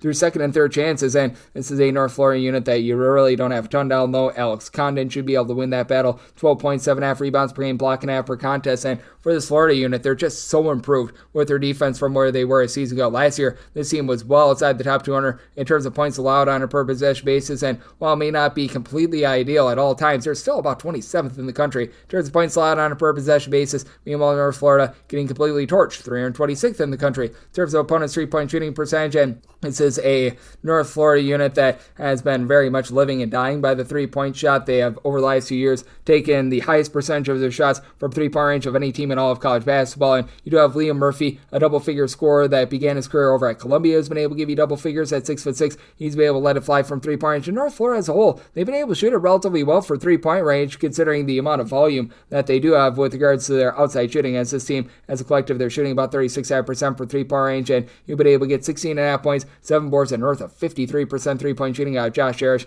Don't know if that's going to be too sustainable, as he's given the team 19+ points for the last 5 games. You've had Nate Lateras be able to give you about 14 points per contest, shoots in the mid-30s from three-point range. Josiah Miles has been able to shoot about 34% from three-point range as well, but this has been a Florida unit that they've been able to do a great job hunkering down on the glass. This is a team that does a really good job of not giving you a lot of open looks from three-point range as well. I think that this is going to be a rough go of it, considering Florida is allowing opponents to shoot just 28.5% from three-point range. So did set my line at 25.5. I'm willing to lay up to 25 with Florida, and with this total, I'm in on the under. Set my total 165.5. 306.503, 306.504. Dartmouth plays us to Vermont. Vermont, a 5.5 point road favorite. Total on this game is 135.5 for Vermont. Does seem like things are starting to straighten out a little bit more for the team, but really set them as a 2-point favorite. I'm going to be willing to take the points for Vermont. This team has turned the ball over north of 13 times per game. They're outside the top 300 in terms of total possessions per game. And Dartmouth, after they were one of the least efficient offenses in all of college basketball last season, they've been able to turn over a new leaf. They've already went on the road,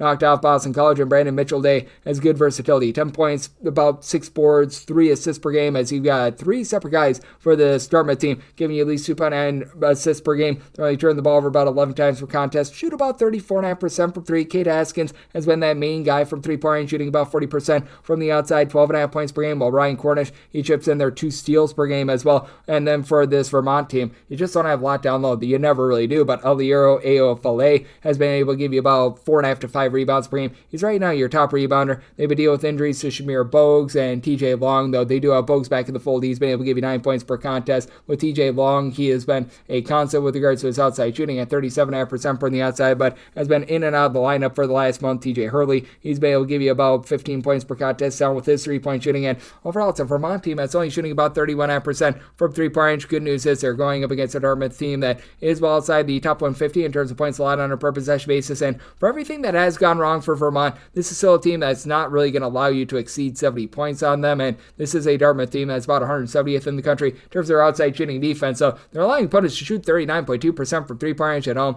Those are at 30% on the road. Do think that that's going to even out a little bit more. Meanwhile, it's a Vermont team that is still a top 125 team in terms of opponents' three-point shooting percentage. Dartmouth is playing a little bit faster this year than they have in the past, but I think that this is still going to be a very slow and controlled game, and I think that this is going to be a slog that, in the end, I think that Vermont pulls it out, but I could only set my total at 128. This Vermont team has just been awful with regards to their offense all season long. Went off for 75 against Miami of Ohio, but I mean, prior to that, 60 points or fewer in each of their previous 3 games, so I do think that you get a low-scoring slog. I'm in on the under, and I'm in on the points with Dartmouth, 306.505, 306.506. USC Upstate plays us to Youngstown State. Youngstown State, 8.5 to 9-point favorites. So on this game, between 150.5 to 151.5, and I did say Youngstown State as a favorite of 4.5 points, so I'm going to be willing to take the points with the USC Upstate. It's a Youngstown State team that has actually been pretty good with their defense. They're a top 100 team with that regard, and then you've got yourself a bunch on the flip side in USC Upstate that's been well outside the top 300 with regards to points allowed on a per possession basis, and for Upstate, they've really just been getting destroyed on the glass. They're not really able to give themselves too many second chances, as they're about 265th in the country with regards to percentage of their missed shots that do result in an offensive rebound, but this has also been a Youngstown State team that hasn't been been able to knock down threes, 344th in the country with that regard. Nico Galletti gives you good versatility at 6'6". He's been able to supply the team with 12 plus points, 6 plus boards per contest. He's done a nice job there shooting in the low 30s from 3-point range. But you got Mr. Dean. His first name is Mr. Last name is Dean on the flip side for USC Upstate. Not a guy that's going to light it up from 3-point range at all. And this Upstate team as a collective shooting less than 30% from the outside. But still, you're able to get out of him 14.5 points, 5.5 boards, good versatility, finds way to get to the rim. Camarni Gregory has been able to chip in there about 3.5 assists per game as well. And then you've got a new coach in Marty Richter that comes in from Drake. One of the main guys that he brought over from Drake was Chico Johnson, who's also been able to help the team out with regards to just overall perimeter defense. He's been able to only give the team about 6 points per contest. Again, not really lighting it up from 3-point range, but has done a good job being able to give them a little bit of rough and tumble. Upstate has been having a little bit of difficult time being able to guard it from 3-point range as well. They're allowing opponents to shoot overall about 35% from distance, but that goes down to about 27.5% at home. They've been a much better team at home rather than when they have been on the road, and now they're starting to get a little bit more down low out of Braylon Garcia, who's been able to give you about 5.5 or so rebounds per game. He's come in for the team, and he's been able to supply them with 4 plus boards in 4 of the last 5 games. Like the way that he's emerging for this team against a Youngstown State team that has had quite a bit of turnover in the backcourt, with Galletti really being the lone guy that's able to give you too much facilitation, as Youngstown State only turned the ball over about 11.5 times per contest, but not really having shot makers unlike last season, including having Jason Nelson in and out of the lineup due to injury and just being ineffective. I think is going to be costly for this Youngstown State team in covering this number. I did set my line at 4.5, so take the points with Upstate. Did set my total 152.5 as well. Upstate, top 100 team with regards to total possessions per game, and really giving it up on defense on the over end, willing to take the points with Upstate. 306, 507, 306, 508. Loyola Maryland plays us to Hampton. Hampton does find themselves as 2-point underdogs, seeing a 2.5 out there as well. 138 to 139 is the total line. With Hampton, I did set them as 2-point favorites, so I'm going to be willing to take them outright on the money line. Just have not liked what I've seen out of Loyola Maryland all season long. Well outside the top 275 in terms of points scored on a per possession basis. The Hampton team has actually been able to give you some relatively okay defense. They've been getting gashed from the outside, about 258th in the country in terms of opponents' 3-point shooting percentage, but they've been able to do a nice job of just being able to sustain down low, as well as you've been able to get right around about 7.5 to 8 rebounds per game out of Kyrie Smallin, and he should be able to match up pretty well with Maglos Illich, who's been the main man for Loyola Maryland, who's been able to supply the team with 9 boards at about 6'9", 6'10", chips in there 14 points per game. It's a Loyola Maryland team, though, that is turning the ball over 13.5 times per game. They're shooting 29% from 3. Now, to their credit, they're a top 125 team in terms of opponents' 3-point shooting percentage, but at home they're allowing opponents to shoot 34% for 3. On the road, less than 30% for 3-point, so that's been a little bit random, and Noah Farrakhan, I think, is going to be the best scorer in this game. Comes in after he had a big year at Eastern Michigan a few seasons ago, where he had 16 plus points per contest back in the Imani Bates days, 14 points, 2.5 assists, shoots about 33% from 3-point range. As a whole, it's a Hampton team that shoots about 33.5% from the outside, but the 11 turnovers compared to the 13 plus of Loyola Maryland, I think are going to be big in this one. Wayne Bristol needs to find his sea legs on offense with only about 6.5 points per game, but stripping in there about 4.5 boards per contest. Xavier Long, who comes in from Canisius, he's giving you a steal, 4 boards per contest, and George Beal, who enters from Norfolk State, him being able to shoot 40% for 3 and give the team double figures, I think it's going to be just enough against a Loyola Maryland backcourt that does have rated speed, giving out about 2.5 or so assists per game, but I just think that the lack of efficiency on offense is going to be very costly in this ordeal in Hampton. It's a team that has really been slowing things down a little bit more recently, but both of these teams have been lackadaisical with their defense. Do think that this could be close enough for some late game filling as well, so set my total at 142. I am in on the over, and I'm in on Hampton on the money line. 306, 509, 306, 510. Central Connecticut is going to be playing as Quinnipiac. Quinnipiac is a 2.5 to a 3-point dog. Total on this game is anywhere in the neighborhood of 136 to 136.5, and I wrote this one up. I'm willing to lay up to 5 with Central Connecticut. I've liked what I've seen out of this team all season long. They've already won on the road against UMass. They won on the road against St. Joe's. They played Providence to within 2 possessions on the road as well, so this has been a team that has been very feisty, and on the flip side, you've got a Quinnipiac team that I was just expecting a lot more from. Now, part of it has been the fact that Xavier Lewis, their main point guard from a season ago, a guy that last year had 7 plus assists per game, he's been dealing with injury all season long, so that has very much hurt them. So Monty Monroe has had to do it all for this team at 6'7", 14 points, 6.5 boards, assists and a half per contest. And in terms of total assists, right now he's leading the way for the team, obviously on a per game basis. That's much more Xavier Lewis, but we've not seen Xavier Lewis just consistently out there all season long, so that's been a little bit of an issue for the team. You've had Alexis Reyes be in and out of the fold as well. He's been able to give the team about 5.5 points, 4.5 boards when he's been available, and he was in for that game against Holy Cross. Ross. So I do think that he, along with Xavier Lewis, should be good to go in this game. But again, these guys are working through injury. They're not necessarily at 100%. And Quinnipiac right now shooting 25% from three-point range, going up against a Central Connecticut team that is a top 110 team in terms of points allowed on a per possession basis. They've done a good job of being able to shut down the three-point arc. Not necessarily the most stout team on the glass. You don't have a single guy that gives you north of 5 rebounds per game, but you do have 4 separate guys headlined by Alex Mamboa, who's been able to give you 4.8 rebounds per game. That'll give you at least 4.2 boards per contest. Mamboa has also been able to give you 1.3 blocks per game. Team is not amazing from three-point range, but you do have Devontae Swetman, who's been able to shoot 47.5% from the outside and right around about 43% of Darion Smith. Both of these guys supply you with between about 8 to 8.5 points per game. You've had Joe Ostrowski also chip in there a steal and a half per contest as well, and that's been a main specialty for Central Connecticut. This has been a top 125 team in terms of turnovers forced on a per possession basis. Central Connecticut, from time to time, they can be a little bit laggy with their three-point shooting defense, but a top 140 team with that regard, and it's been a Quinnipiac team that has been a real mess at being able to guard the three-point line. 307th in the country with this regard. So I do think that Central Connecticut finds a way to get the job done, even though Quinnipiac is getting a little bit healthier. Did semi-total 139.5. Quinnipiac really looking to fly a little bit more, but that said, with Central Connecticut, they are looking to get points from the outside. They should be able to do so here. So in on the over and willing to lay with Central Connecticut, and wrote that up. 306.511, 306.512. Presbyterian plays with Manhattan. Manhattan is a 2 to 2.5 point underdog to last game between 147 to 147.5, and I did set Manhattan as a underdog of 2.5 points. So here at the deuce, I'm willing to lay it with Presbyterian. For Presbyterian, it's been a little bit of an up and down season for them, but the offense has been looking much better than it has in the past. Defense from time to time has been a little bit shaky, and for this Manhattan team, they've been able to cover, I believe, all but 1 or 2 of their games. They've actually been one of your best teams to the over thus far this season as well, because you've had Will Snyder do a nice job of being able to contribute 15 plus points, 6 plus rebounds per game. For Manhattan, they were one of the worst teams at taking care of the ball last season, and still have a little bit of work to do, but Jaden Winston has been able to come along in his sophomore year, 5 assists to about 2.5 turnovers per game. For Manhattan, they do turn the ball over about 12 times per contest, but now shooting is collective about 34% from 3 as 3 of your top 4 scorers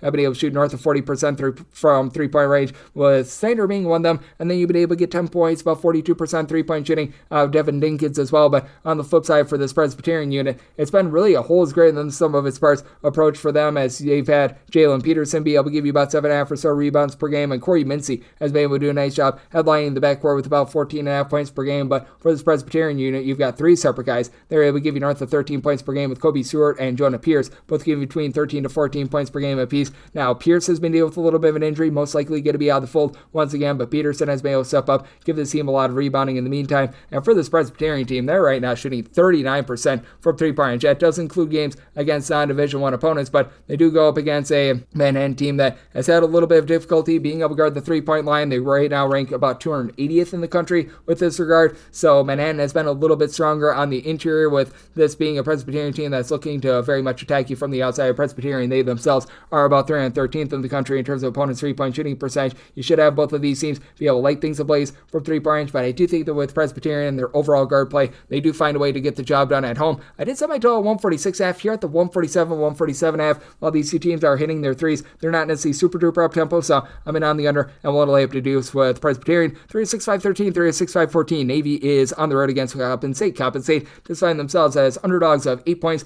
Dawn's game, it is 137.5, and with Coppin State, made them an underdog of 10 points. I'm going to be willing to lay with Navy. This Coppin State team is outside the top 350 in terms of points scored on a per possession basis. Coppin State, not the world's worst defense, but that said, this is still a Coppin State team that's about 246th in the country in terms of opponents' three-point shooting percentage, allowing opponents to shoot 17.5% from three-point range at home and on the road north of 36%. Now, I think that's very misleading. They've only played 1 home game thus far this season, so that should be ironing it out a little bit, but for this Navy team, I think that they're going to shut down a Coppin State team that right now is without pretty much 2 of their top 3 scorers, as well as Darius Ward is pretty much done for the season. He's injured, and Julius Ellerby has been ill with an injury. He was averaging 8 points, 5 boards per contest, and these were the lone 2 guys on the roster that were averaging north of 4.1 rebounds per game as well. So, I mean, it's really a mash unit for this team. Khalil Horton is able to give you 6 points per contest. At 6'8", he shot above 20% from three-point range, which the team as collective is shooting 24.5% from 3, and they're turning the ball over 14 times per game.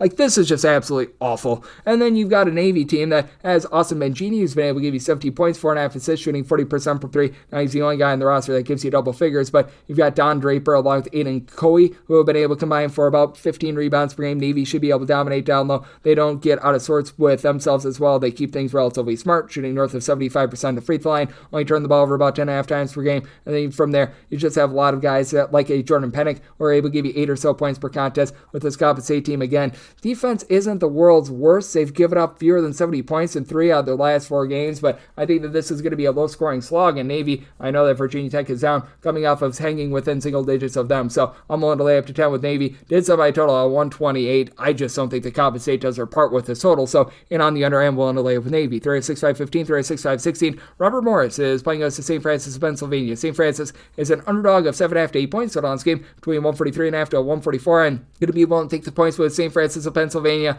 They let me down after I did my beer review for them a few nights ago, but I think that they're going to be able to come through here against a Robert Morris team that has been, shall we say, very sketchy with regards to their offense. While it's at the top 225 with regards to points scored on a per possession basis, much of that has been because of the Cam Woods injury. He comes in from North Carolina A&T, where 2 seasons ago he was putting in their 15 plus points per contest, and he missed 5 games earlier this season, but when he's been out there, he's been the main facilitator. 3.5 assists, 2 steals, 12 points per contest for a team that they only shoot about 30.5% from 3-point range, and he turned the ball over north of 14 times per game as well. This is a St. Francis of Pennsylvania team that certainly leaves a lot to be desired.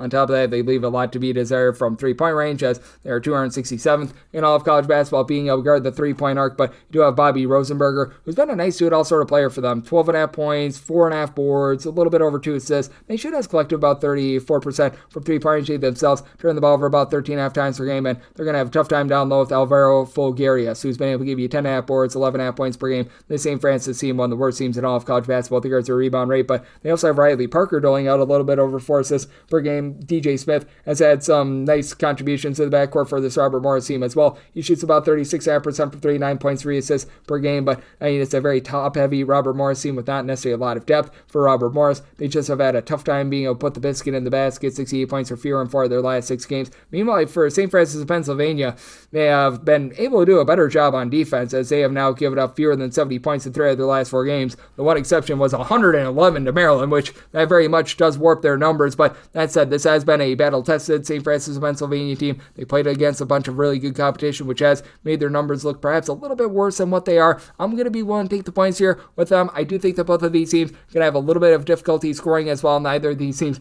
necessarily play with a whole heck of a lot of pace. So did set my total more in the mid-130s. I landed on 135.5. So in on the under and the points with St. Francis. 36-5-17, 36-5-18. Texas Tech is going to be playing with Lamar. Lamar does find themselves as 24-point underdogs. 140 to 140.5 is the total. And I did set Texas Tech as a 24.5 point favorite myself. So at minus 24, it's a max I'm willing to lay, but I'm going to be willing to lay. Lamar has actually been able to do a nice job considering they lost so many pieces in the offseason, including their main point guard, Jakevion Buckley, and so many others. Adam Hamilton has been able to hold up down low with about 6 boards per contest, and that's going to be big because Texas Tech has been dealing with JT Toppin being out of the lineup the last 3 games, and you've had quite a few guys dealing with injury as well. Like earlier in the season, Elijah Hawkins and Christian Anderson missed a few games, but these guys are back in the fold, and they're firing all cylinders. Hawkins, 5.3 assists to 2.5 turnovers per game. Not quite the same numbers that he had in Minnesota, but he's been rock solid. And then you got Chase McMillan, who's shooting 53.5% for 3-point range with 16 points per game. Texas Tech, a top 25 team with regards to their 3-point shooting percentage. This has been a Lamar team that has been much improved with regards to their defense, but that said, this is still a Lamar team that they still have their warts with that regard as well, especially with regards to the interior, as along the 3-point line, they're allowing opponents at home to shoot 47.5% for 3 and 28.5%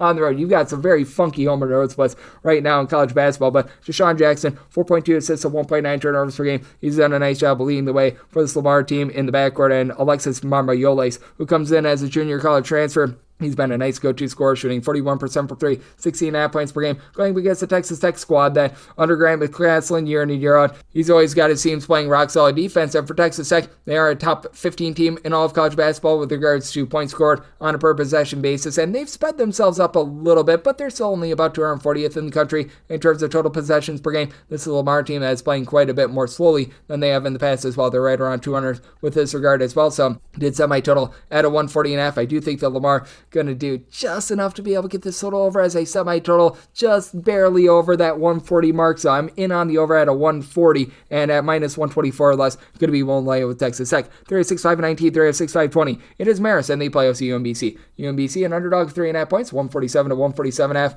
is the total, and I did set my line at a 3.5 as well, so we're going to wait on a little bit of line movement here. I was seeing a 3 a little bit earlier before I was doing this podcast, so if we could get back to a 3, we'll be willing to lay with Marist.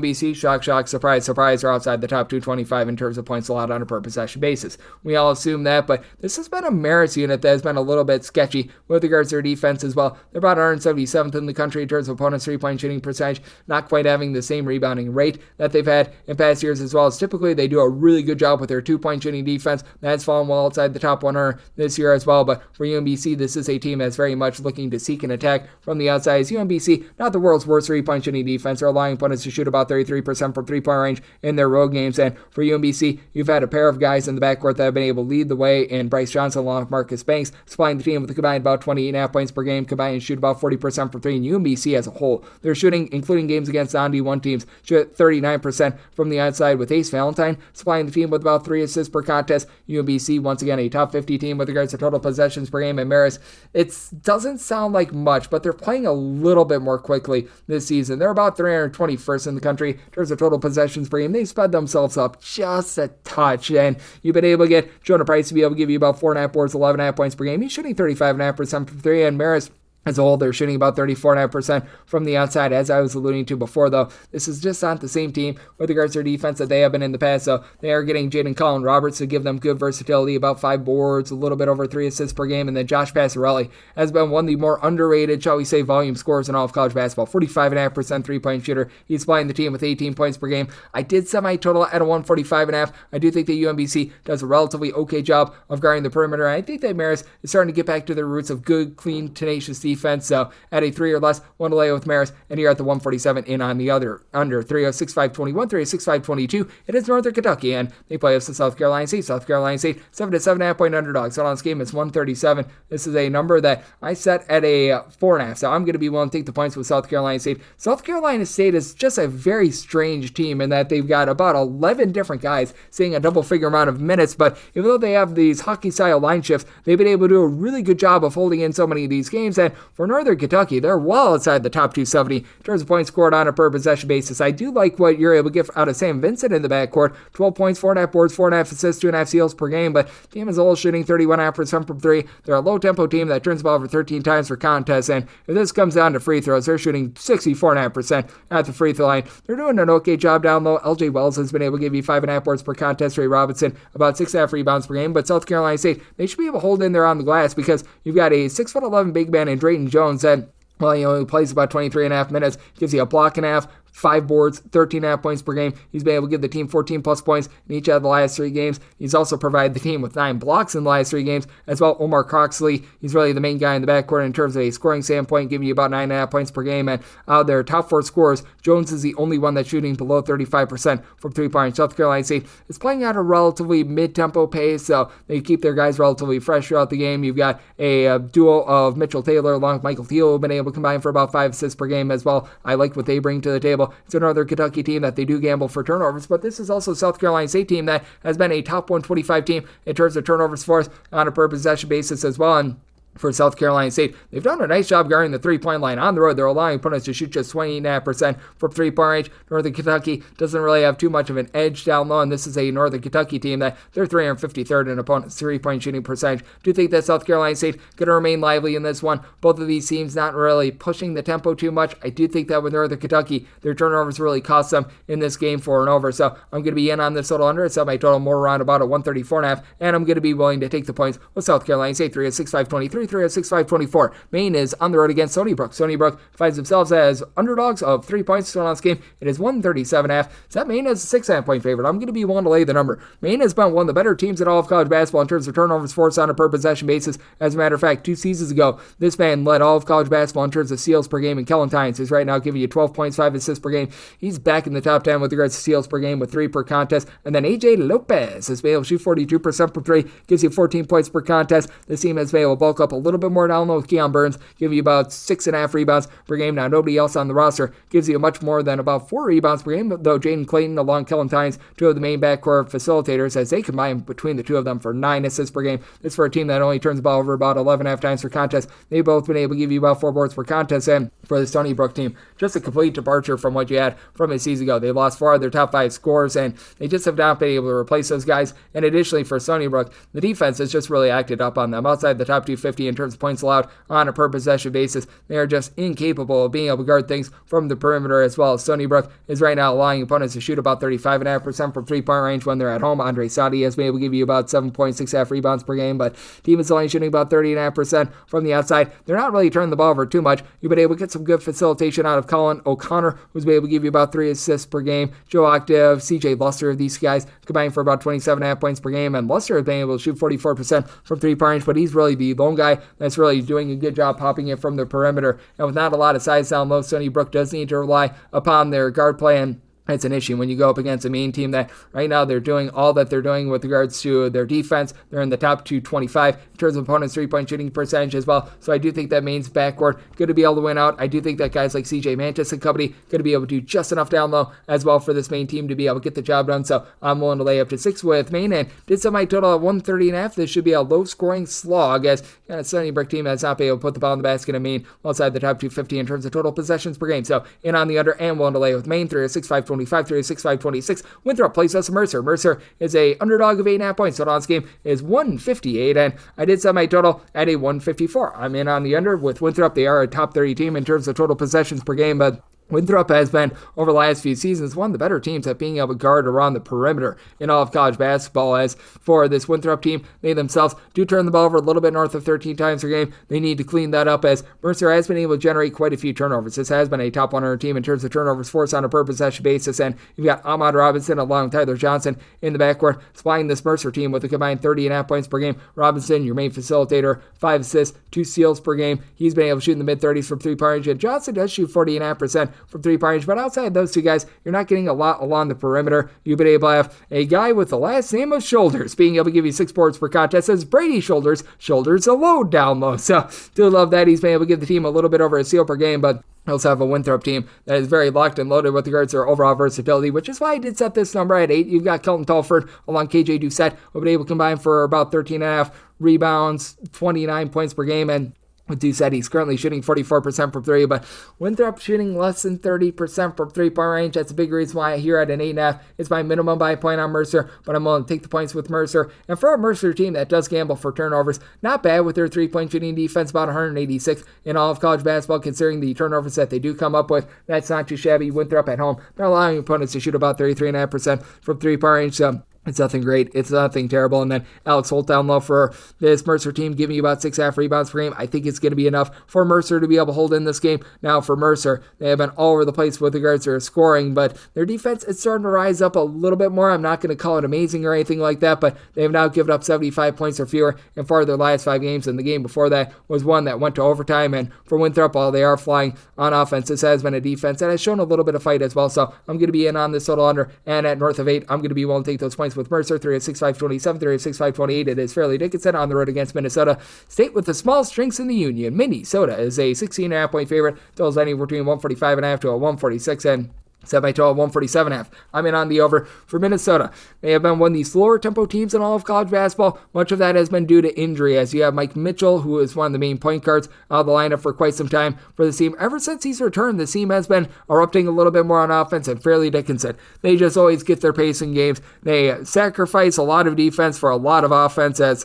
this team is inside the top 50 in terms of total possessions per game, outside the top 250 with regards to points allowed on a per possession basis, but they shoot 38% from three-point range. They do a nice job getting in rhythm. And then Terrence Brown, how about what he's been able to do? 3 assists, 6 boards, 36% three-point shooting on 22 points per game. He is in the top 10 nationally in terms of points per game. You've been able to have Joel Emmanuel along Dylan Jones be really nice ancillary scorers, combining for about 23 points, 3.5 assists of their own. Both of these guys shooting north of 40% from three-point range, but with Fairleigh Dickinson outside the top 3 with regards to opponents' three-point shooting percentage, which shit up out a Minnesota team that overall they're shooting 29% from 3, but again, getting Mike Mitchell back, he was able to return for that game against Indiana, has been in and out of the fold all season long, should be good to go moving forward. That's big for this team. The team has not played since December 9th, so they are off of a nearly 2-week layoff, but Dawson Garcia, 19.7 boards, should be able to dominate down low against the Fairleigh Dickinson team that, per usual, outside the top 250 with regards to rebound rate, and I'm waiting on a little bit more offense out of Femi Odakale. He's been able to give you 4.5 boards, 3.5 assists per game, but down to just 5 points per contest. Should be coming sooner rather than later. And Lucille Patterson has been able to give you some nice facilitation as well. 3.5 assists, so less than a turnover per game for Minnesota. They do a nice job being able to facilitate good, clean offense. Neither of these teams necessarily generate a bunch of turnovers. And for Fairleigh Dickinson,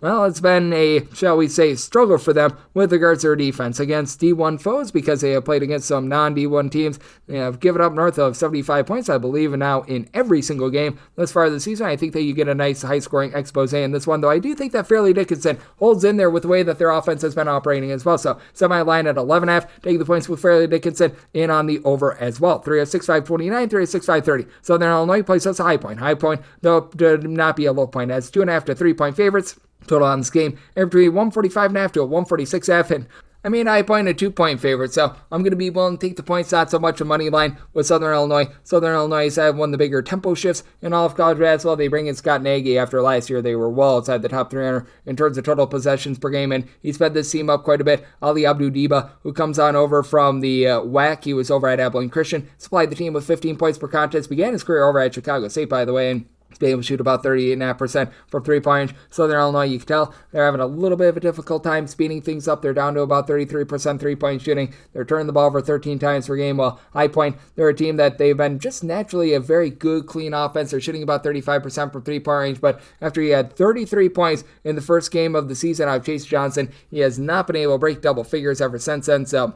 that's a little bit of a concern. Abdoulaye Thiam, he's seeing a little bit of a dip in terms of his production as well. He's down to only about 7 points per game. And I mean, it's still a relatively good High Point team that is a top 75 team in terms of points scored on a per possession basis, but they're also outside the top 220 in terms of opponents' three-point shooting percentage as well. So that's a bit of an issue. And for the Southern Illinois team, they're a little bit hit or miss with regards to their defense, and the biggest miss for them, they are allowing opponents to shoot well north of 40% from three-point range. So I do think that you're going to be able to get some good, clean offense running this one. I did set my total at a 146 because, again, you do have quite a few turnover woes with regards to Southern Illinois, but between about a 145.5 to a 146.5, would rather take the 145.5 over rather than the 146.5 under, as I do think that this game has the propensity to be close enough for late game fouling, and Jared Hensley has had good versatility, 6.5 boards, 2 assists, 11 points per game, while Jocelyn Bodu should be the most dominant player down low in this game, but just has not been playing a lot in general. He's played 18 minutes or fewer each of the team's last 5 games. He has been given the team 7 rebounds or fewer in every one of them. After last year, he was pretty much a machine at being able to give you 10 plus rebounds per game. Kamani Hamilton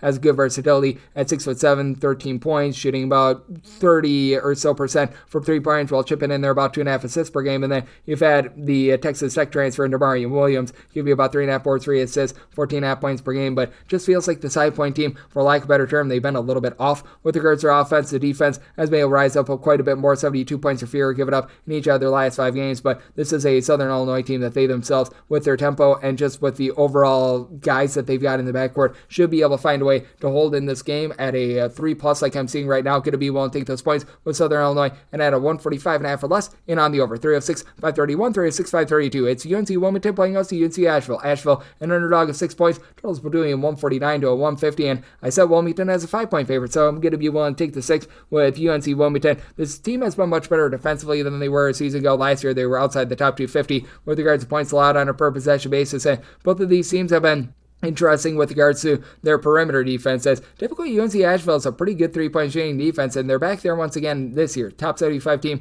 with regards to opponents' 3-point shooting percentage. Meanwhile, for Wilmington, they're top 125 team with this regard as well, so I do think that that's going to keep things a little bit more bottled up in this game. I did set my total at a 147. I'm in on the under, even though UNC Asheville is a little bit more of an up-tempo team, but Asheville, they're very much a team that is based around their backcourt after losing Nicholas McMillan, after losing all the guys like Drew Pember and company from the season ago, but they've done a nice job of being able to mix and match. Fletcher AB has been able to shoot about 40% from 3-point range. He's doing a nice job splashing in their double figures. Now Donovan Newby on the flip side for UNC Wilmington has been incredible. He's giving you 16.5 points per game from 3-point range. He's shooting only about 29.5% from 3-point range, and for Wilmington as a whole, they shoot about 31.5% from the outside, and waiting for a little bit more of Harlan Obiana, the 7-footer that comes in from Niagara, only giving you about 4.5 boards per contest because they've been dealing with Nate Ross, dealing with an injury. Sean Moore has been able to give you a bit more, comes comes in from Fairleigh Dickinson, 7.5 points, 5.5 rebounds per game, but only stands right around about 6'6", 6'7", so that should allow Asheville to be able to do a solid job down low with Toya Solomon, the 6'9" combo player, shooting 33% from 3, 8 boards, 15.5 points per game to really control things there. Meanwhile, Josh Banks, he's been able to supply the team with about 15.5 points, shooting 40% from 3-point range, with Asheville keeping things relatively clean, about 12 turnovers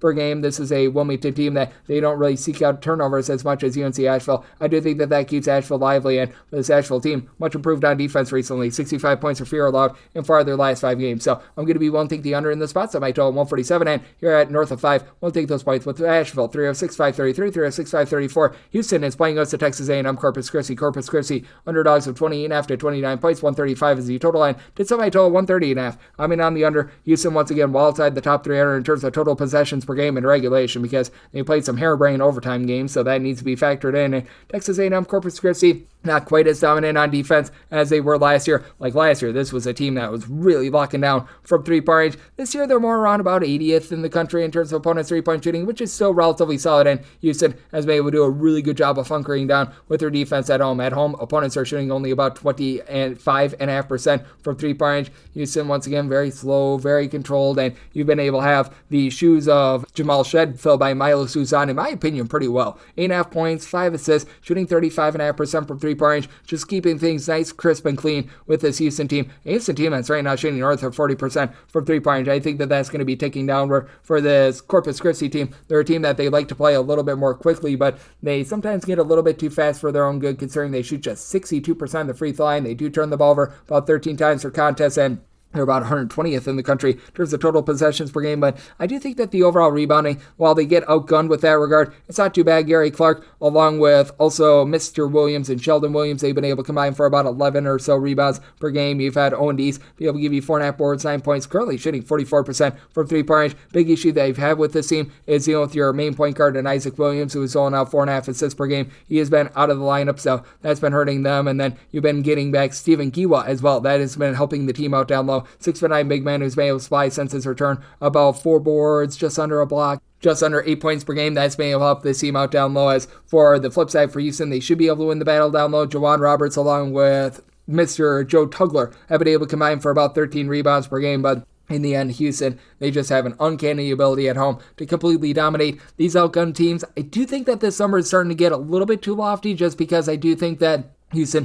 going to be able to control the tempo in this game. I think that they're going to control that to a very slow, methodical pace. And Corpus Christi, one of the better 3-point shooting defenses in all of college basketball. So me my total a 130.5. I'm in on the under at 29. Plus I made my spread 28.5. Won't take those points with Corpus Christi. 306, 535, 306, 536. Fordham is playing us at Albany. Albany is a underdog of 6.5 to 7 points. It's all this game. It is 154, and with this Fordham team, I do feel like they should be a favorite of about 6 points. So seeing this number at a 7, I'm going to be willing to take it with Albany. Albany had been dealing with some injuries towards the beginning part of the season, which is why their defensive numbers have had a little bit of a fall from where they've been in past years. But for Fordham, really, other than Jackie Johnson, you're not getting a whole lot fly out of the backcourt. Yusuf Metter, he's back from a season ago. He's been able to give you about 10.5 points per contest, shooting 32.5% from 3. But for Fordham, albeit with a little bit of a up-tempo pace, they're turning the ball over about 14 times per game, and you just don't have as much depth as you've had in past seasons down low. Romello Dina and Abdul Sambilia are relatively rock solid. They're combining for about 11 rebounds per game, and Sambilia still gives you about a block and a half per game, but could use a little bit more like you had 2 to 3 years ago when the team really had their rise. For Albany, they are going to lose that battle down low. They're well outside the top 225 with regards to their overall rebound percentage, and this Albany team,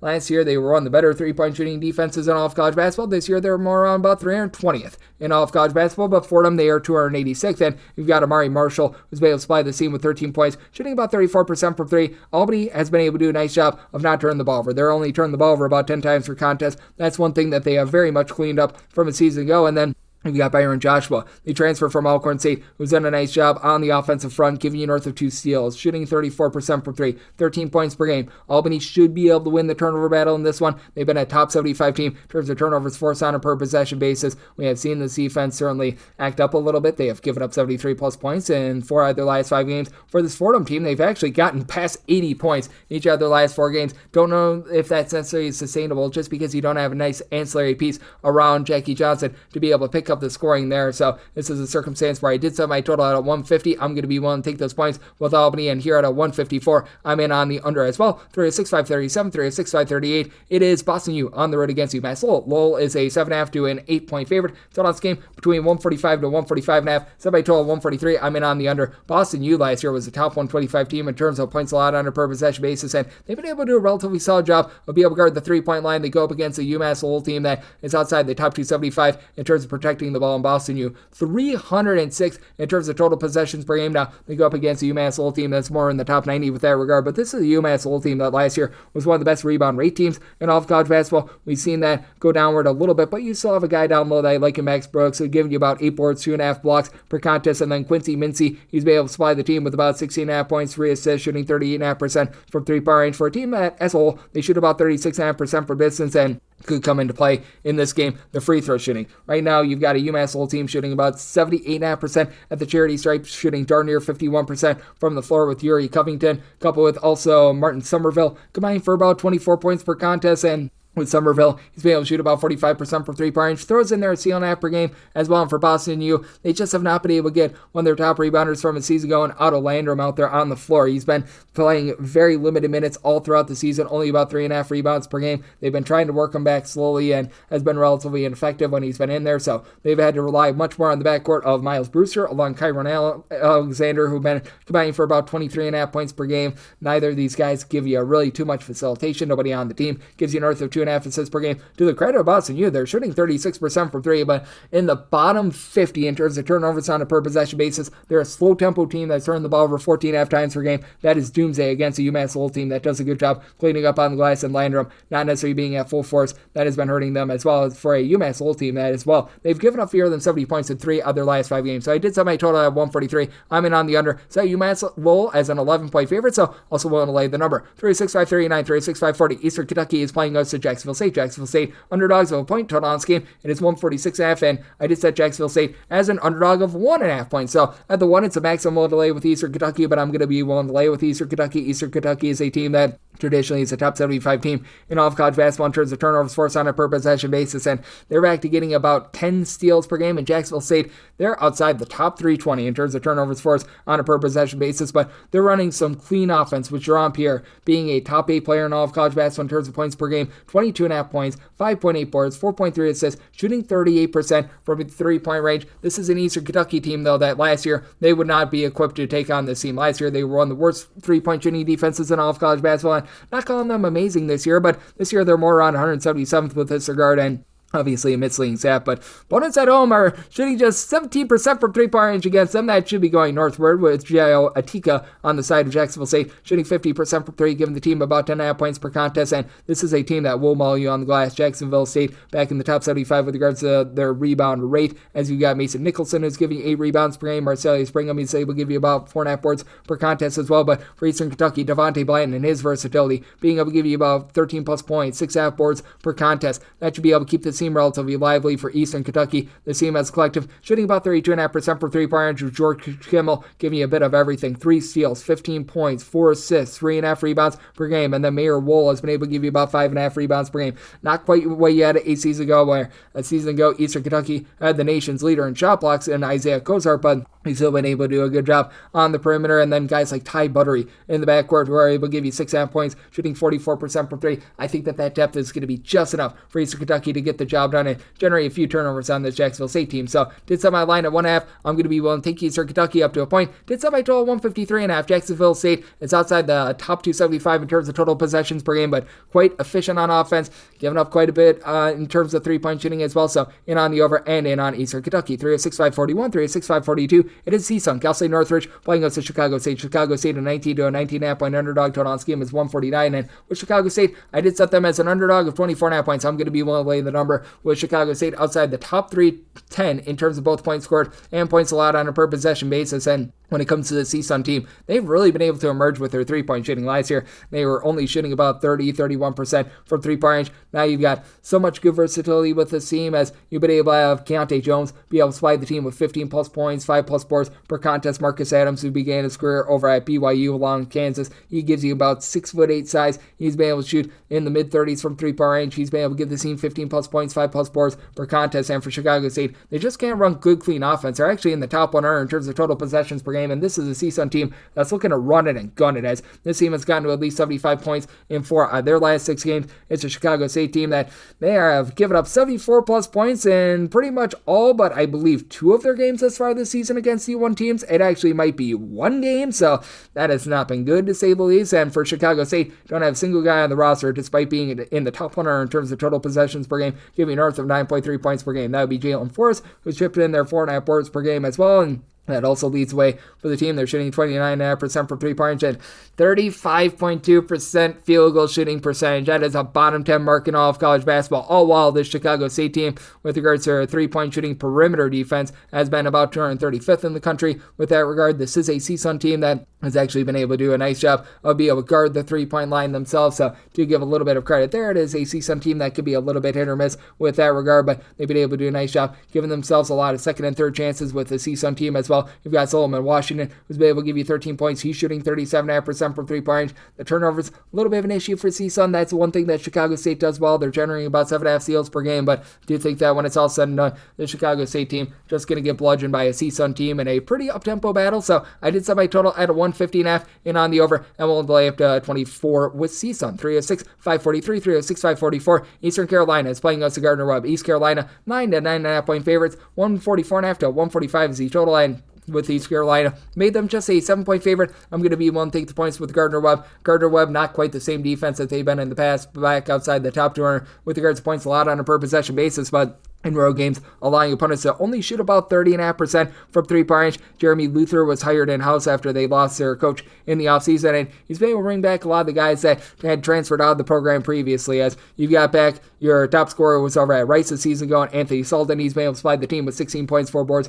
per contest. Jermaine Main was out for quite a few years. He was at Vanderbilt. He was at Georgia State. He's returned. He's been able to give the team 9+ points per contest, and then Isaiah Richards down low is able to give you about 7.5 boards per contest after he was at Louisiana for a bit of time. He's been able to give the team a little bit of a block per contest at 6'10" as well. Should be able to match up well with CJ Walker, who's been very versatile at about 6'8". He has been well around the block in college basketball. This is like his 6th year of college basketball, but 17.5 points, 7 boards. Not a guy that's really able to pop it from three-point range, but you've been able to have Mr. R.J. Felton be Mr. Do-It-All for this team. He's been able to give the team 3.5 assists, 17 points per contest. He's been just sort of one of those guys that has been able to provide a bit of everything for an East Carolina team that's only shooting about 29% from three-point range. Now, East Carolina is a team that's looking to slow things down outside the top 250 with regards to total possessions per game, but they have been allowing opponents to shoot about 35.5% from three-point range. This has been a Gardner-Webb team that they themselves have been having some issues with regards to their three-point shooting defense, and just overall with regards to their defense for Gardner-Webb, they have given up 78+ points in each of their last 5 games. Meanwhile, this is a East Carolina team that they have failed to break the 70-point plateau in 3 of their last 4 games as well, and those games were against UNC Wilmington, Florida International, North Alabama, and South Carolina, so not necessarily the tough of the tough there. It's a very interesting circumstance here. I did set my total at 137 in the situation of something's got to give. I do think that East Carolina going to look to slow things down to a crawl, but I just don't think that East Carolina, with their lack of outside shooting, is going to be able to get the job done and cover this number. I set my number at 7. I'm willing to take the points with Gardner-Webb, and I'm in on the under. 306, 545, 306, 546. Vanderbilt is playing us to Austin P. 24.5 point underdogs. Total on this game is 142.5 with Vanderbilt. I did set them as a favorite of 20.5 points, so I'm going to be willing to take it with Austin P. Austin P coming off of getting bludgeoned by Ohio a few days ago, but I do think that they're going to be able to bounce back here. That Ohio team just could not miss from three-point range in that game, and with Austin P, they do a nice job of being able to control the tempo. They're well outside the top 300 in terms of total possessions per game. And now you've got Cy Whitback, who was missing for about 4 or 5 games earlier in the season. 14.5 points, 5 boards, and he's able to give you some good versatility. He does turn the ball over 4 times per game, so needs to clean that up. But LJ Thomas has been an ace do-it-all player, so with him currently missing a little bit of time, he was out in that Ohio game. I expect him to be out once again. That's their top scorer with 18 points per game. It's very big that they were able to get him back in the fold as Isaac Haney. He has been in and out as well, but but they've got him back as well. So out of their top 3 scorers, they're now without their top overall scorer, but they get back the number 2 and number 3 scorers to be able to make up for that. It has been an awesome P team that hasn't necessarily had a lot of depth as well, so that's a little bit of an issue against the Vanderbilt team where they listed everyone as point guards earlier in the season, with Jason Edwards right now leading the way in a scoring perspective, 19 points, shooting about 40% from 3-point range, but the team overall is only shooting about 32% from the outside. I do think that that's going to be going northward. Austin P is one of those teams that just because you play slowly doesn't mean that you play great defense outside the top 175 in terms of points allowed on a per possession basis, and they're allowing opponents on the road to shoot about 37.5% from 3-point range, while Vanderbilt, they're about 300th in the country in terms of opponents' 3-point shooting percentage, and that's a little bit of a disadvantage against an Austin P team that they really don't do a great job. While Devin McLaughlin going to be able to win the battle down low with about 8.5 or so rebounds per game, Jalen Carey's the only other guy for Vanderbilt that's really giving you north of 3.5 rebounds per game. So that should keep Austin P lively in this game. So this is a spread that I set at a 20.5. I'm willing to take the points with Austin P. Did set my total at 138.5 as well. Do think that this is going to be a slow down game. So in on the under as well. 306.547, 306.548. Colorado plays us to Bellarmine. Bellarmine, it's an underdog, 25 to 25.5 points. 147 is your total. And with Bellarmine, I did set them as a 22.5 point underdog. I'm going to be willing to take the points with a Colorado unit that has been all over the place with regards to the 3-point shooting. Now, it's a Bellarmine team that's really giving it up from 3-point range, 360th in all of college basketball with regards to opponents' 3-point shooting percentage. I do think that there's going to be a little bit of positivity for them, and obviously traveling up to Colorado, that's a tough track, whether there's a bunch of kids on campus or not, just because of the elevation, just because of the time zone changes, especially when you're a team coming over from the East Coast like we've got with Bellarmine. And for Bellarmine, they've been missing Jack Korzinski, who's been their top scorer this season, giving you about 14 points per contest. He comes on over from William & Mary, but they have been able to get about 13 to 13.5 points per contest out of a pair of guys in Billy Smith along Ben Johnson. These two guys combined to shoot about 38% from 3-point range, and it's a Colorado team that's been leaving a little bit of something to be desired with regards to their perimeter defense as well. They're about 115th in the country with regards to opponents' 3-point shooting percentage, and you've been able to have Dylan Branson come in, give the team about 5 rebounds per game along Kurt Hoff as well. And then on the flip side for Colorado, Andre Iguodala, very good versatility, comes in from Washington State. He, along with Julian Hammond, have both been able to combine for about 25.5 points per game. Iguodala at 6'9", shooting about 32% from 3-point range for a Colorado unit that's shooting 38.5% from the outside, but they're turning the ball over about 14.5 times per game. Really, both of these teams have been outside the top 275 with regards to turnovers on a per possession basis. It has been a Bellarmine unit that's just been getting absolutely smashed on defense. 86 plus points allowed in each of their last 4 games against Division I competition. Meanwhile, it is a Colorado team that has been very sketchy with regards to their offense. 75 points or fewer scored in each of their last 5 games, actually 5 out of their last 6 games, so that's been a bit of an issue for them. So makes it interesting with regards to the total, because with this Bellarmine team, it's not like they're playing super up-tempo or anything like that. They're always a team that they're relatively under control and slow, 260th in the country in terms of total possessions per game. Colorado has been a more mid-tempo team as well, so I personally set my total more around about a 146.5, so all depends upon the efficiency in this game. I do think that turnovers might be a little bit costly with regards to an over, so I'm in on the under, but I do think that with Colorado, with having so many moving pieces in the backcourt, Hammond needing to be that main facilitator, and so many turnovers, that this number is a little bit too lofty. Willing to take those points with Bellarmine and in on the under. 365.49, 365.50. It also plays us Mississippi Valley State. Mississippi Valley State underdogs are 25 points. So on this game between 135.5 to a 136, and with Tulsa, I did set them as a favorite of 26 points. This is pretty much a maximum willing to lay, but I'm going to be willing to lay Mississippi Valley State outside the top 350 in terms of both points scored and points allowed on a per possession basis. Alvin Strydeck has been able to give you about 5 rebounds per game. I guess that's something that's positive for them, but with this Tulsa team, even though it's been a wreck for them as well, as this is a Tulsa unit that they have been well outside the top 250 in terms of points allowed on a per possession basis. They have given up at least 70 points in each of their last 4 games. They don't necessarily have a lot down low, as Ian Schmeichel has been able to give you about 5.5 or so rebounds per game. Mississippi Valley State just can't get out of their own way on offense. You've been able to get right around about 9 or so points per contest out of Donovan Sanders. He does give you about a steal and a half per contest, and Arthur Tate has been able to shoot about 40% from 3-point range. We've seen a little bit of a fall for him recently, though, and for Mississippi Valley State, they shoot 26% from 3-point range with 17.5 turnovers per game, despite being a low-tempo team. Meanwhile, for Tulsa, while they don't do a ton great, they only turn the ball over about 12 times per game. They're shooting about 30% for 3, but Kiston Wells has been able to give you about 14.5 points per game. He's shooting north of 40% from 3-point range. Juwan Odom, who comes in for Georgia State, good versatility, 13.5 points, 5.5 boards, 4 assists per game. This is a Tulsa team that, while you don't have a single guy that gives you north of 5.5 rebounds per game, you got 5 separate guys giving you north of 4 rebounds per game. Justin Amati has been a little bit in and out of the lineup, but he's starting to give you some good, shall we say, size down low as well. And this is a Mississippi Valley State team that they have not crossed a 52-point plateau in 4 out of their last 5 games. This is also a team that, while they give it up consistently, I do think that this is going to be a low-scoring slog, with Mississippi Valley State having a tough time doing their part with this total. I set mine at a 136 as well. Right now, that 135.5, that'd be the max I'd be willing to take the over on, but would be willing to take it over, and I'm willing to lay up to 25 here. Tulsa 3 at 6.551, 3 at 6.552. South Florida is going to be playing against East Texas A&M. East Texas A&M is a 12 to a 12.5 point dog total on this game, between 145 to 146, and with East Texas A&M, I did set them as a underdog of 14.5 points. So I'm going to be willing to lay with South Florida. South Florida, I think, is going to have a bad taste in their mouth after what happened a few days ago, losing at home to Bethune-Cookman. It's just been a tough year for South Florida. You lose your coach weeks before the start of the season. There's just no planning around that. And for East Texas A&M, I have to wonder if this is a Fat Nappy spot. As a home underdog a few days ago, they got the job done against Abilene Christian, but still a team that's outside the top 240 in regards to points scored on a per possession basis, and for that matter, outside the top 340 in terms of ball security. This team is turning the ball over about 17.5 times per contest. They shoot 65% on the free throw line, only about 30.5% from three-point range. While this East Texas A&M team, they certainly do give it up from the outside. As for this East Texas A&M team, 309th in the country in terms of opponent three-point shooting percentage, and this has been a South Florida team that's had their, shall we say, triumphs down low. Jemiah Reynolds is able to give you 8+ rebounds per game, and Josh Taylor, after being a part-time starter over at East Tennessee a few seasons ago, only about 5 boards per contest to lead the way for East Texas A&M. But that's it for South Florida. Do think that 32.5% three-point shooting is going to be going northward, as you've had Jalen Reed along Kassan Jennings both shoot 40+% from 3. They're combining for about 24 points per contest. You've been able to get Brandon Stroud going a little bit down low as well. 2 steals, 2.5 assists, 5 boards, 8 points per game. I like his overall versatility. Do think that South Florida is going to be able to do just enough in the backcourt to be able to cover this number. It's an East Texas A&M team that has had a tough time with regards to guarding the perimeter. And for the South Florida team, it has been a defense that has been acting up quite a bit. 72+ points allowed in each of the last 5 games. But with the 17.5 turnovers of East Texas A&M, makes it a little bit tough to be able to take a shot on the over. So I did set my total at 142.5 in on the under, and I'm willing to lay with South Florida 306.553, 306.554.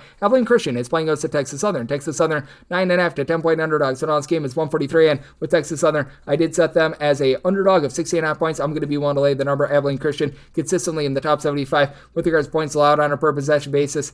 Abilene Christian certainly giving it up from 3-point range. They are dead last in the country in terms of opponents' 3-point shooting percentage. That said, this is a Texas Southern team that, while they've been able to shoot better from 3-point range, they're only shooting about 34% from distance, and they have been well outside the top 275 with regards to the rebound rate. Typically, this is one of the better rebound rate teams in mid-major college basketball. Has not been the case thus far this season, as you've really got only one guy, that'd be Kenny Hunter, coming in from Louisiana Tech, who's been able to give you north of 5 rebounds per game. He's up to about 6.5 boards per contest, and Javion McClain has been good in the backcourt, 14.5 points, 4.5 assists, shooting about 42% from 3-point range, 13+ points in each of the team's last 5 games, but Keon Williams and his versatility, big for Abilene Christian, comes in from Oklahoma State, 3.5 assists, 5 boards, 14 points per game. And even though Abilene Christian does give up a high percentage from 3-point range, they do a nice job of just really kicking you off the 3-point line. Leonard Bertel has been able to give you about 15 points, 4 boards per contest as well, and it's been a whole greater than some of its parts approach. With regards to the rebounding for this Abilene Christian team, I do think that they're going to be able to do a good job holding up there, and it's an Abilene Christian team that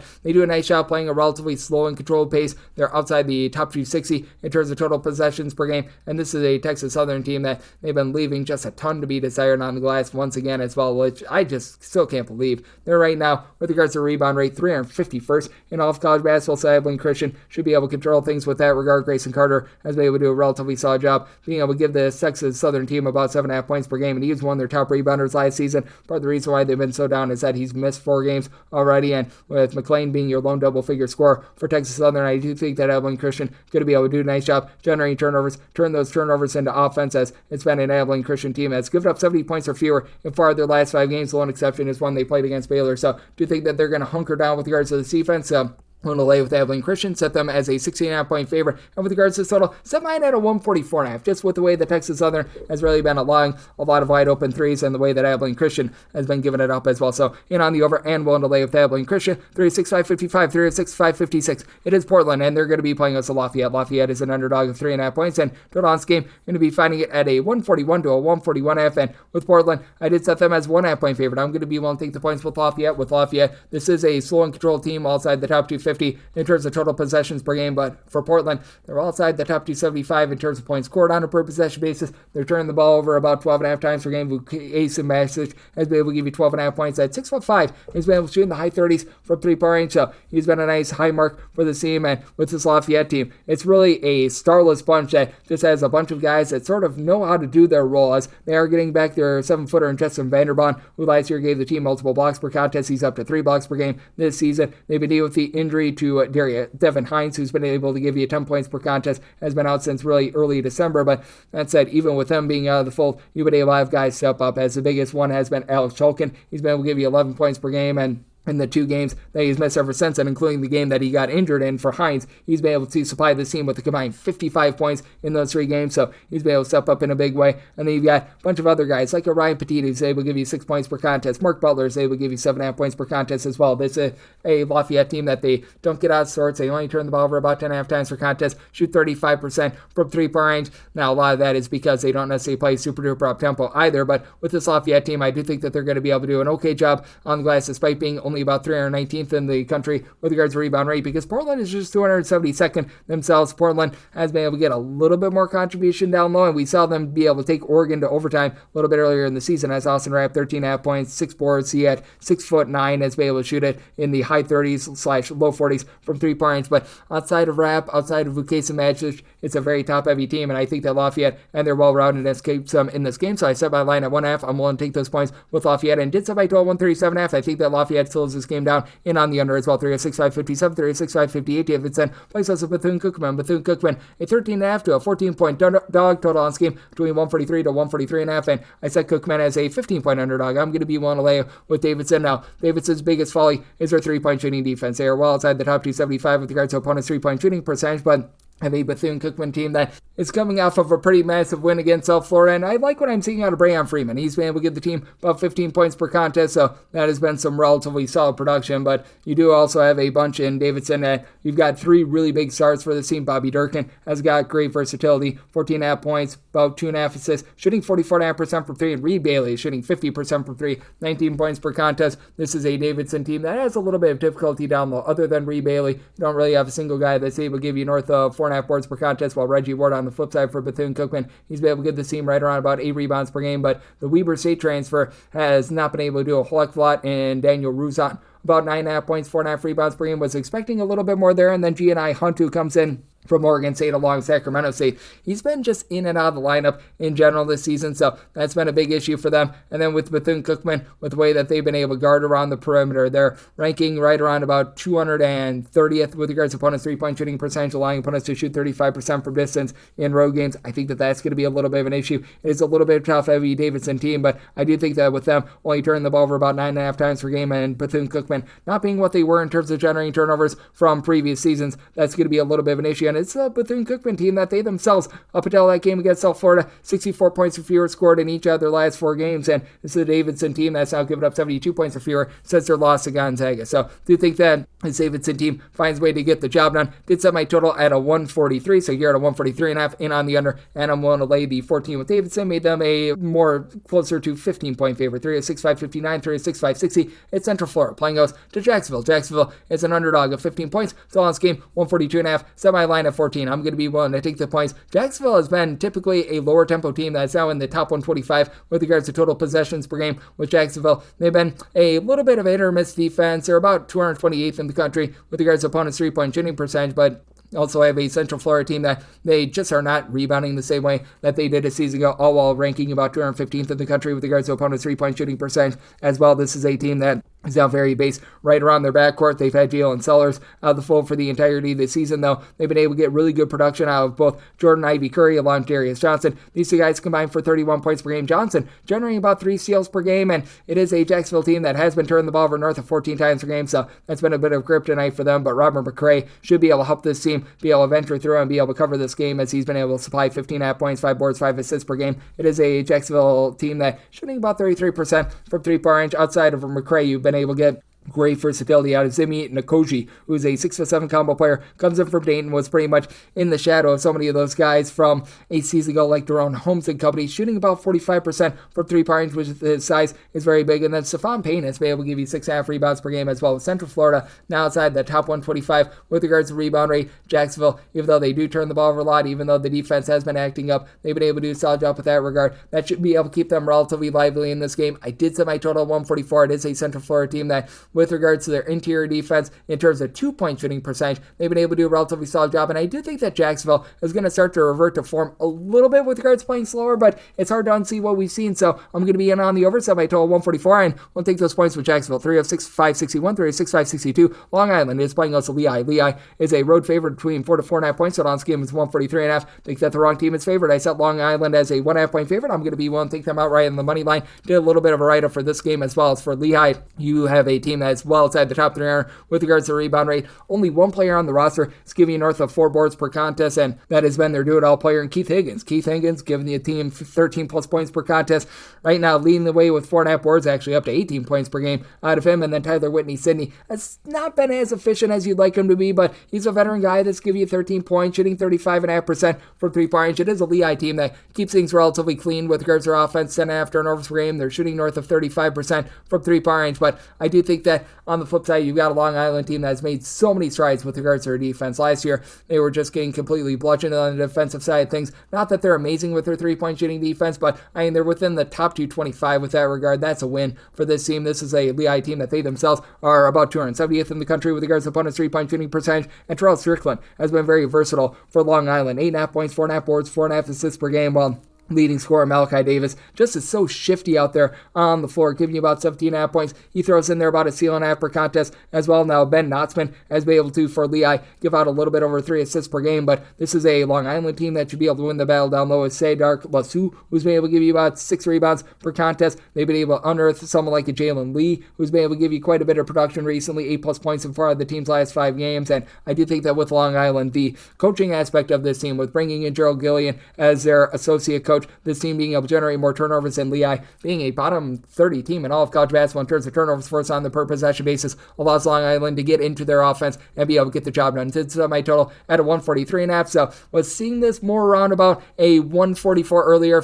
We can get to a 144 or higher in on the under, and I'm in on Long Island on the money line. 306-563, 306-564. It is Ole Miss. They play also Queens NC. Queens NC is a 26.5 to a 27-point dog. Total on this game between 154 to 154.5, and with Queens, I did set them as 27.5 point underdogs. One to lay 27.5 a point more with Ole Miss. Ole Miss has been one of the better three-point shooting teams in all of college basketball last few seasons, and this is despite the fact that Matthew Morrell, for one, has been dealing with a little bit of injury, and two, for Matthew Morrell, just hasn't been quite the same from three-point range this season. This has been a Queens NC team that, after being well outside the top 300 in terms of points allowed on a per possession basis, has been a little bit improved this year. They're allowing opponents to shoot on the road, though, about 38% from three-point range. It drops to 19% when they're at home. Unfortunately for them, they are not going to be at home in this game, and for Sean Padula has been so efficient for an Ole Miss team that's number 1 in the country in terms of fewest turnovers on a per possession basis. He and Jalen Murray are combining to shoot north of 45% for three-point range, both giving you between 13.5 to 14 points per contest, and even with the injuries to Morrell, you don't have too much of a drop-off. Dre Davis, Jamin Brakefield combined for 22 points per game.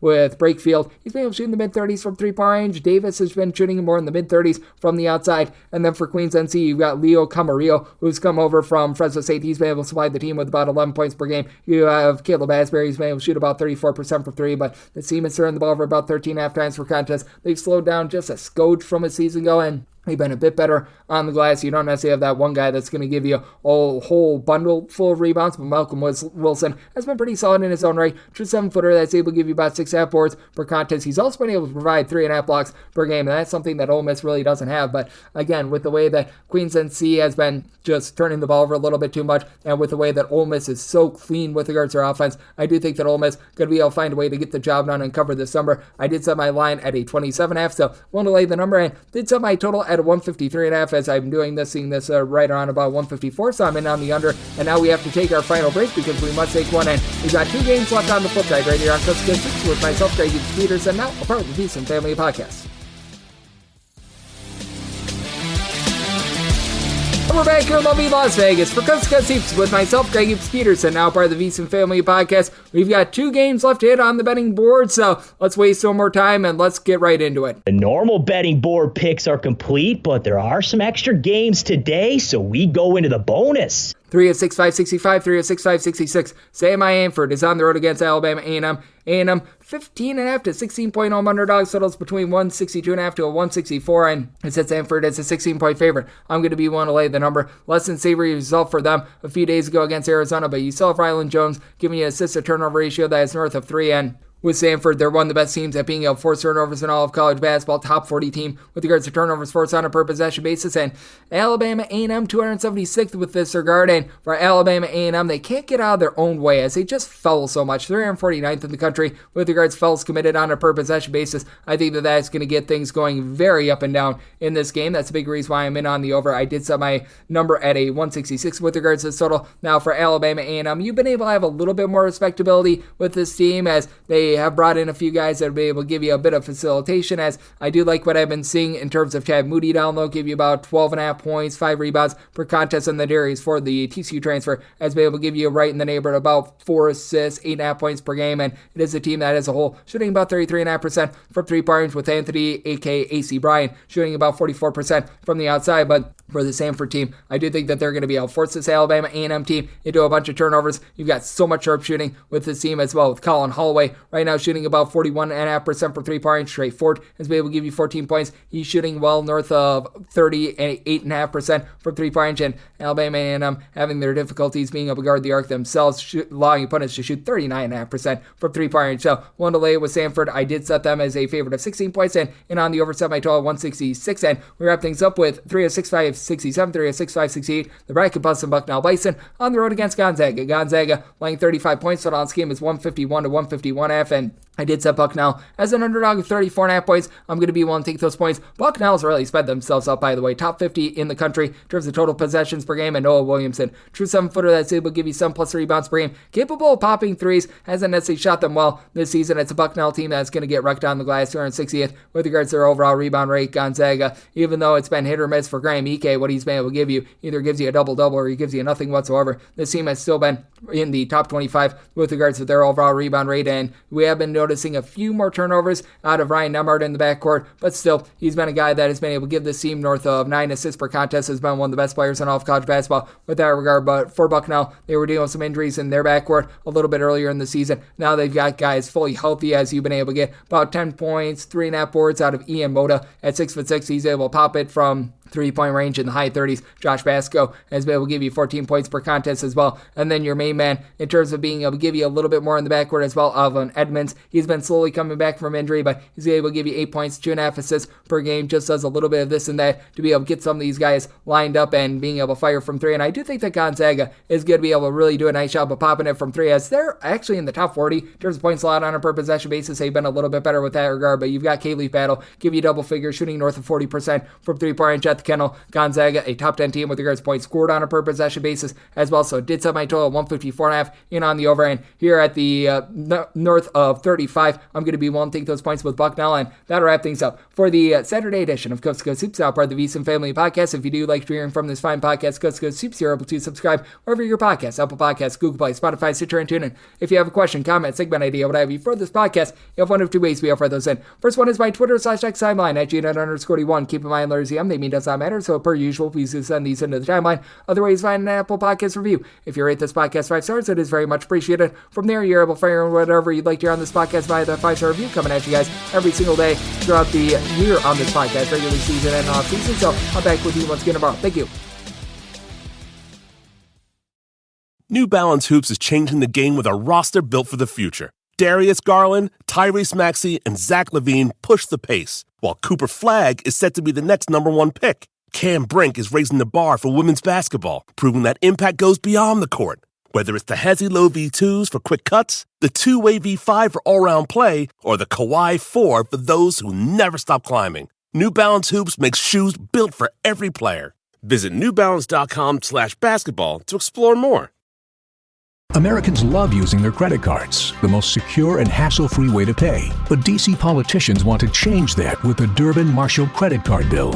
This bill lets corporate megastores pick how your credit card is processed, allowing them to use untested payment networks that jeopardize your data security and rewards. Corporate megastores will make more money, and you pay the price. Tell Congress to guard your card, because Americans lose when politicians choose. Learn more at guardyourcard.com.